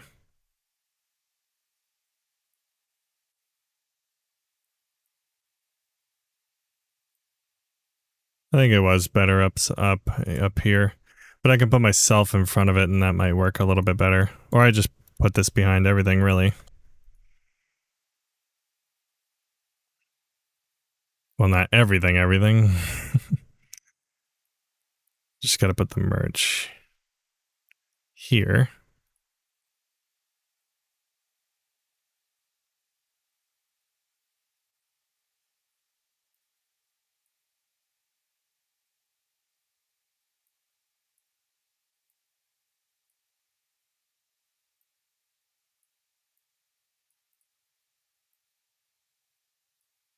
There we go. Now it's behind.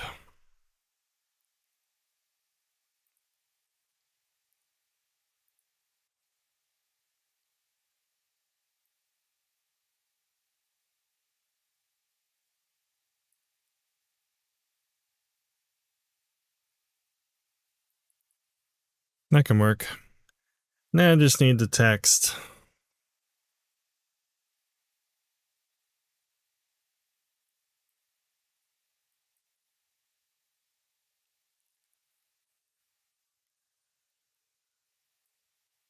Let's see, how do I want to do all the text?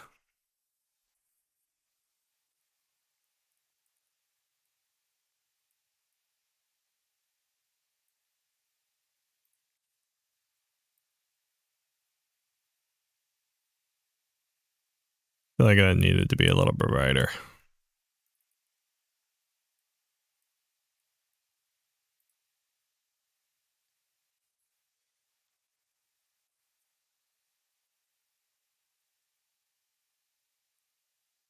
And then this one will be, where's... Oh wait, this doesn't have the option.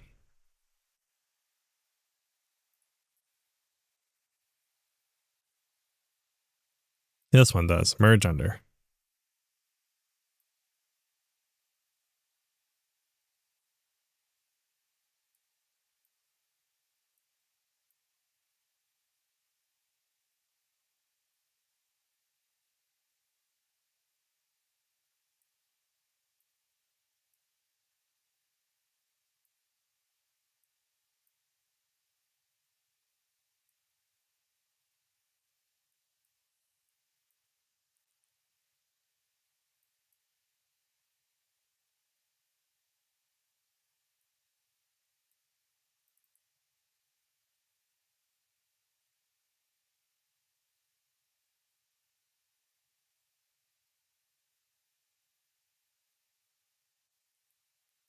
Okay.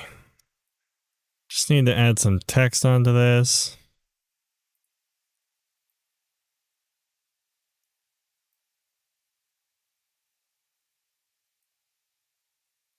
Break the music? Break the fusion? I don't know. Break the fusion. Oh. No, I see what I did. I didn't break fusion. Sorry. No, it's still going. It's OBS.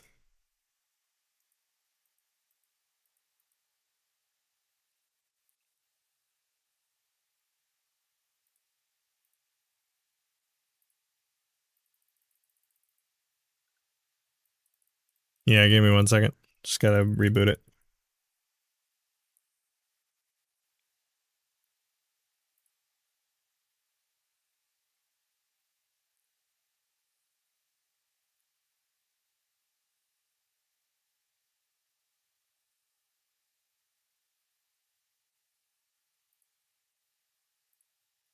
Studio mode.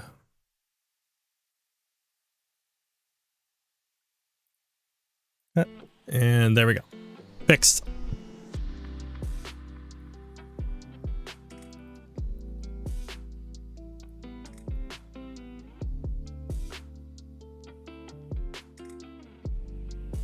Yeah, for some reason OBS on this editing PC side just freezes sometimes. Don't know why. Okay. Text. Yep, OBS moments. For sure. It has a hard time handling Fusion, that's really the problem. But now that I have the streaming PC thing, it's not an issue anymore because I can just do all the primary streaming encoding stuff on a different PC, so it doesn't matter what happens to OBS over here. I can just reload it for the screen.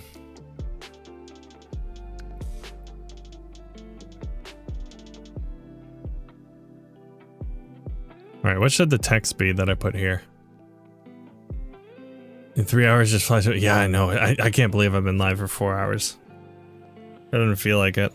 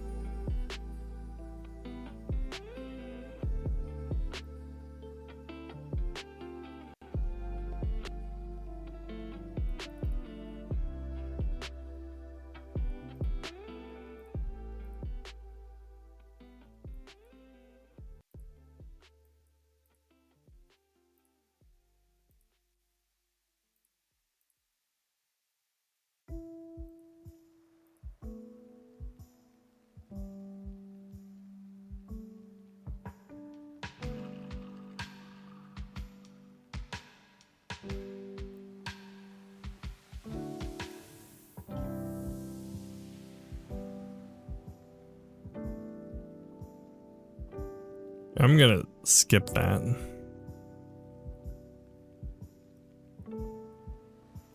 So it actually renders. Is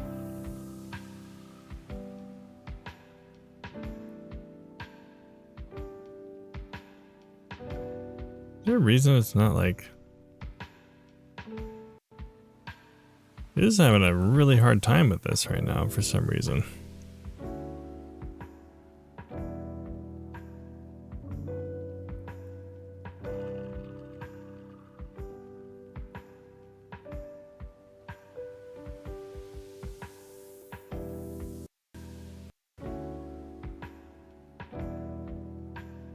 It's like Render City right now.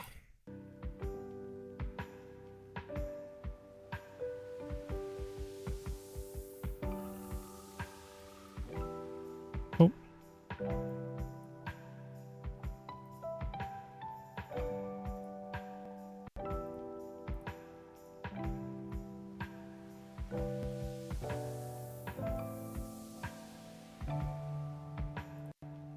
I'm going to turn off that rendering so it stops doing that.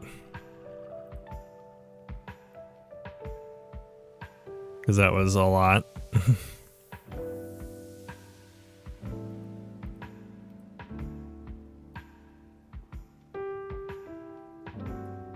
Just want a hint of color on the gradient there.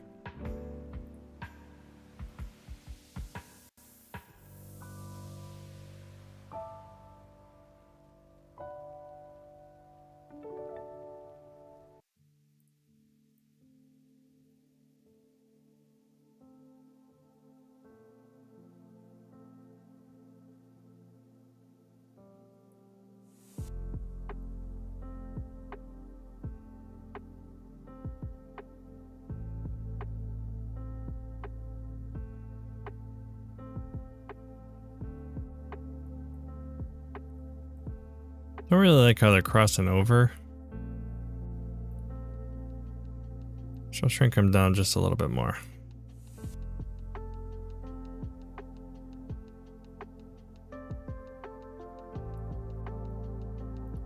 Just so they fit a little bit better.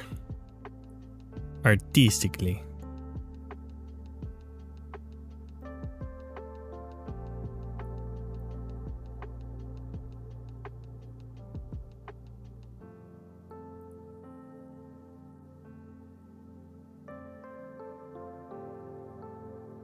Nope, that was too far down. Yeah, 36. That works. That means this will be 64.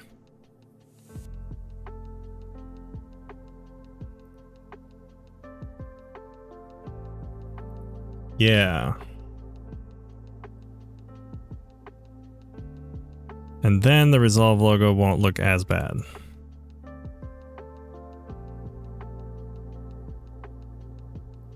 So put that in there, put that in there.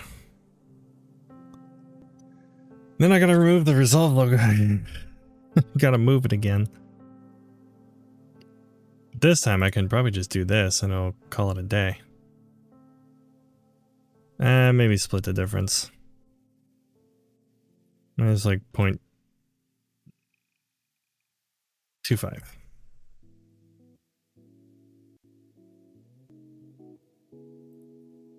Three.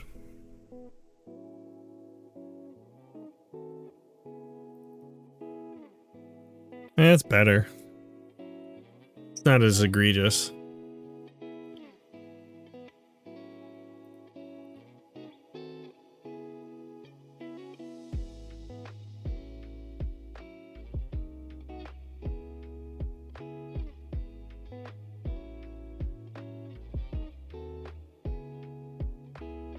I don't know, auto track doesn't sound right.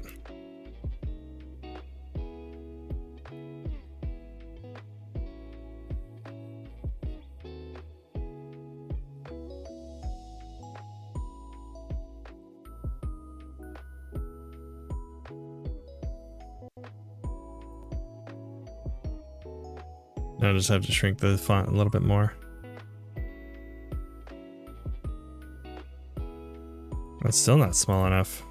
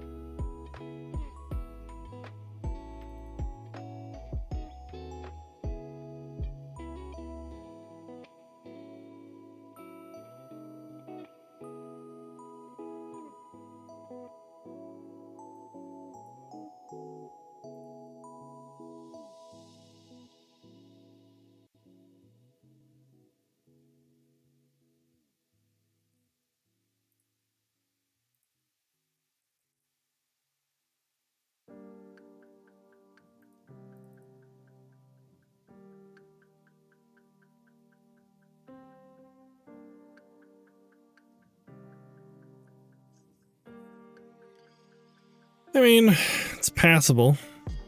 I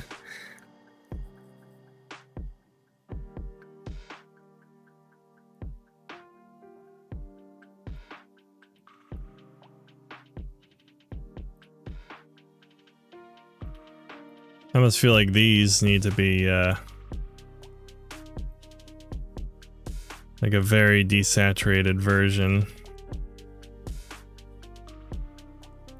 And much brighter.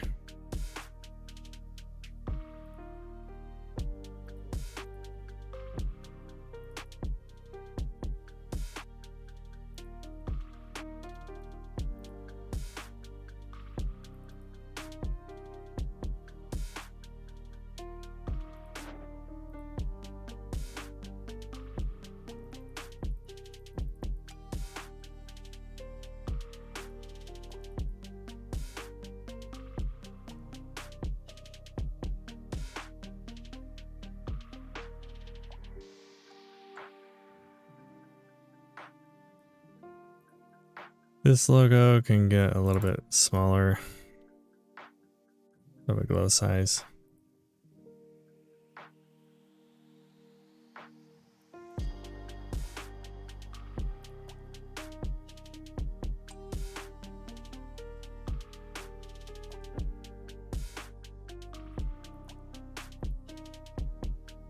I mean, I think it's fine.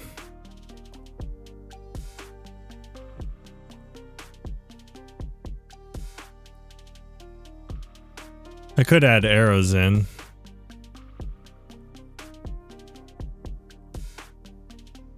And it's like, at what point does it become too much? It's not that. Wait, what's my... Thought I had a macro for this. Is this my macro? Oh yeah, it is. Okay.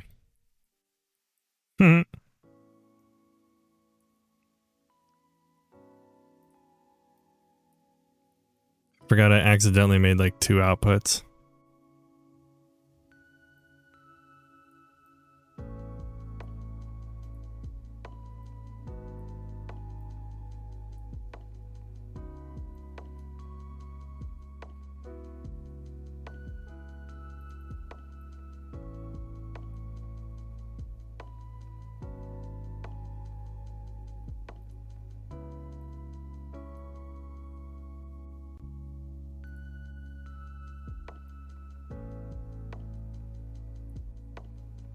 See if timeline approximation resolution of the quarter helps at all.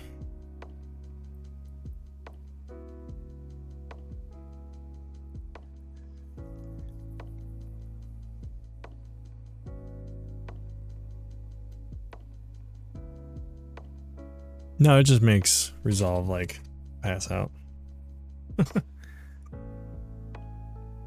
That's what it does.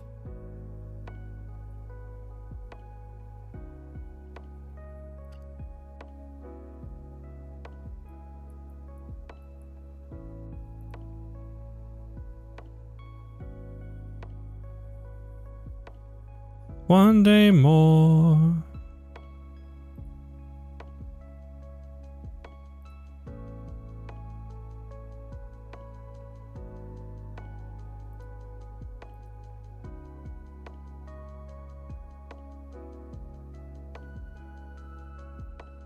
I feel like it's gonna load eventually. Just don't know when.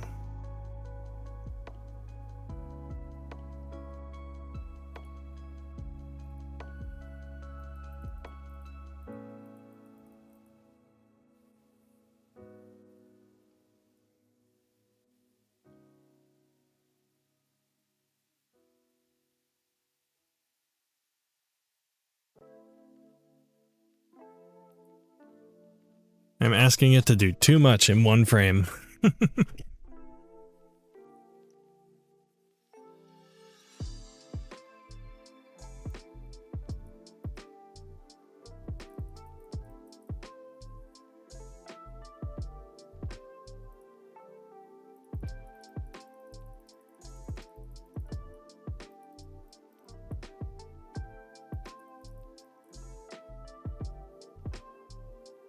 Alright, well, task manager to the rescue.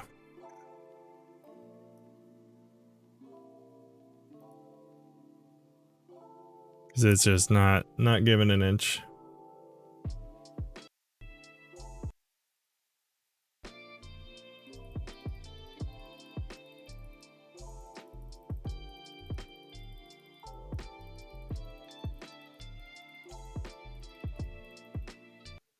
Uh-oh. Oh, there it goes.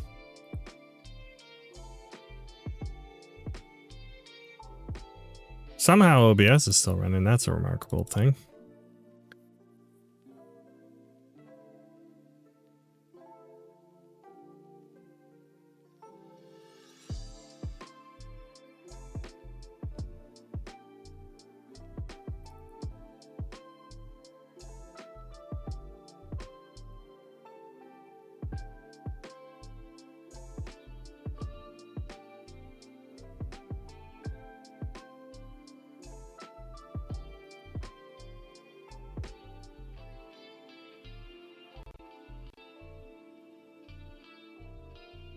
We're loading it up. Loading it up.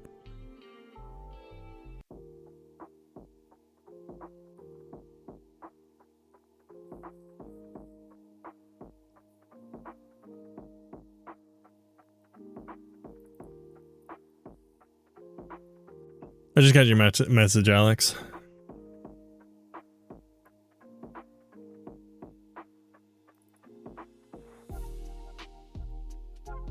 Alright, I was saving pretty frequently, so let's see where it lands us.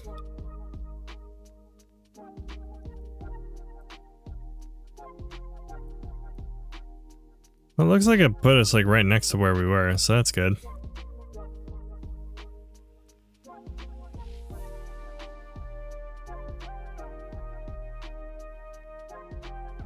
Alright, let's put the arrow back on.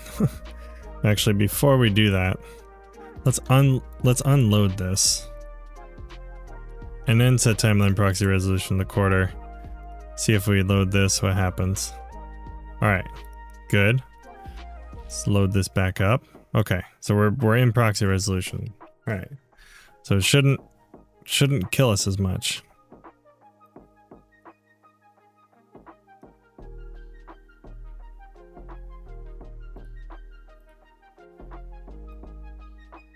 Oh, it's like, why is it running so much better? Like, that's infinitely better. What?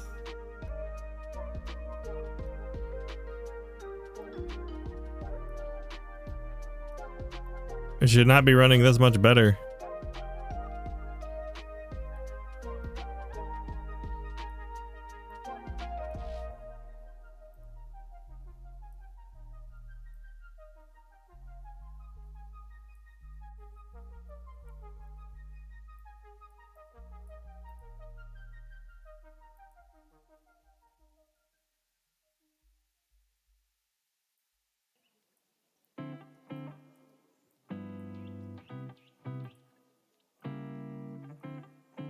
Oops.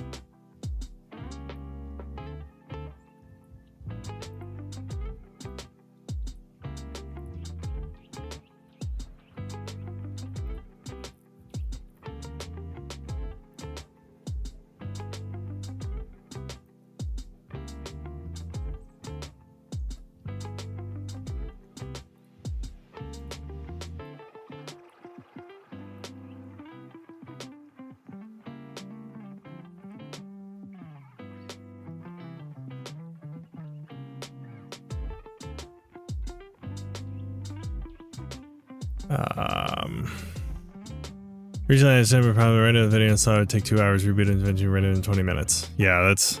Sometimes it just needs like a memory refresh.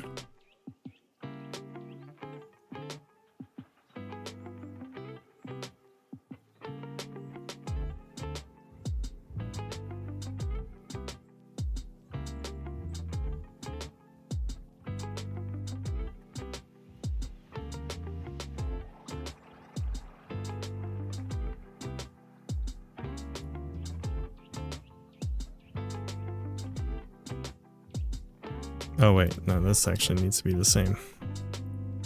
There we go. Ta-da!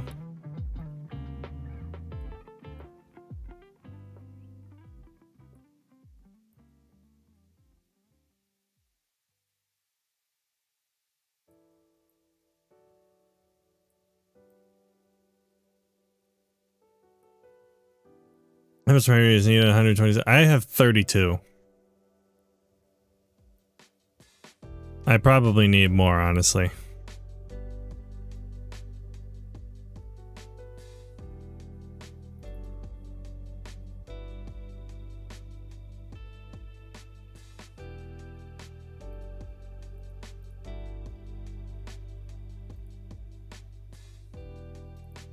Expressions are a beautiful thing. Alright, this is probably good.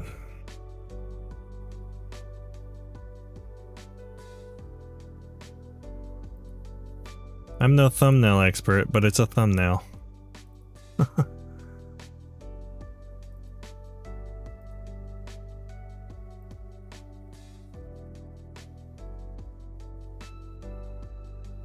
48 and it can be filled after 10 minutes of work with animations. Oh! Well, I mean, that makes sense.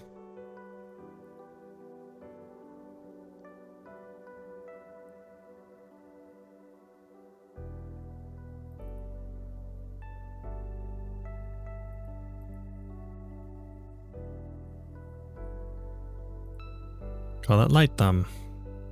Alright. I have my thumbnail.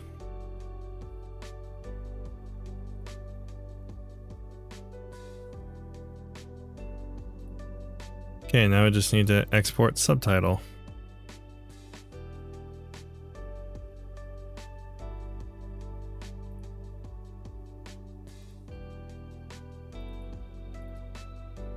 Put it there. And then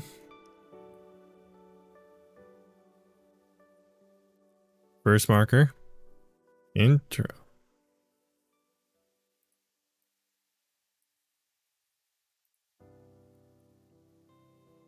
And we'll do quarter resolution for this as well.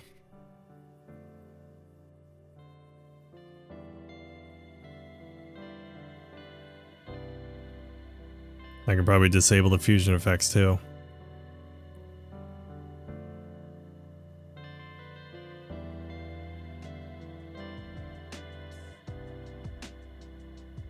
Eventually.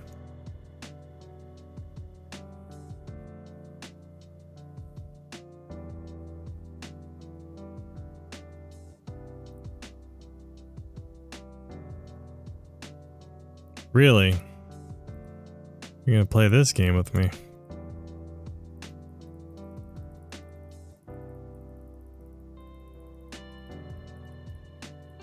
I'll wait.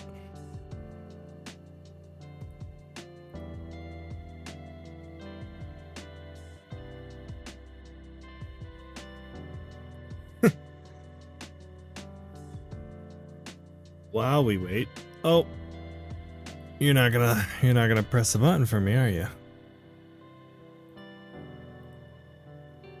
Oh, there you go. Hello. I forgot, how do you make outlines? Because I create a background, then add a picture, remove the background color with a delicate, harder color extrusion. Is there an easier way? Is this something you have to put up with? Make outline like around my picture and stuff? Like how I did it? It's a lot easier than that.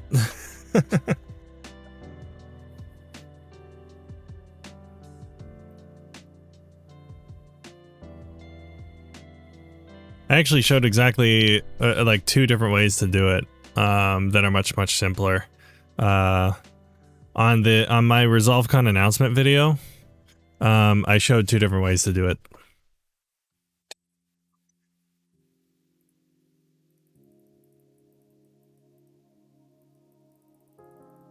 Okay, this is not going to respond for some reason.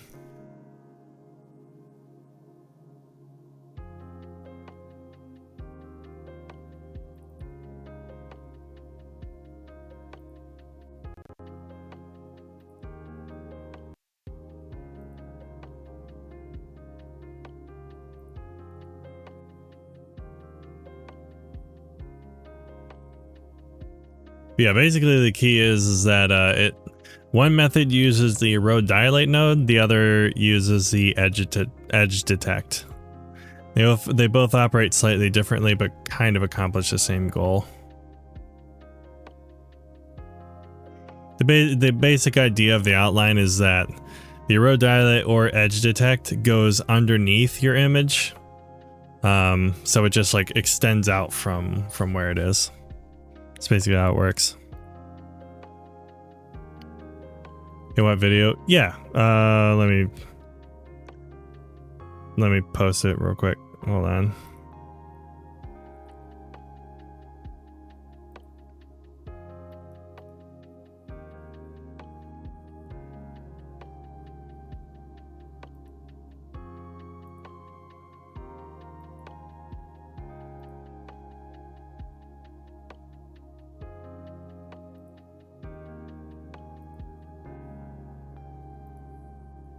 There you go.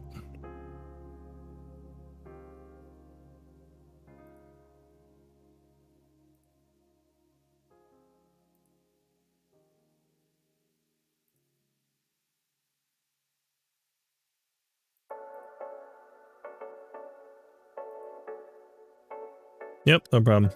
Yeah, it's so I do like tips on each on like 3 pages, a tip for each page. The Fusion one's where I do that.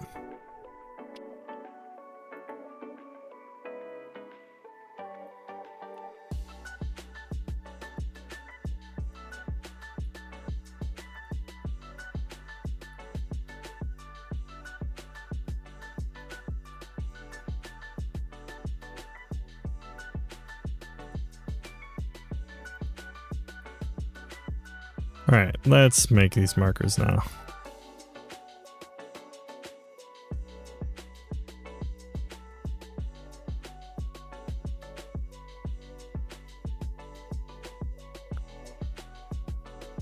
Oh, or outlines? I mean, I could.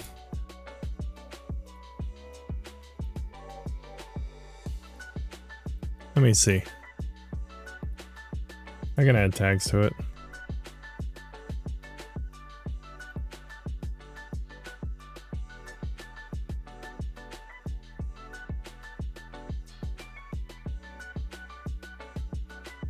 Outline is in there, actually.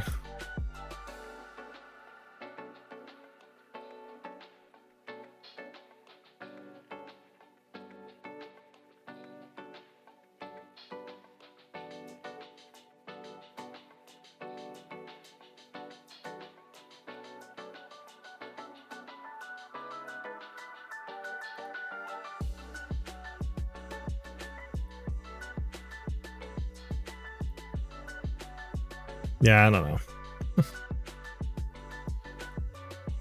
Whatever. It's fine. Stop. Oh my goodness. Can you not do that?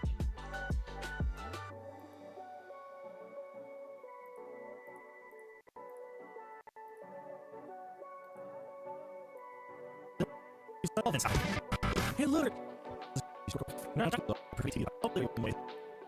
It will give you some ways to do it, and if we have a DaVinci outlines search just doesn't like you. That's it. I mean, it's not the main focus of the video. That's the problem. You're not going to find it with just that. Jumping on into Resolve, we have a few different. Jumping on into Resolve.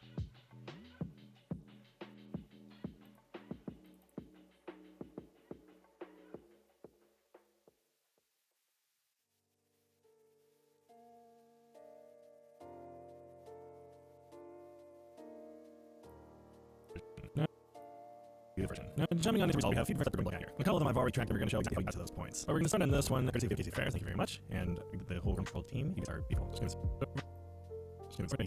Now, the first thing we want to do anytime with Fusion and do with camera footage is we want to put it into a linear space. Do anything with camera footage to do. The first thing we want to do anything with yeah.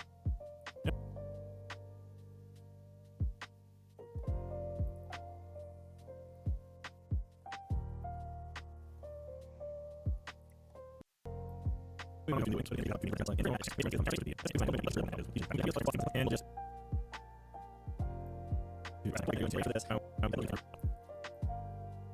color grading this is good for proving purposes for our sake for now. And just you work inside of these plugins. We'd love to go to result track. So next track. So next.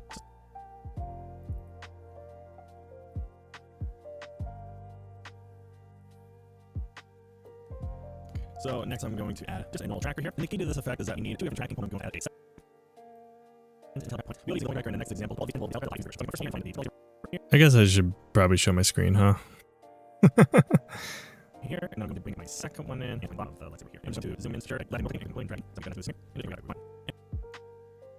And we're just going to track 4 for current time here. And I'll forget with it. Now it seems like part there we're going to stop the track and find the last 6 points of tracking here. It looks like right around here. Around there, yes. I'm going to go back to where I started from. I'm going to set these first frames as well. Just so you have more completed track points here. Looks like they're pretty good job here, except when we got to this point. Zoom in. Looks like the track lost right around here. And just for example, do we can even move this. So we move into it. And here. Actually. It looks like it did a pretty good job here, except when we got to this point. Just so we have more just so we have more track points here. Looks like it did a big build.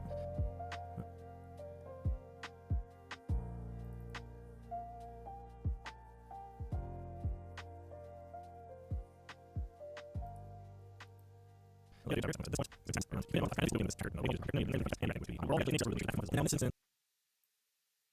just our tracker points back to a making sure keep the and it looks like we got a pretty reasonable track here, so we go here. I don't know if it fell off on there, but we can see exactly where it's back into place. So we'll just go ahead and speed this up. Just and that's those are fixed. And now we have frames that we don't really feel super coming back because and then those are fixed. And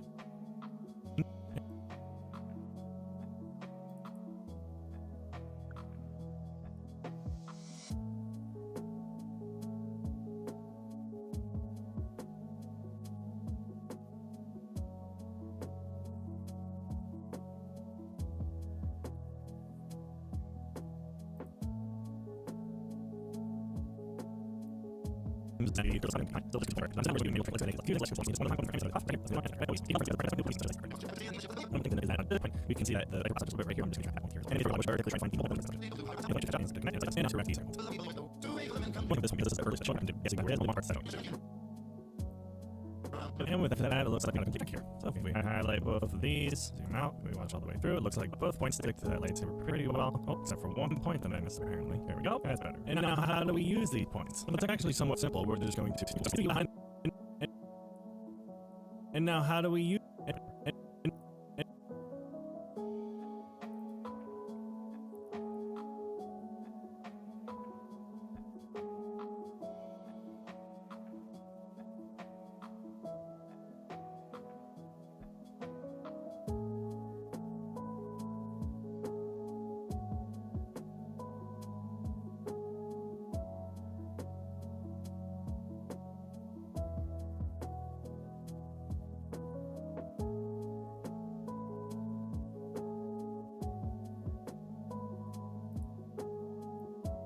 And now, how do we use these points? Well, it's actually somewhat simple. We're just going to add a background in front of the color space transform here, just by clicking on the color space transform and then clicking on the background node here. And then on this background, we're just going to add a polygon node. We're just going to go and make this background white as well. Just for ease. With polygon, we just need to make 2 points. Doesn't matter where they are because they're relevant. And then we'll just make sure we switch to insert modify just so we select points. So I'm like first point here, right click, polygon 1 polyline, go to publish, publish 2. Highlight it, right click, highlight, I can word this, publish 2, and the track point 2 path. And now we'll see the polygon is basically bound to do with lightsaber here. And then in order to make the background show up, we just add that option.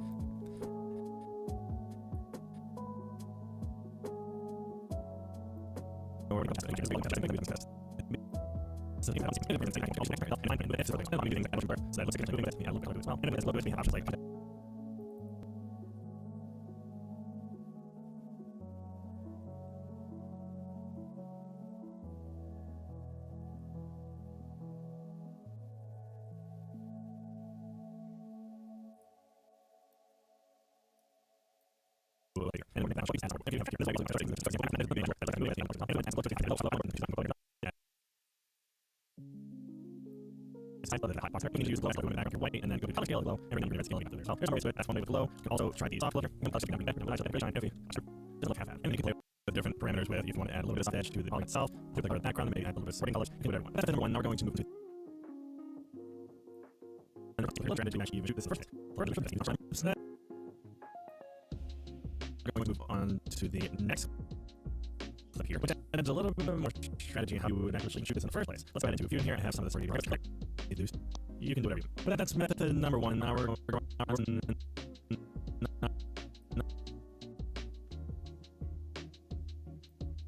to move on to the next period. A little more strategy on how you actually shoot this in the first place. Let's go ahead and do fusion here. I have some of this already built out. I'm just going to go ahead and take away everything but the color space transforms, highlight all of them, control click the color space transform.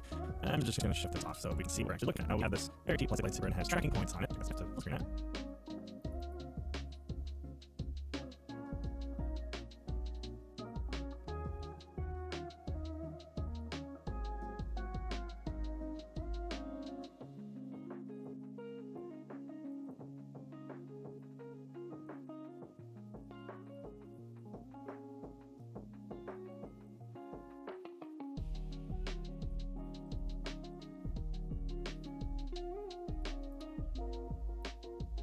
One, not move on to the here, and take all of them.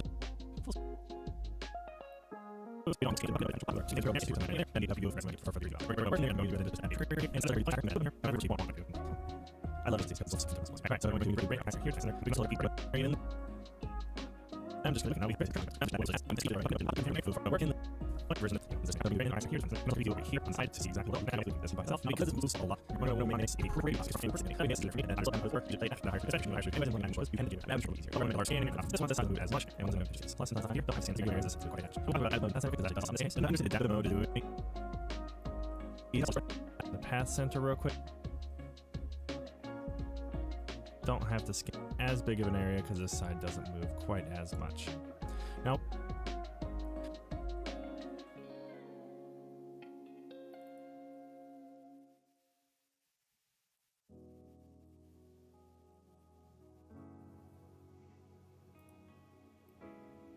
I want to talk a little bit about the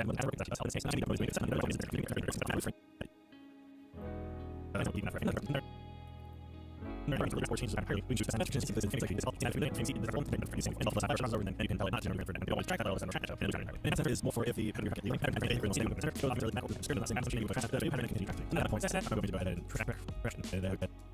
and track from the time and that one completed. We'll go back to that original frame that started at. Oof. You stand up. Oh. Oh. Oh. Popping everything. We're going back to that original frame that we started at and then track backwards. And there we go. Looks like we got a pretty solid track all the way. We can just go scan through it real quick just to be sure. But it looks like it held on pretty solidly. I know I've already added these here, but I'm just going to do it again. Did I run it solidly?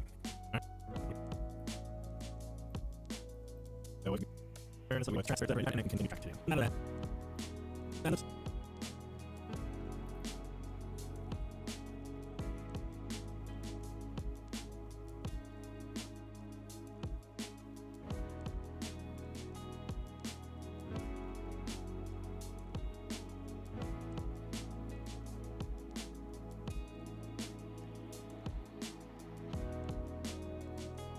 started these here's going to be an example. Let's just transform the background and make it solid white.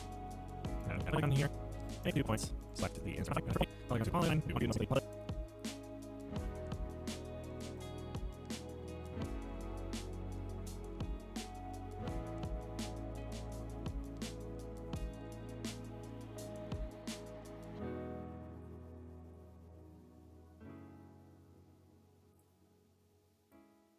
Two, and of course, go to publish. And increase our border width. And now there's a little bit I want to talk about here. That means I move it tracks pretty great to the here, but we do have some corrupts in here. We can fine tune that way as I go to the polygon modifiers. We can see both points here. I'm going to load so you can actually see. Something I found that works for a quick and dirty fix is if I set an expression on the Z rotation for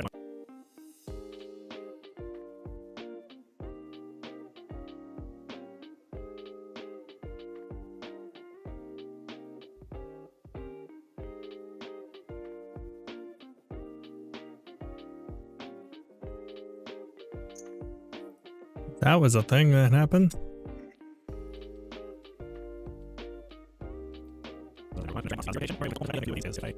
Let's just go here. Let's go to keyframe this 0 here, and down to and skipping validation.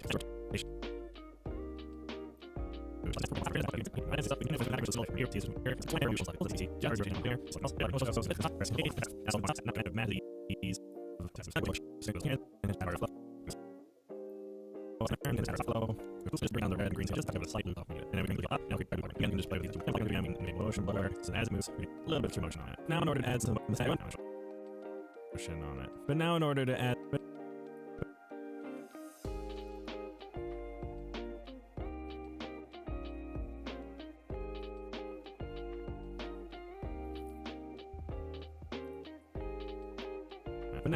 some more stuff, probably just handle it.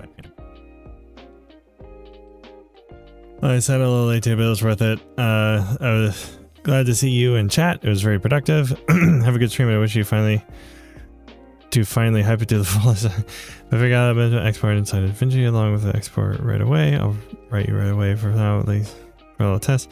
If there are any bugs, suggestions, right? I'm not coming up with something you want. Maybe just fine anyway. Yeah, I mean, if there was a script you could just implement so that it could just write the script so it took whatever the edit index was from the markers and exported that straight away, and then you could run that through the script, that would be insane. I might be able to help a little bit with the API because I have worked with Resolve's API before, but I'm not super well versed in it. So, but I don't think you need the studio version to be able to do that. I don't think. I'm not positive though. I could be wrong. Go ahead and drag these back. We want to add the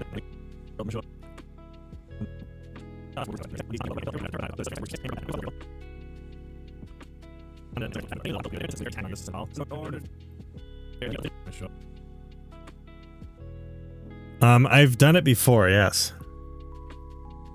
I was actually trying to start by creating the a way to convert subtitles to text plus nodes, and I was actually like part of the way there.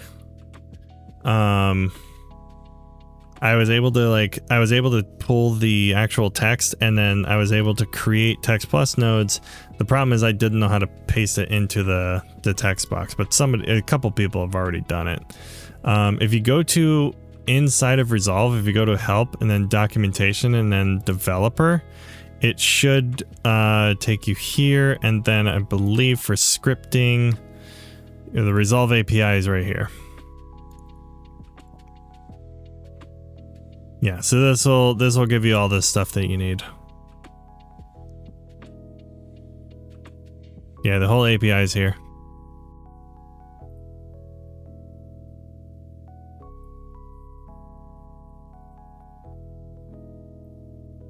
We're going to do the motion blur, and even just the default option still looks pretty good. And you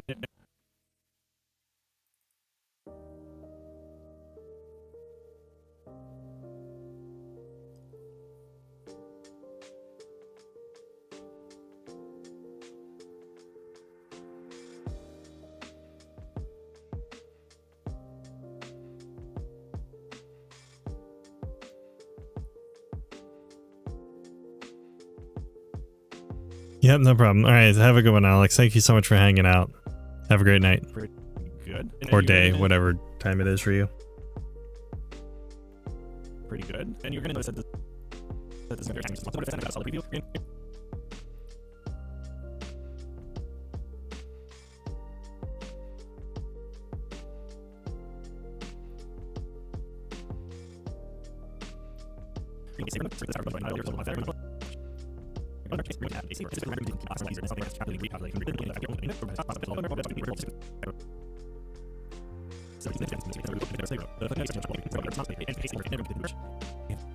A pre-rendered comp that now plays back much easier. And if we preview this, we can see that we rendered the original image, not any of the effects that we placed over here. Also, as a side note, the OpenEXR alpha channels. But because we didn't do this on the effect, we can still modify on top of the pre-rendered comp, and it still tracks just fine. And then with this last example, motion blur can be really nice. That's what it blocks. And if you're later, this one is where I had to manually track the place here, especially as it goes over and out. If it goes outside of the frame, one will have manually do it. Necessarily have zipping blades. It's just going to match. I'm just doing that all the way around. And sometimes motion blur can also lead a little bit of behind it. So you go back and reduce the shutter angle blur so that it's not quite at the prevalent line. And that way you can better hide stuff behind it if you find that the shutter goes behind it. It's too blurry, so you can see lights behind it. And I remember this open part where I had the lights and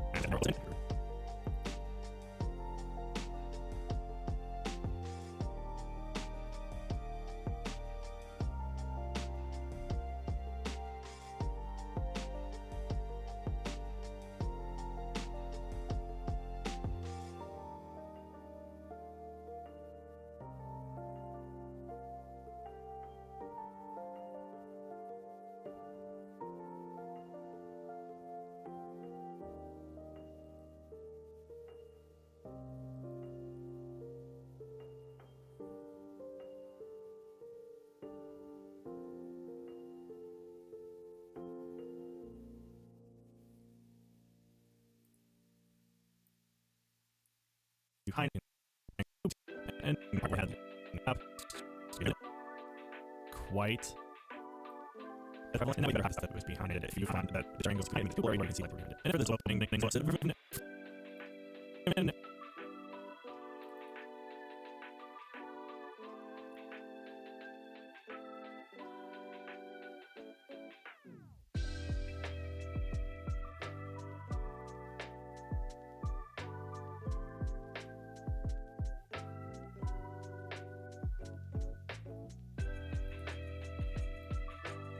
then for this opening part, I had to actually open up by just turning this merge off and see. So we're working with here. But a lot of times trackable, so in order to do that, you've made the point, you can just manually drag pulse myself and you're on, you can just keyframe this level parameter side on, and this will make it show or not show. So hopefully this video gave you some see the photos.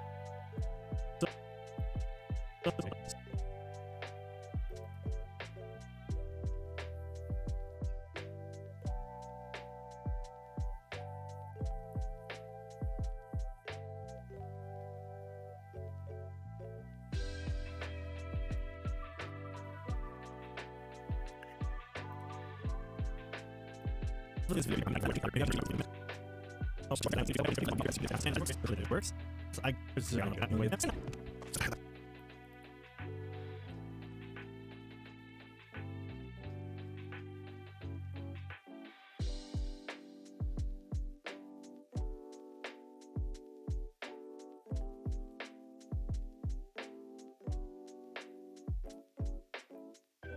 fusion. The way.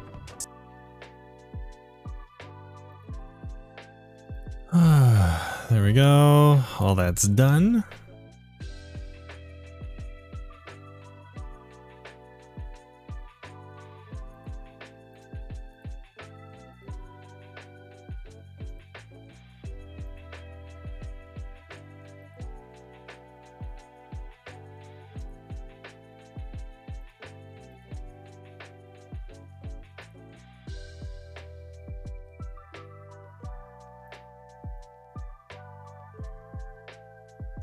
All right, and then I can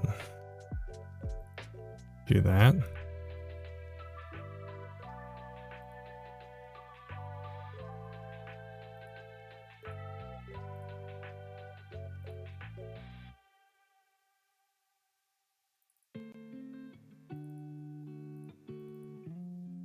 Paste that in there so that I have all that stuff. Look at that, I have my things. Oh man, I'm so happy about that.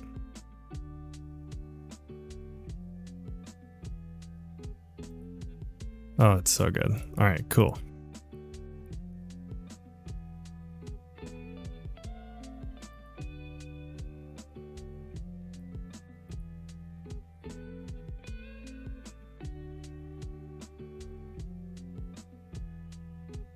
Okay, it is on voice isolation, yes.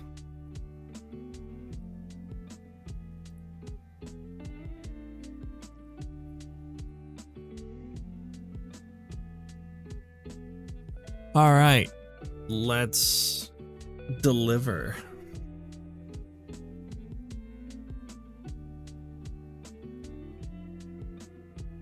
After it crashes. No.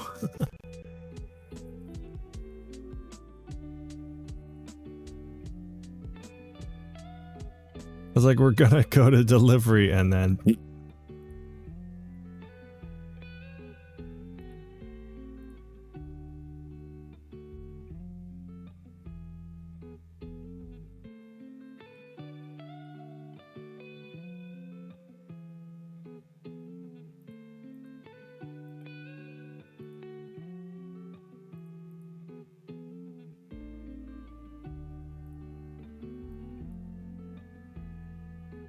Okay, will you let me go in? Yes.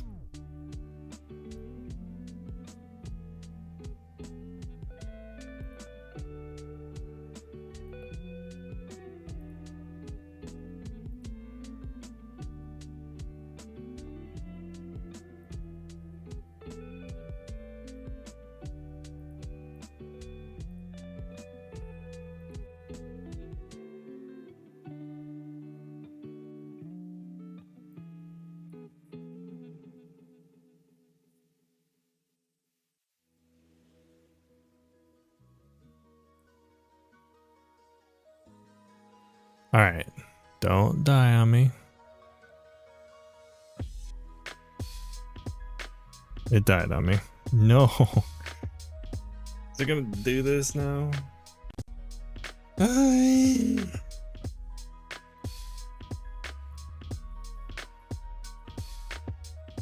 I'll switch the UI. Go to single screen. My computer's just like, I'm done with this.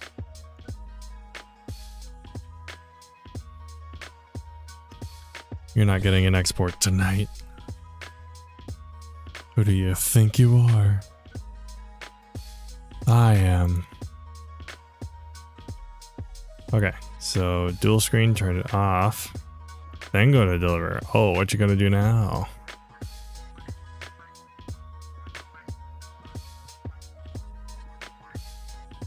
You're still gonna crash. Okay, cool.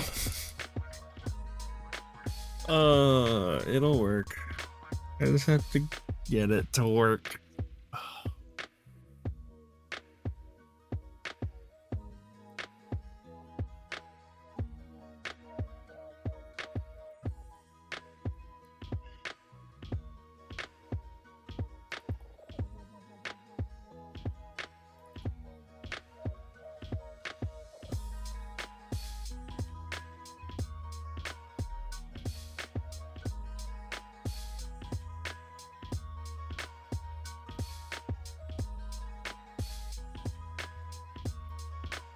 Let's see. Do I have live save on?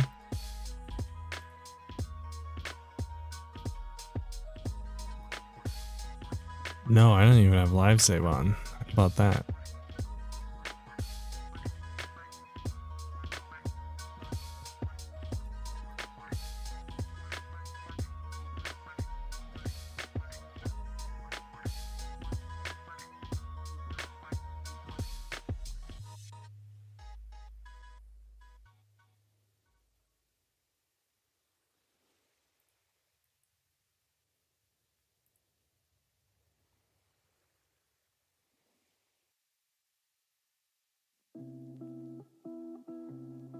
Oh.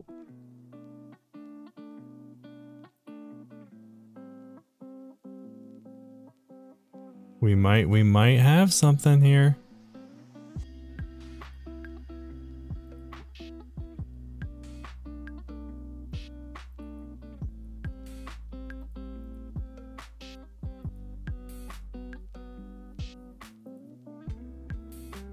I think we might have a winner.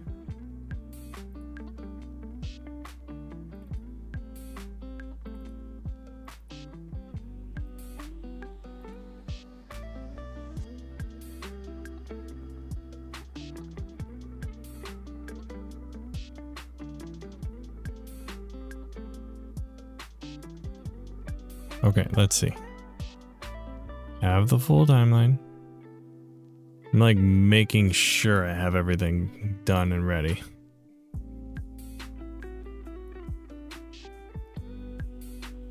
Add to render queue.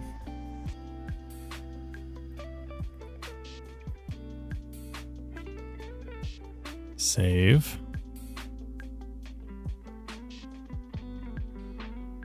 Not forgetting anything, right?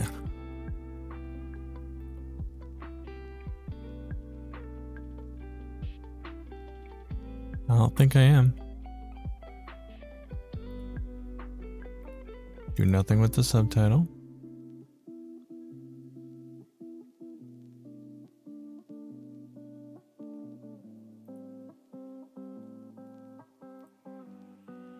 Okay, let's watch it die.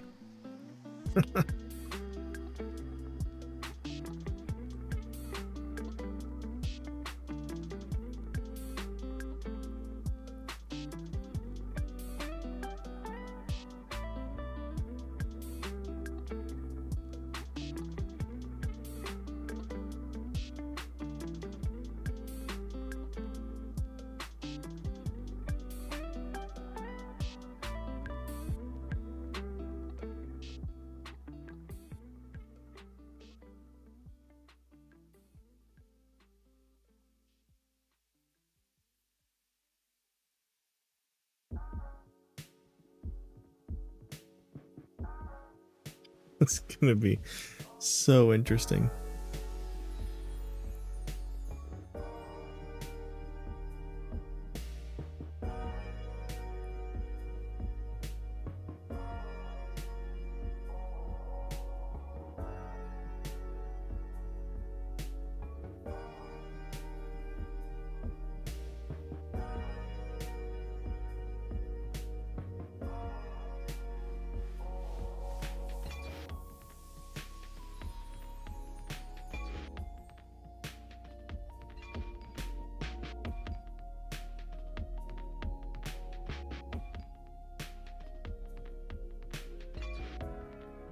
All right.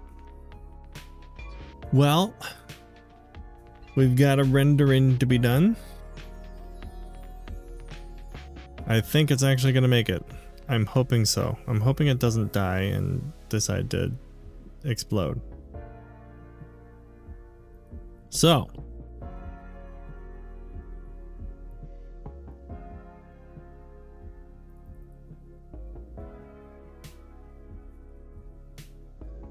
See if we can find somebody. Somebody to raid.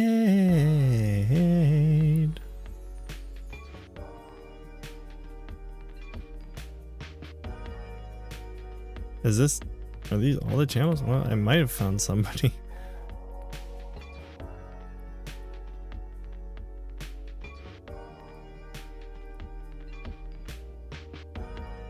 I think this is where most of them are. Let me find this.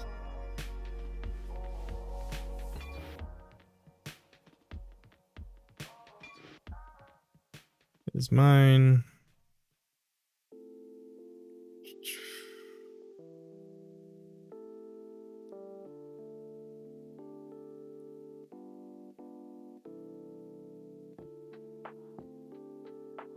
I'm not seeing like any others. That might be the only one.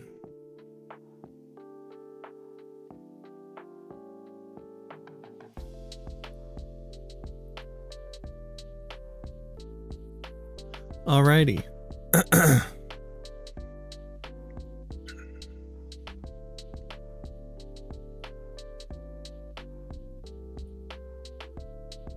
Well, if you're still sticking around, I think what we're gonna do is we're going to send this off on a raid to another DaVinci Resolve user, it looks like. If you're on YouTube, you won't see the raid, but it's okay. Appreciate you anyways. But yes, I'm gonna head off for tonight. We've got the lightsaber tutorial done. Everything's done for it. It's gonna go live on Monday. It's gonna be fun. I can't wait for you guys to see it. And I will see you. Hey! Where? What's up, Bugger? No problem. Thank you for hanging out. Yeah, join me in the raid if you can. I very much appreciate it. And I will see you in the next stream. Bye-bye!